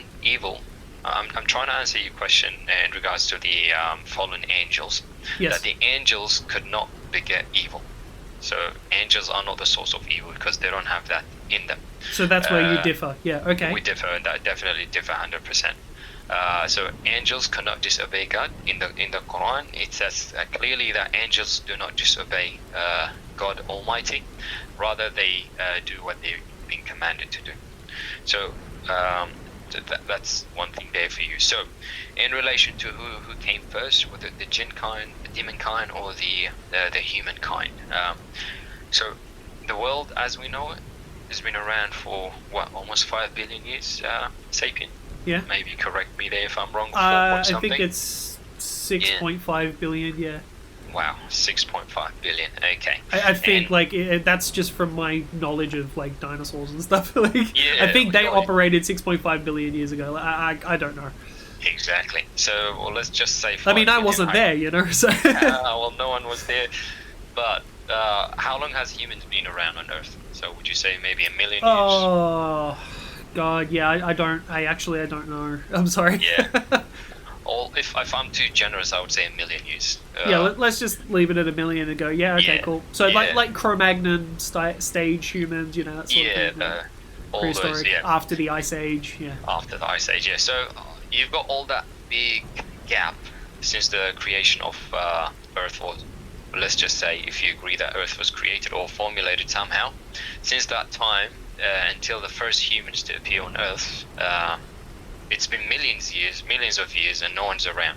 There has to be someone else that kind of inhabited Earth. This is what God tells us in the Quran in Surah number 2. He gives us the story that took place when He created Adam. The angels. So there were 3 creatures that were present in the time. God created Adam, and He asked the angels to prostrate to Him, to bow down to Him as a form of respect, right? Okay. So they bow down to Him, and guess who was present in that gathering? There was Iblis, also known as Lucifer. Right. Yeah. So Lucifer was present in that gathering, and he refused to bow down to Adam. Because of that, he was cast out from heaven. Because of that, he was. So he wasn't disobeying God; he was disobeying Adam. He was disobeying the commandment of God. Oh, okay, yep. Yeah. So he had no problem being obedient to God prior to that. Yeah. But when Adam was created, then all of a sudden he didn't like it.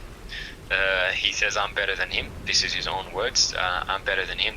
You created me, God, from fire, and you created him from clay or soil or mud. Yeah. So he sees himself to be a better creature than Adam, right? So the angels had no problem prostrating to Adam. Lucifer had a big issue.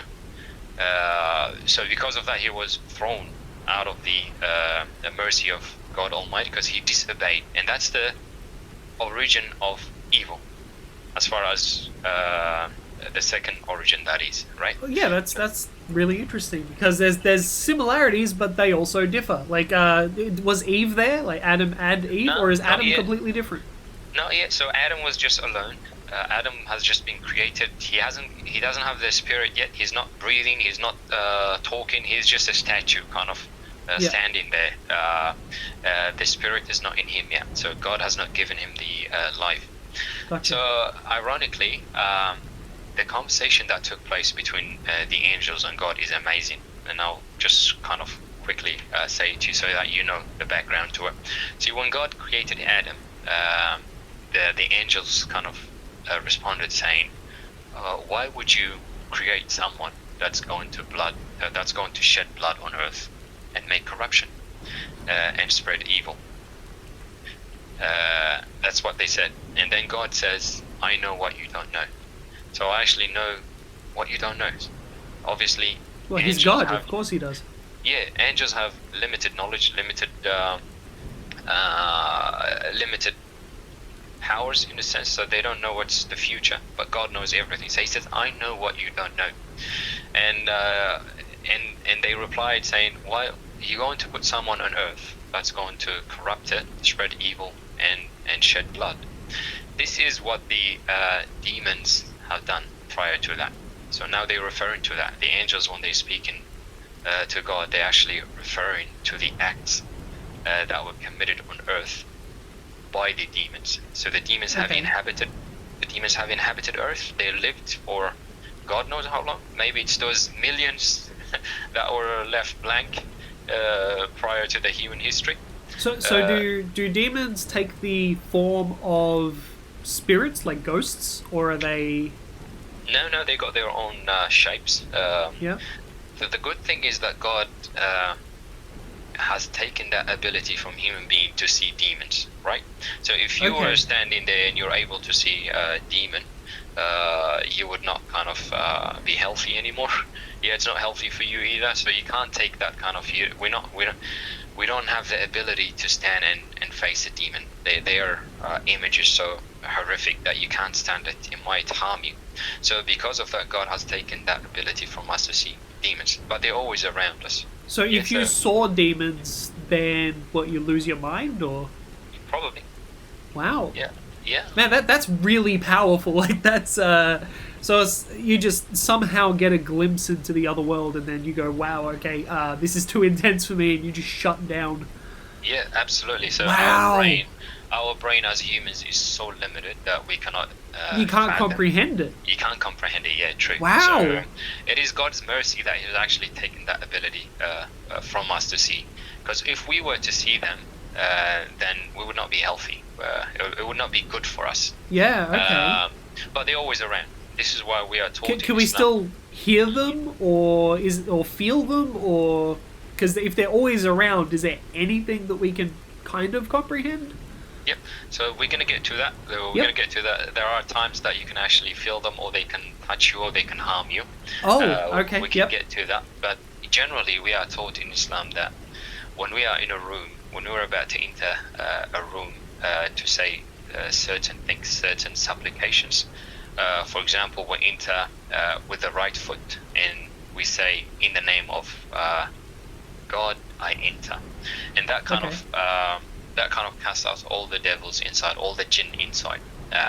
So that's kind of like how to bless a house, essentially. Yeah, in a sense that it's a supplication that we make to say, literally, it's say Bismillah, just in the name of God, in the name of God. So we enter in the name of God, and when you do that, then all the evils go away.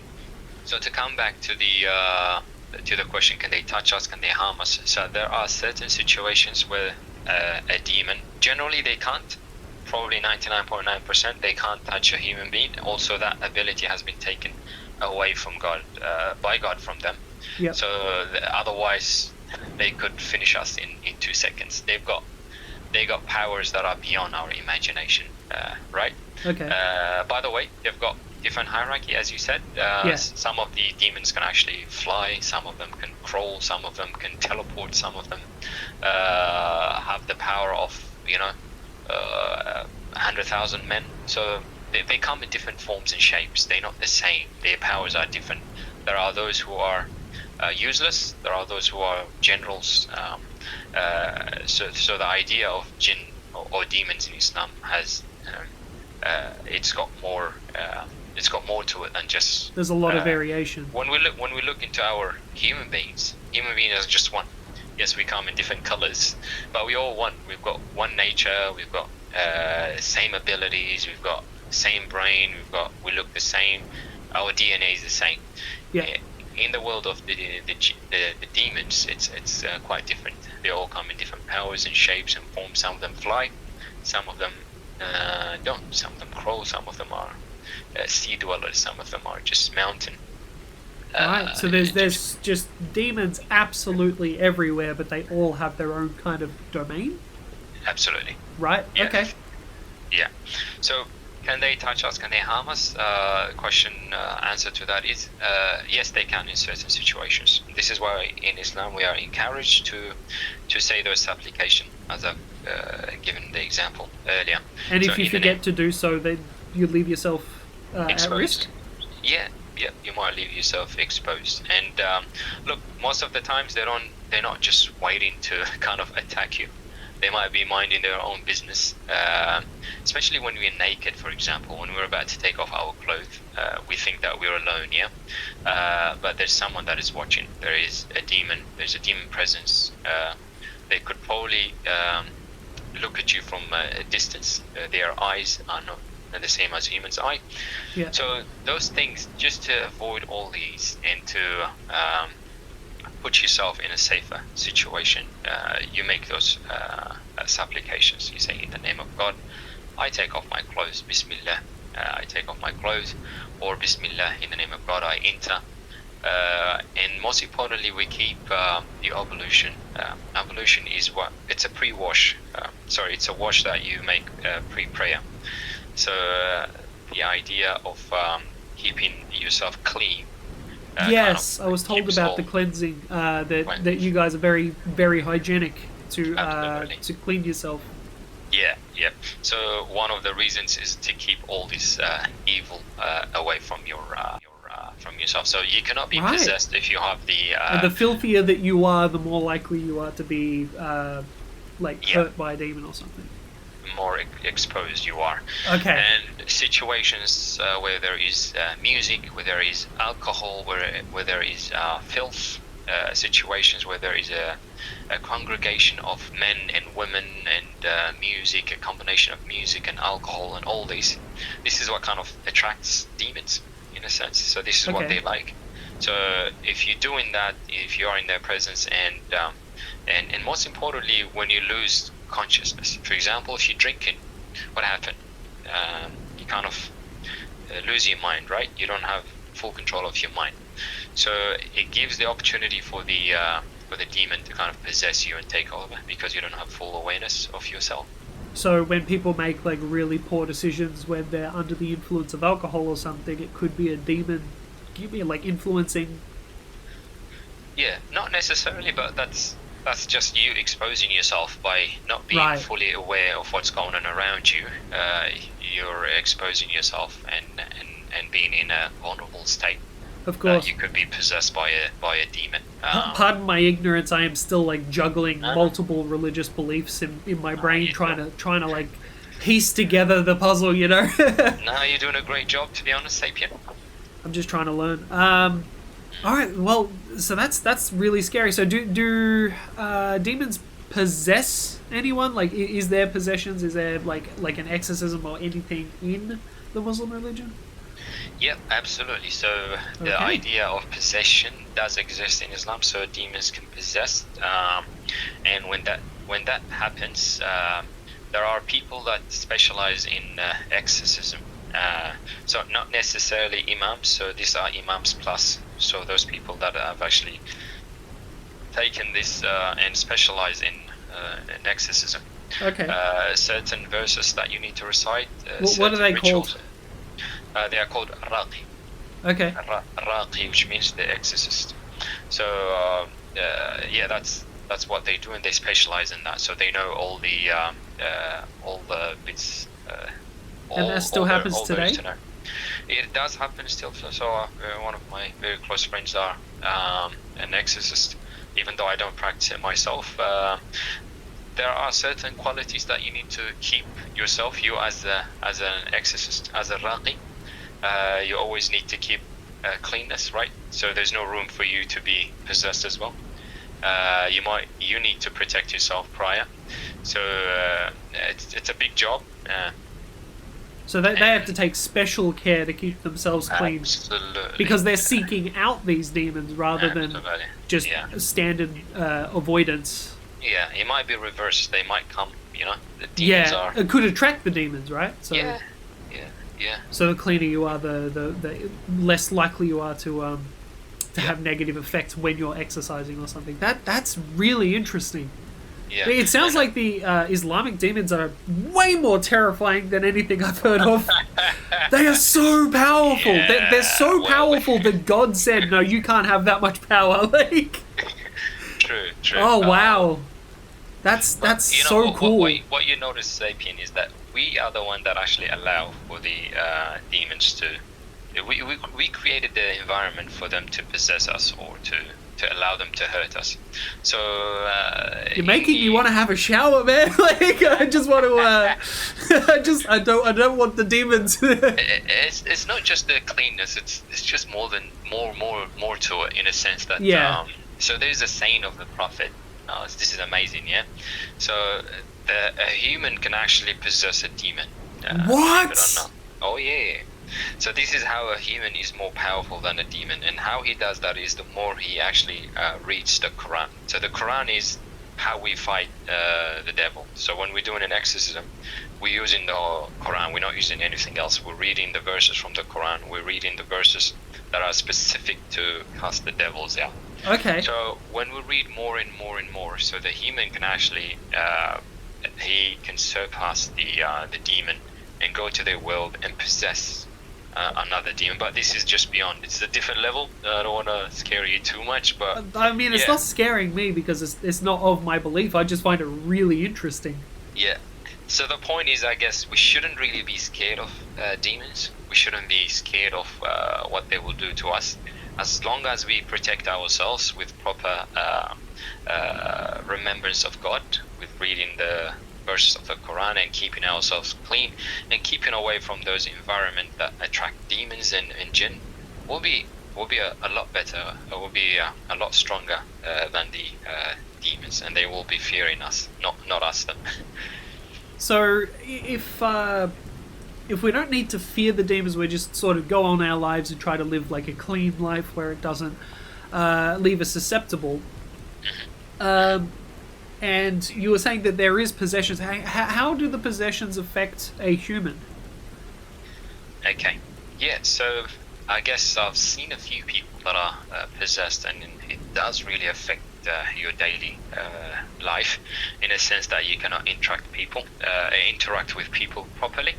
Often you will find yourself isolated. So you've got those signs that you will see in mental illness,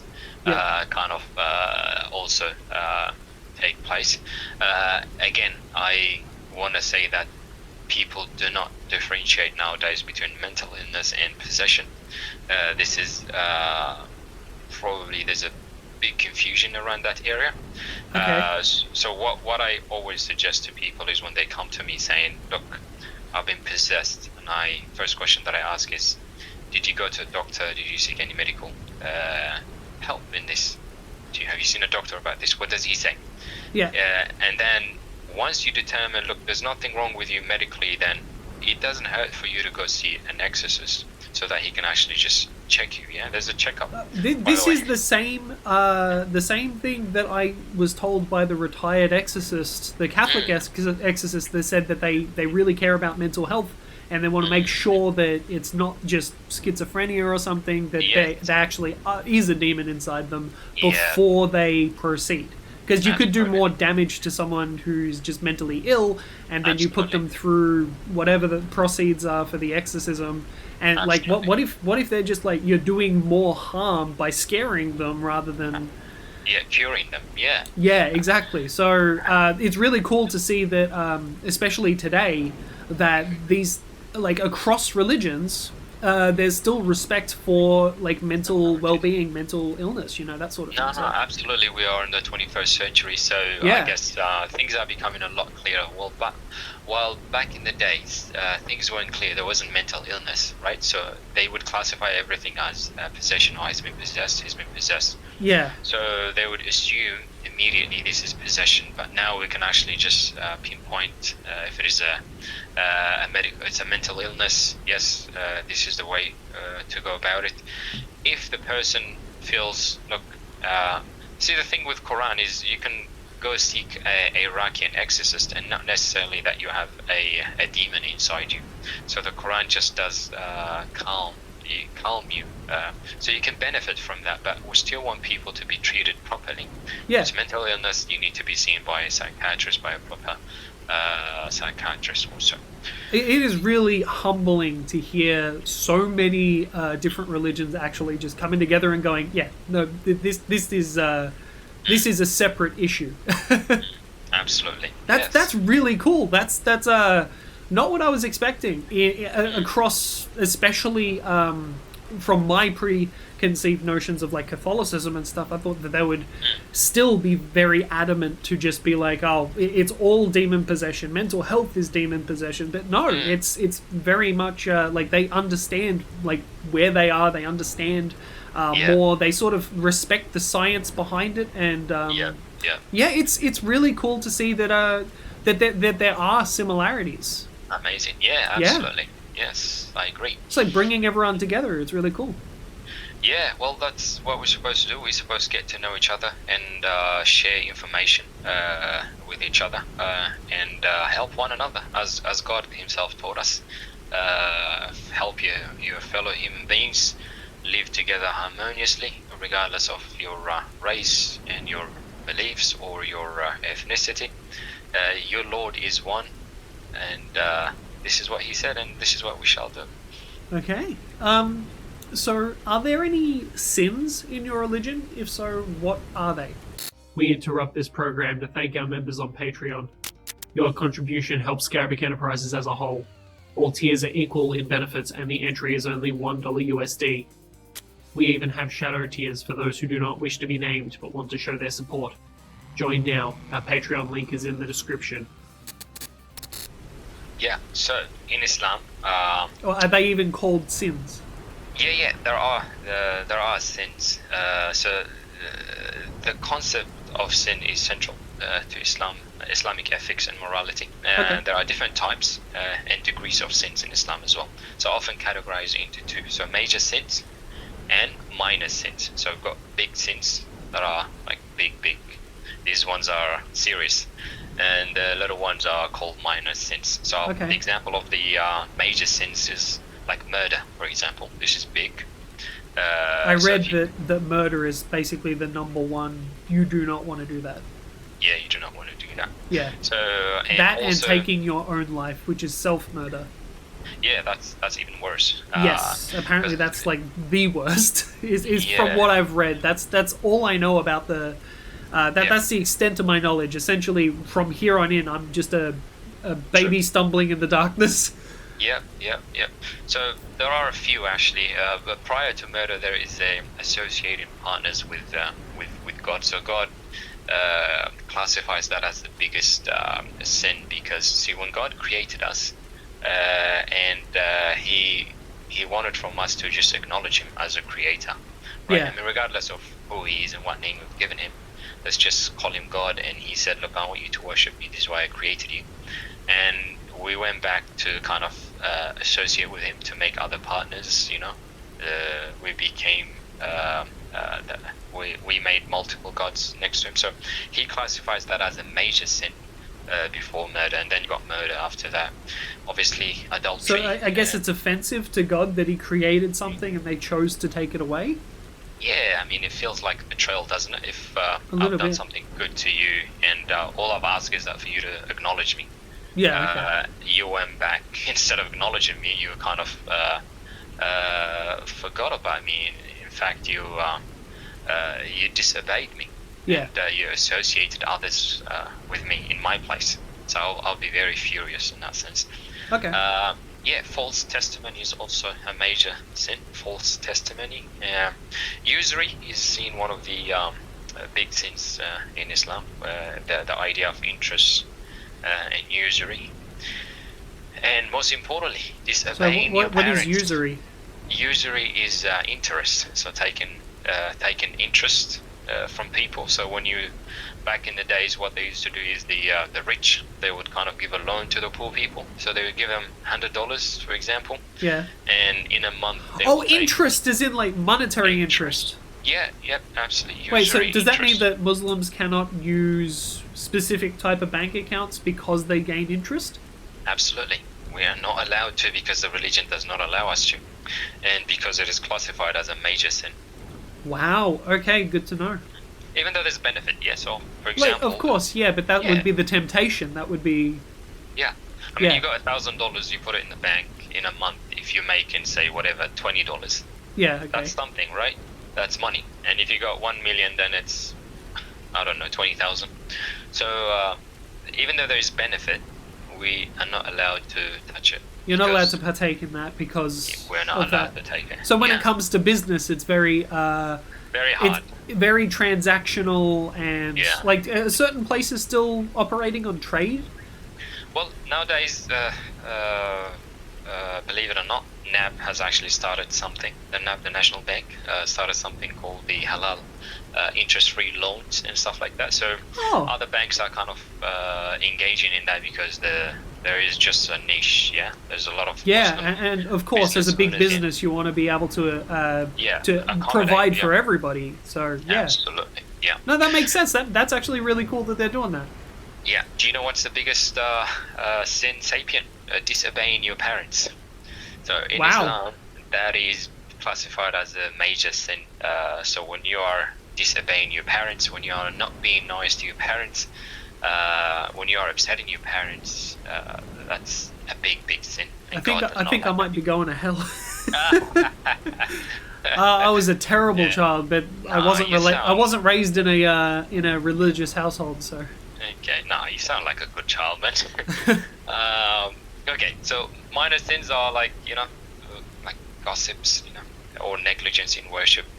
Little things. I don't like gossip myself. I 100% agree that is a sin, because it can lead to rumor. It could destroy lives. Like yeah, it can absolutely. Because misinformation, or just if you've got like ill intent behind it, and you just say, oh, so and so did this, then all of a sudden everyone starts talking, and then that person is like now shunned in the community for why, so I can understand that being a sin. Yeah, I mean, it could be classified as major if it leads to kind of greater problems. Okay. That's why we say small lies, small gossips. These little things that doesn't kind of harm anyone. So you got the idea. So you got minor sins and major sins. And what happened is there is another type of sin that is sins between people. So if a sin involves harming another person, like lying or theft or slander, repentance must be accompanied by making amends with the victim himself first, right? So before you seek, for example, forgiveness from God, you have to go to that person and acknowledge what you've done, right? You have to seek forgiveness from that person. When he forgives you, then God will actually forgive you after that. So it's not enough that you seek forgiveness from God when you commit this particular type of sin, because another person is involved. Does that make sense? Okay. Yeah. I'm not currently talking about anything that is happening right now. I'm just saying in general. I don't have a leg to stand on because I'm not involved in any conflicts. I'm not on any side in any parts of any wars that are happening in the world. But in wartime, does the sins still apply for murder if you're protecting your country or your people, or? No, absolutely not. So when you're fighting for your country, suppose we got invaded here, all the Muslims gear up, they are in the front line. When they have to kill in order to defend Australia, in order to defend their country, in order to defend their family, that is one of the most noblest acts in Islam. So when you're defending yourself, your So family, self-defense your country. is justified. Absolutely. So it's not just blind faith when it comes to like murder, because like murder is a serious thing. It's got like bad intention. There's also manslaughter and everything, which would also probably be under the same sort of sin, right? Even if it's unintentional, taking someone's life would still be a major sin, correct? Yeah, absolutely. But if it's in defense of yourself, your family, or you're saving someone, then that way it's justified. It wouldn't be classified as murder. I guess it would be a self-defense. Okay, cool. So again, I mean, wars are wars anyway. So this wars are tragic. They're horrible, and Yeah. I personally believe they shouldn't just happen. People should try to get along a bit better. But that's the only stance I take. I can't take sides with anyone because I don't have any skin in the game, you know. So absolutely, yeah. but it's just tragic seeing any loss of life anywhere. So yeah. That's really interesting though. That there is a boundary, which is really cool to see, because throughout history, there's been like quite a lot of like conquest and stuff that has happened throughout history.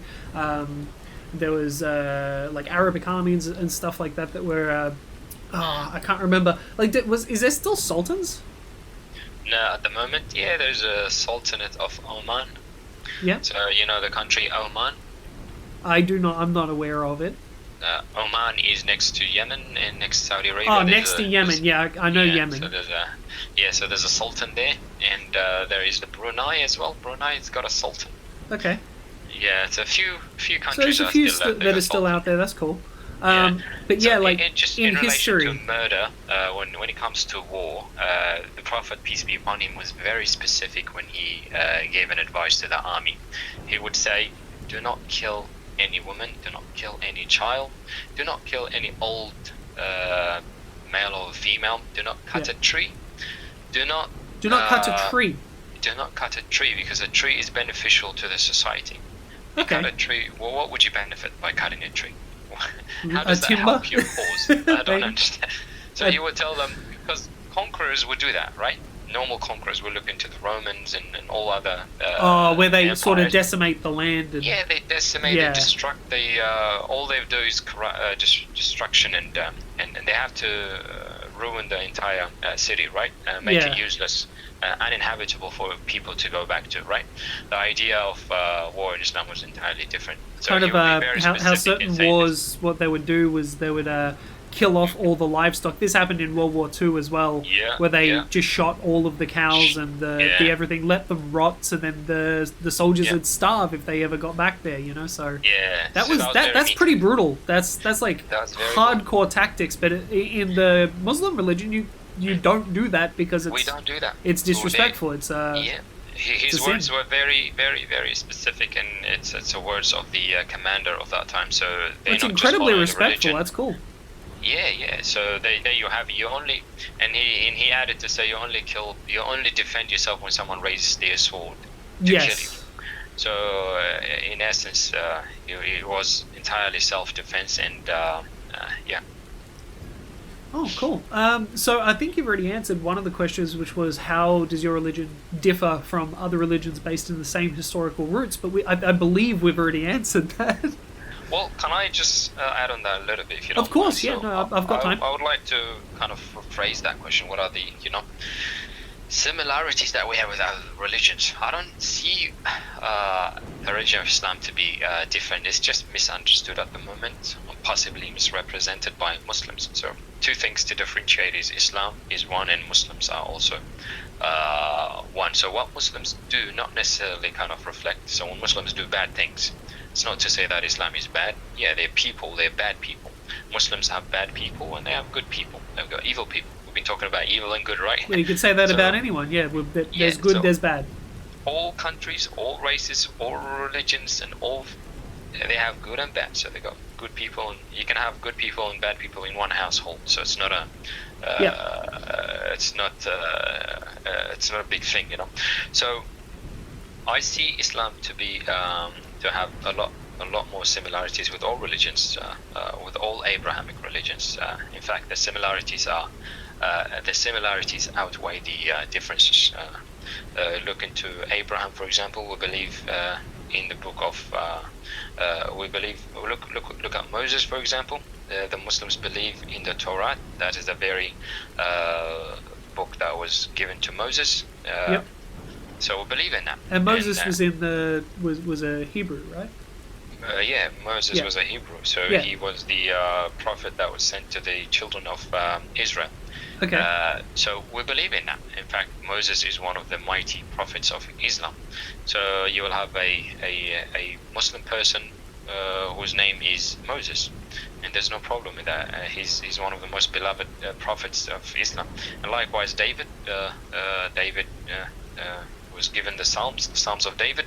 We believe in the book of David as well, and he's a mighty prophet of Islam. And Jesus Christ, peace be upon him, we also believe in the book that he came with. So I see ourselves having a lot more similarities than the differences. It's just a matter of coming down and sitting in one table and kind of, getting to know each other better, right? This is what we're missing, I think. So you wish for everyone to just sort of put up and actually just talk it out. Absolutely. I'm on board with that, because it sounds like it could prevent so much conflict. Absolutely. So that's what God wants from us. I feel as though across history, in current times, and possibly even in the future, a lot of what is happening is not even due to like a misunderstanding of religion or anything like that. I mean, there definitely was in history, but I would say that a lot of the conflicts mainly arise from the bad seeds in society that think more in regards to like greed, in regards to power. I don't think that the people that fight in the wars, or the people that are suffering and getting killed in the wars, I don't think that their deaths were necessary to accomplish any goal. And it's just really sad to see that, especially with all the similarities between all of the religions, people call them like a religious war or something like that, where at the end of the day it's just politics. It's not religion, it's politics. It's personal gains and also power for but they use religion as a tool, as a weapon, essentially. And that's really scary. And they've all done that. All religions, without any exception, they've done that. Including all religions. So they've kind of used their religion as a front for power, for personal gains, for throne, for this and that, right? So we can all agree that. I mean, we acknowledge that, but it shouldn't be that way, Like you're familiar with the medieval ages of like Christian belief, how they would sort of the Crusades. They were scary. They were scary. They would take people from their homes, torture them. If you didn't believe in God, or if you were pagan or anything like that, you were either killed, tortured and killed, or converted, or like have your house burned down, separated from your family. There was so many horrible, unnecessary crimes in the name of God. Exactly. But it was really just a fight for power, wasn't it? Absolutely. So now, just to be clear, it's not the religion that asks of people to do that. The religion is peaceful. All religions are peaceful. Yes. Right? Let me just clarify that one more time. For their intention. But the people that are kind of want to use the religion for their own personal crime, for death. Personal adventures, personal gains. This is where there's they interpret it in their own way that suits them. This is where we get in trouble, and all religions have done that. All religious leaders have done that, rather. So, but in a nutshell, I could say that all religions are peaceful, and no harm would come from a religion itself, but rather the people that kind of were steering the religion somehow used it for their personal. So I've been very, in terms of like my beliefs and the way that I feel about religion, I generally, for the most part of my life, have been fairly ignorant to learning about religion and learning about like the differences and the similarities. I've always been interested but I've never really done what I'm doing today. Like today and yesterday was literally a shower thought. I was having a shower and I was thinking about like Halloween and stuff, and I wanted to do something a little bit different. So my ignorance when it comes to religious beliefs, and obviously pop culture is going to just throw everything and make it a little bit extra, like supernatural, this, that, whatever else, they sort of stem away from what is like, I mean, they've got creative freedom, right? But what they do is they stem away from a lot of the facts that is across the religions and the beliefs of the people that, you know, basically came up or had these, like we were talking about the jinn and the demons and stuff. I wouldn't have known how powerful they were had I had not talked to you. I also wouldn't have known that in modern day society that exorcisms are actually restrained. Not restrained. They've got restraint when performing exorcisms. As the retired exorcist said, he doesn't even like restrain the person because they could hurt themselves on the restraints, or they could it could essentially make them angrier. It could make the demon more angry as well. So he just does it completely unrestrained. So it's just really, really interesting to see all of this. And I think that I've been so scared of religion because of, well, I guess you could say, social media, extremist groups, especially cults. I've been very scared of cults because you've got religious people, you've got dedicated religious people, then you've got people who take it too far. And they sort of stem away from what the original teachings intend, and they take things very literally, and they start to hurt people, and they're the people I'm scared of. So, it's just, like that's like one of my biggest fears is, like just estranged religious cults. Yeah. We need to be moderate in respecting one another. People are free to believe whatever they want. Our job is to make sure that we provide the people with proper education, such as what you're doing now. We need to include all religions when we give information, listen from one another, learn from one another, get to know each other better. That's the whole idea and concept. Yeah. I'll be honest with you, I was very nervous to have this conversation. I was nervous to talk to The Exorcist as well, because I was like, The Exorcist is Catholic, and Catholic, if you think about like the old Irish Catholic, like you're like, oh, this person's going to be really harsh. But no, I was genuinely really friendly. So I was taken back by how welcoming every single religion was to my questions. And I just, like, no one's tried to convert me or anything. So I think that the possibility, like, this is from a non-religious person, but just talking to everyone, I think that from a non-religious person, I've spoken to everybody, and I believe that there would be peace and common ground that could be gained had, people just sat down, had a conversation, and just sort of stopped fighting amongst each other, and just, like, if you do believe in all the same sort of, the basic gist of, you know, the God and looks over us and everything is God, if that's what you guys choose to believe, then that's fine. You know, there doesn't need to be conflict, there doesn't need to be animosity, and it's really insightful. So I guess in terms of evil and demons and spirits, I think my findings are inconclusive, because there is no distinct evil or any specific answer across the board, because everyone has a different opinion of it. And I think my main question is if there was one true evil, or if every religion manifests and has its own evil that it has to fight itself.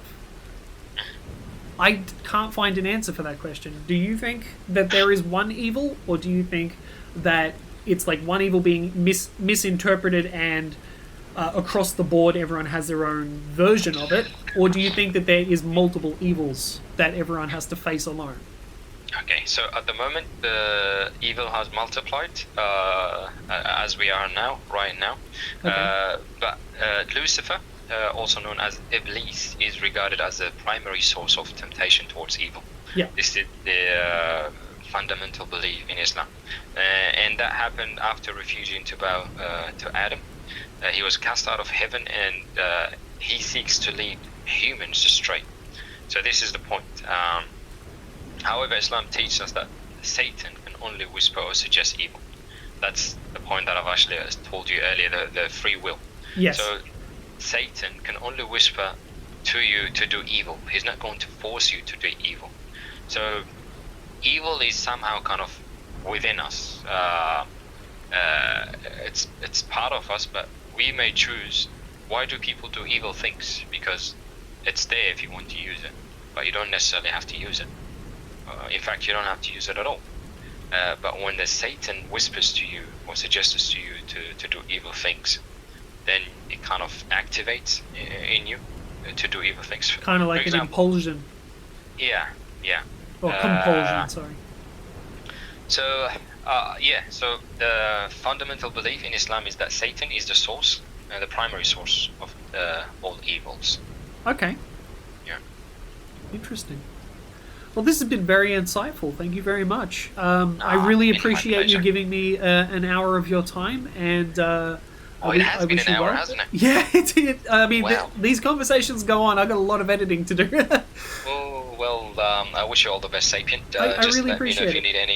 If you need anything, any more information, don't hesitate. Just again, priests, exorcists, imams are always around, and don't hesitate to call me or just reach out to me if you need anything else. And do send me that link to the YouTube. Yep. Yeah. Is there any is there anything you would wish to say to people in general? Look, probably they've heard enough. I think they could make their own conclusion. I would always not suggest. I would recommend that people read more about religions and understand and opening the holy books. So before performing before getting a conclusion about something, you should be more educated. Yeah. I mean, don't listen. Don't hear about the religion from other sources. Hear about the religion from the religion itself. The best way for you to do that is if you open the Bible, or if you open the Gospel, or if you open the Quran, right? I know a lot more now over the last 2 days by contacting religious people than I have in an entire lifetime of just hearsay. Exactly. So talk to people. If you want to know about Islam, talk to a Muslim person. If I want to know about Christianity, I will talk to a Christian person. If I want to know about Hindu, I will talk to a Hindu person. If I want to know more about Judaism, I'll talk to a Jewish person. So it's just very simple logic. So people who want to learn more, open the book, visit the mosques, visit the church, visit the temples, and they will provide you with the proper information. Thank you so much. That has been my pleasure. Very enlightening, I should say. My pleasure, Sapient. Always a pleasure. All right. I'll send you my YouTube channel. I don't know when this video will come out, but probably October. Beautiful. As it's replacing Halloween special, but throughout the month. But thank you again, just so much. I wish you the best in life, and I hope that other people can learn from your teachings, become a lot more peaceful in the way that they act towards themselves and others. Same to you, Sapient. Take care of yourself, and well done. Great job. Thank you very much. Take care. Bye. See ya. Bye.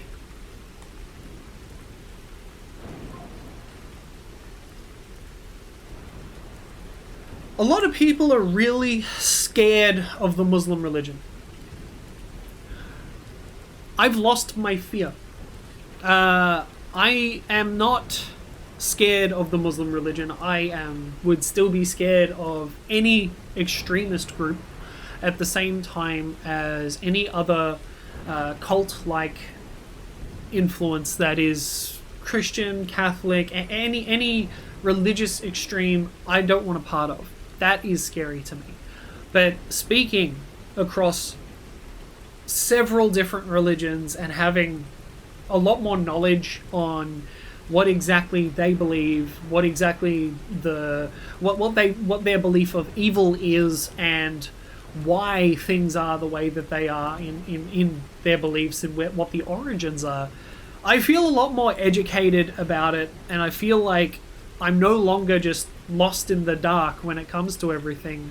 It takes a little bit of the edge off of it. I was very nervous to talk to people because I've been avoiding religion my entire life, basically, except for like the occasional fascination and going, I'd like to know more, but I'm scared to ask.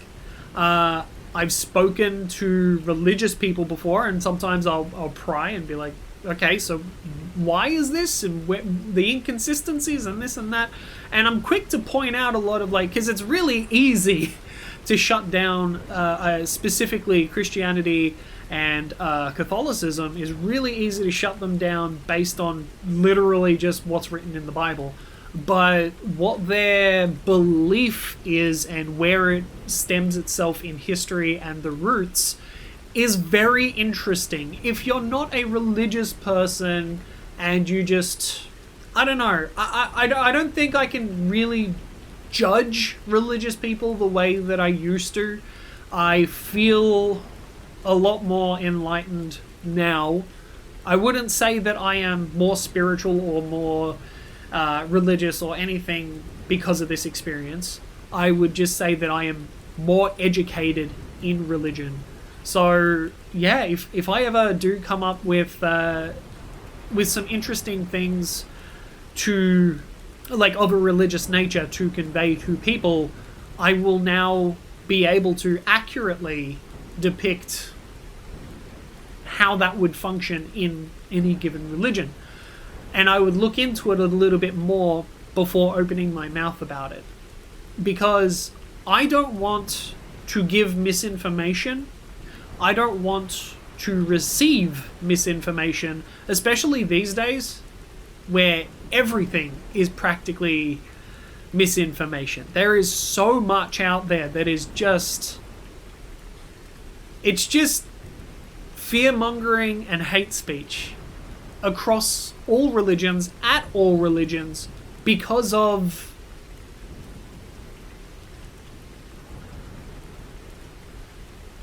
understanding evil. I feel like instead of concentrating on spirits, devils, demons, evil entities, I would have to say that in understanding evil, it's us. We are the evil ones.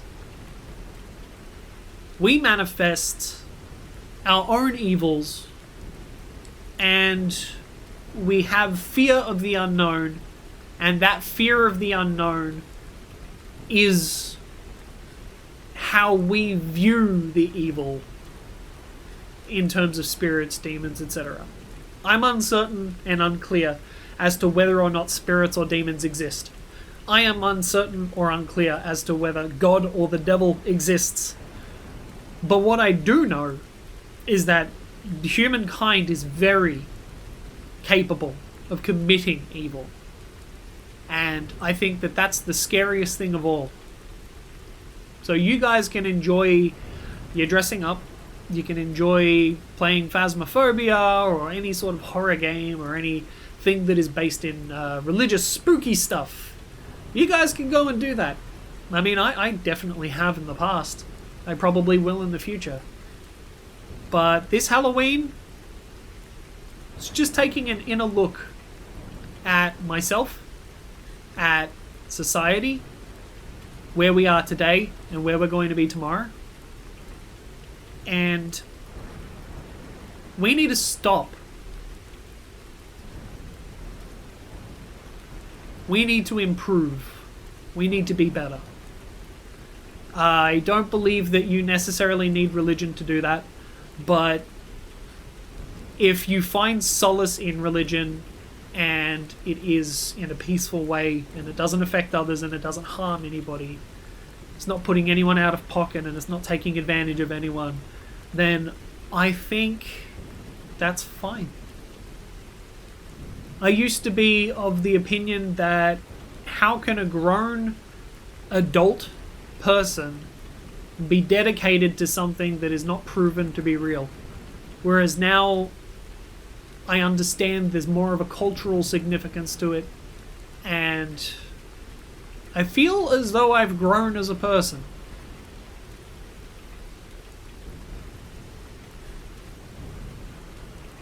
From a random shower thought to speaking and reaching out across like 50 phone calls to various religions, I feel good. But I'm also terrified for humanity. Not because of religion, but because of misunderstandings. I agree with Abdul when it comes to this. All the religions need to sit down together and agree on something.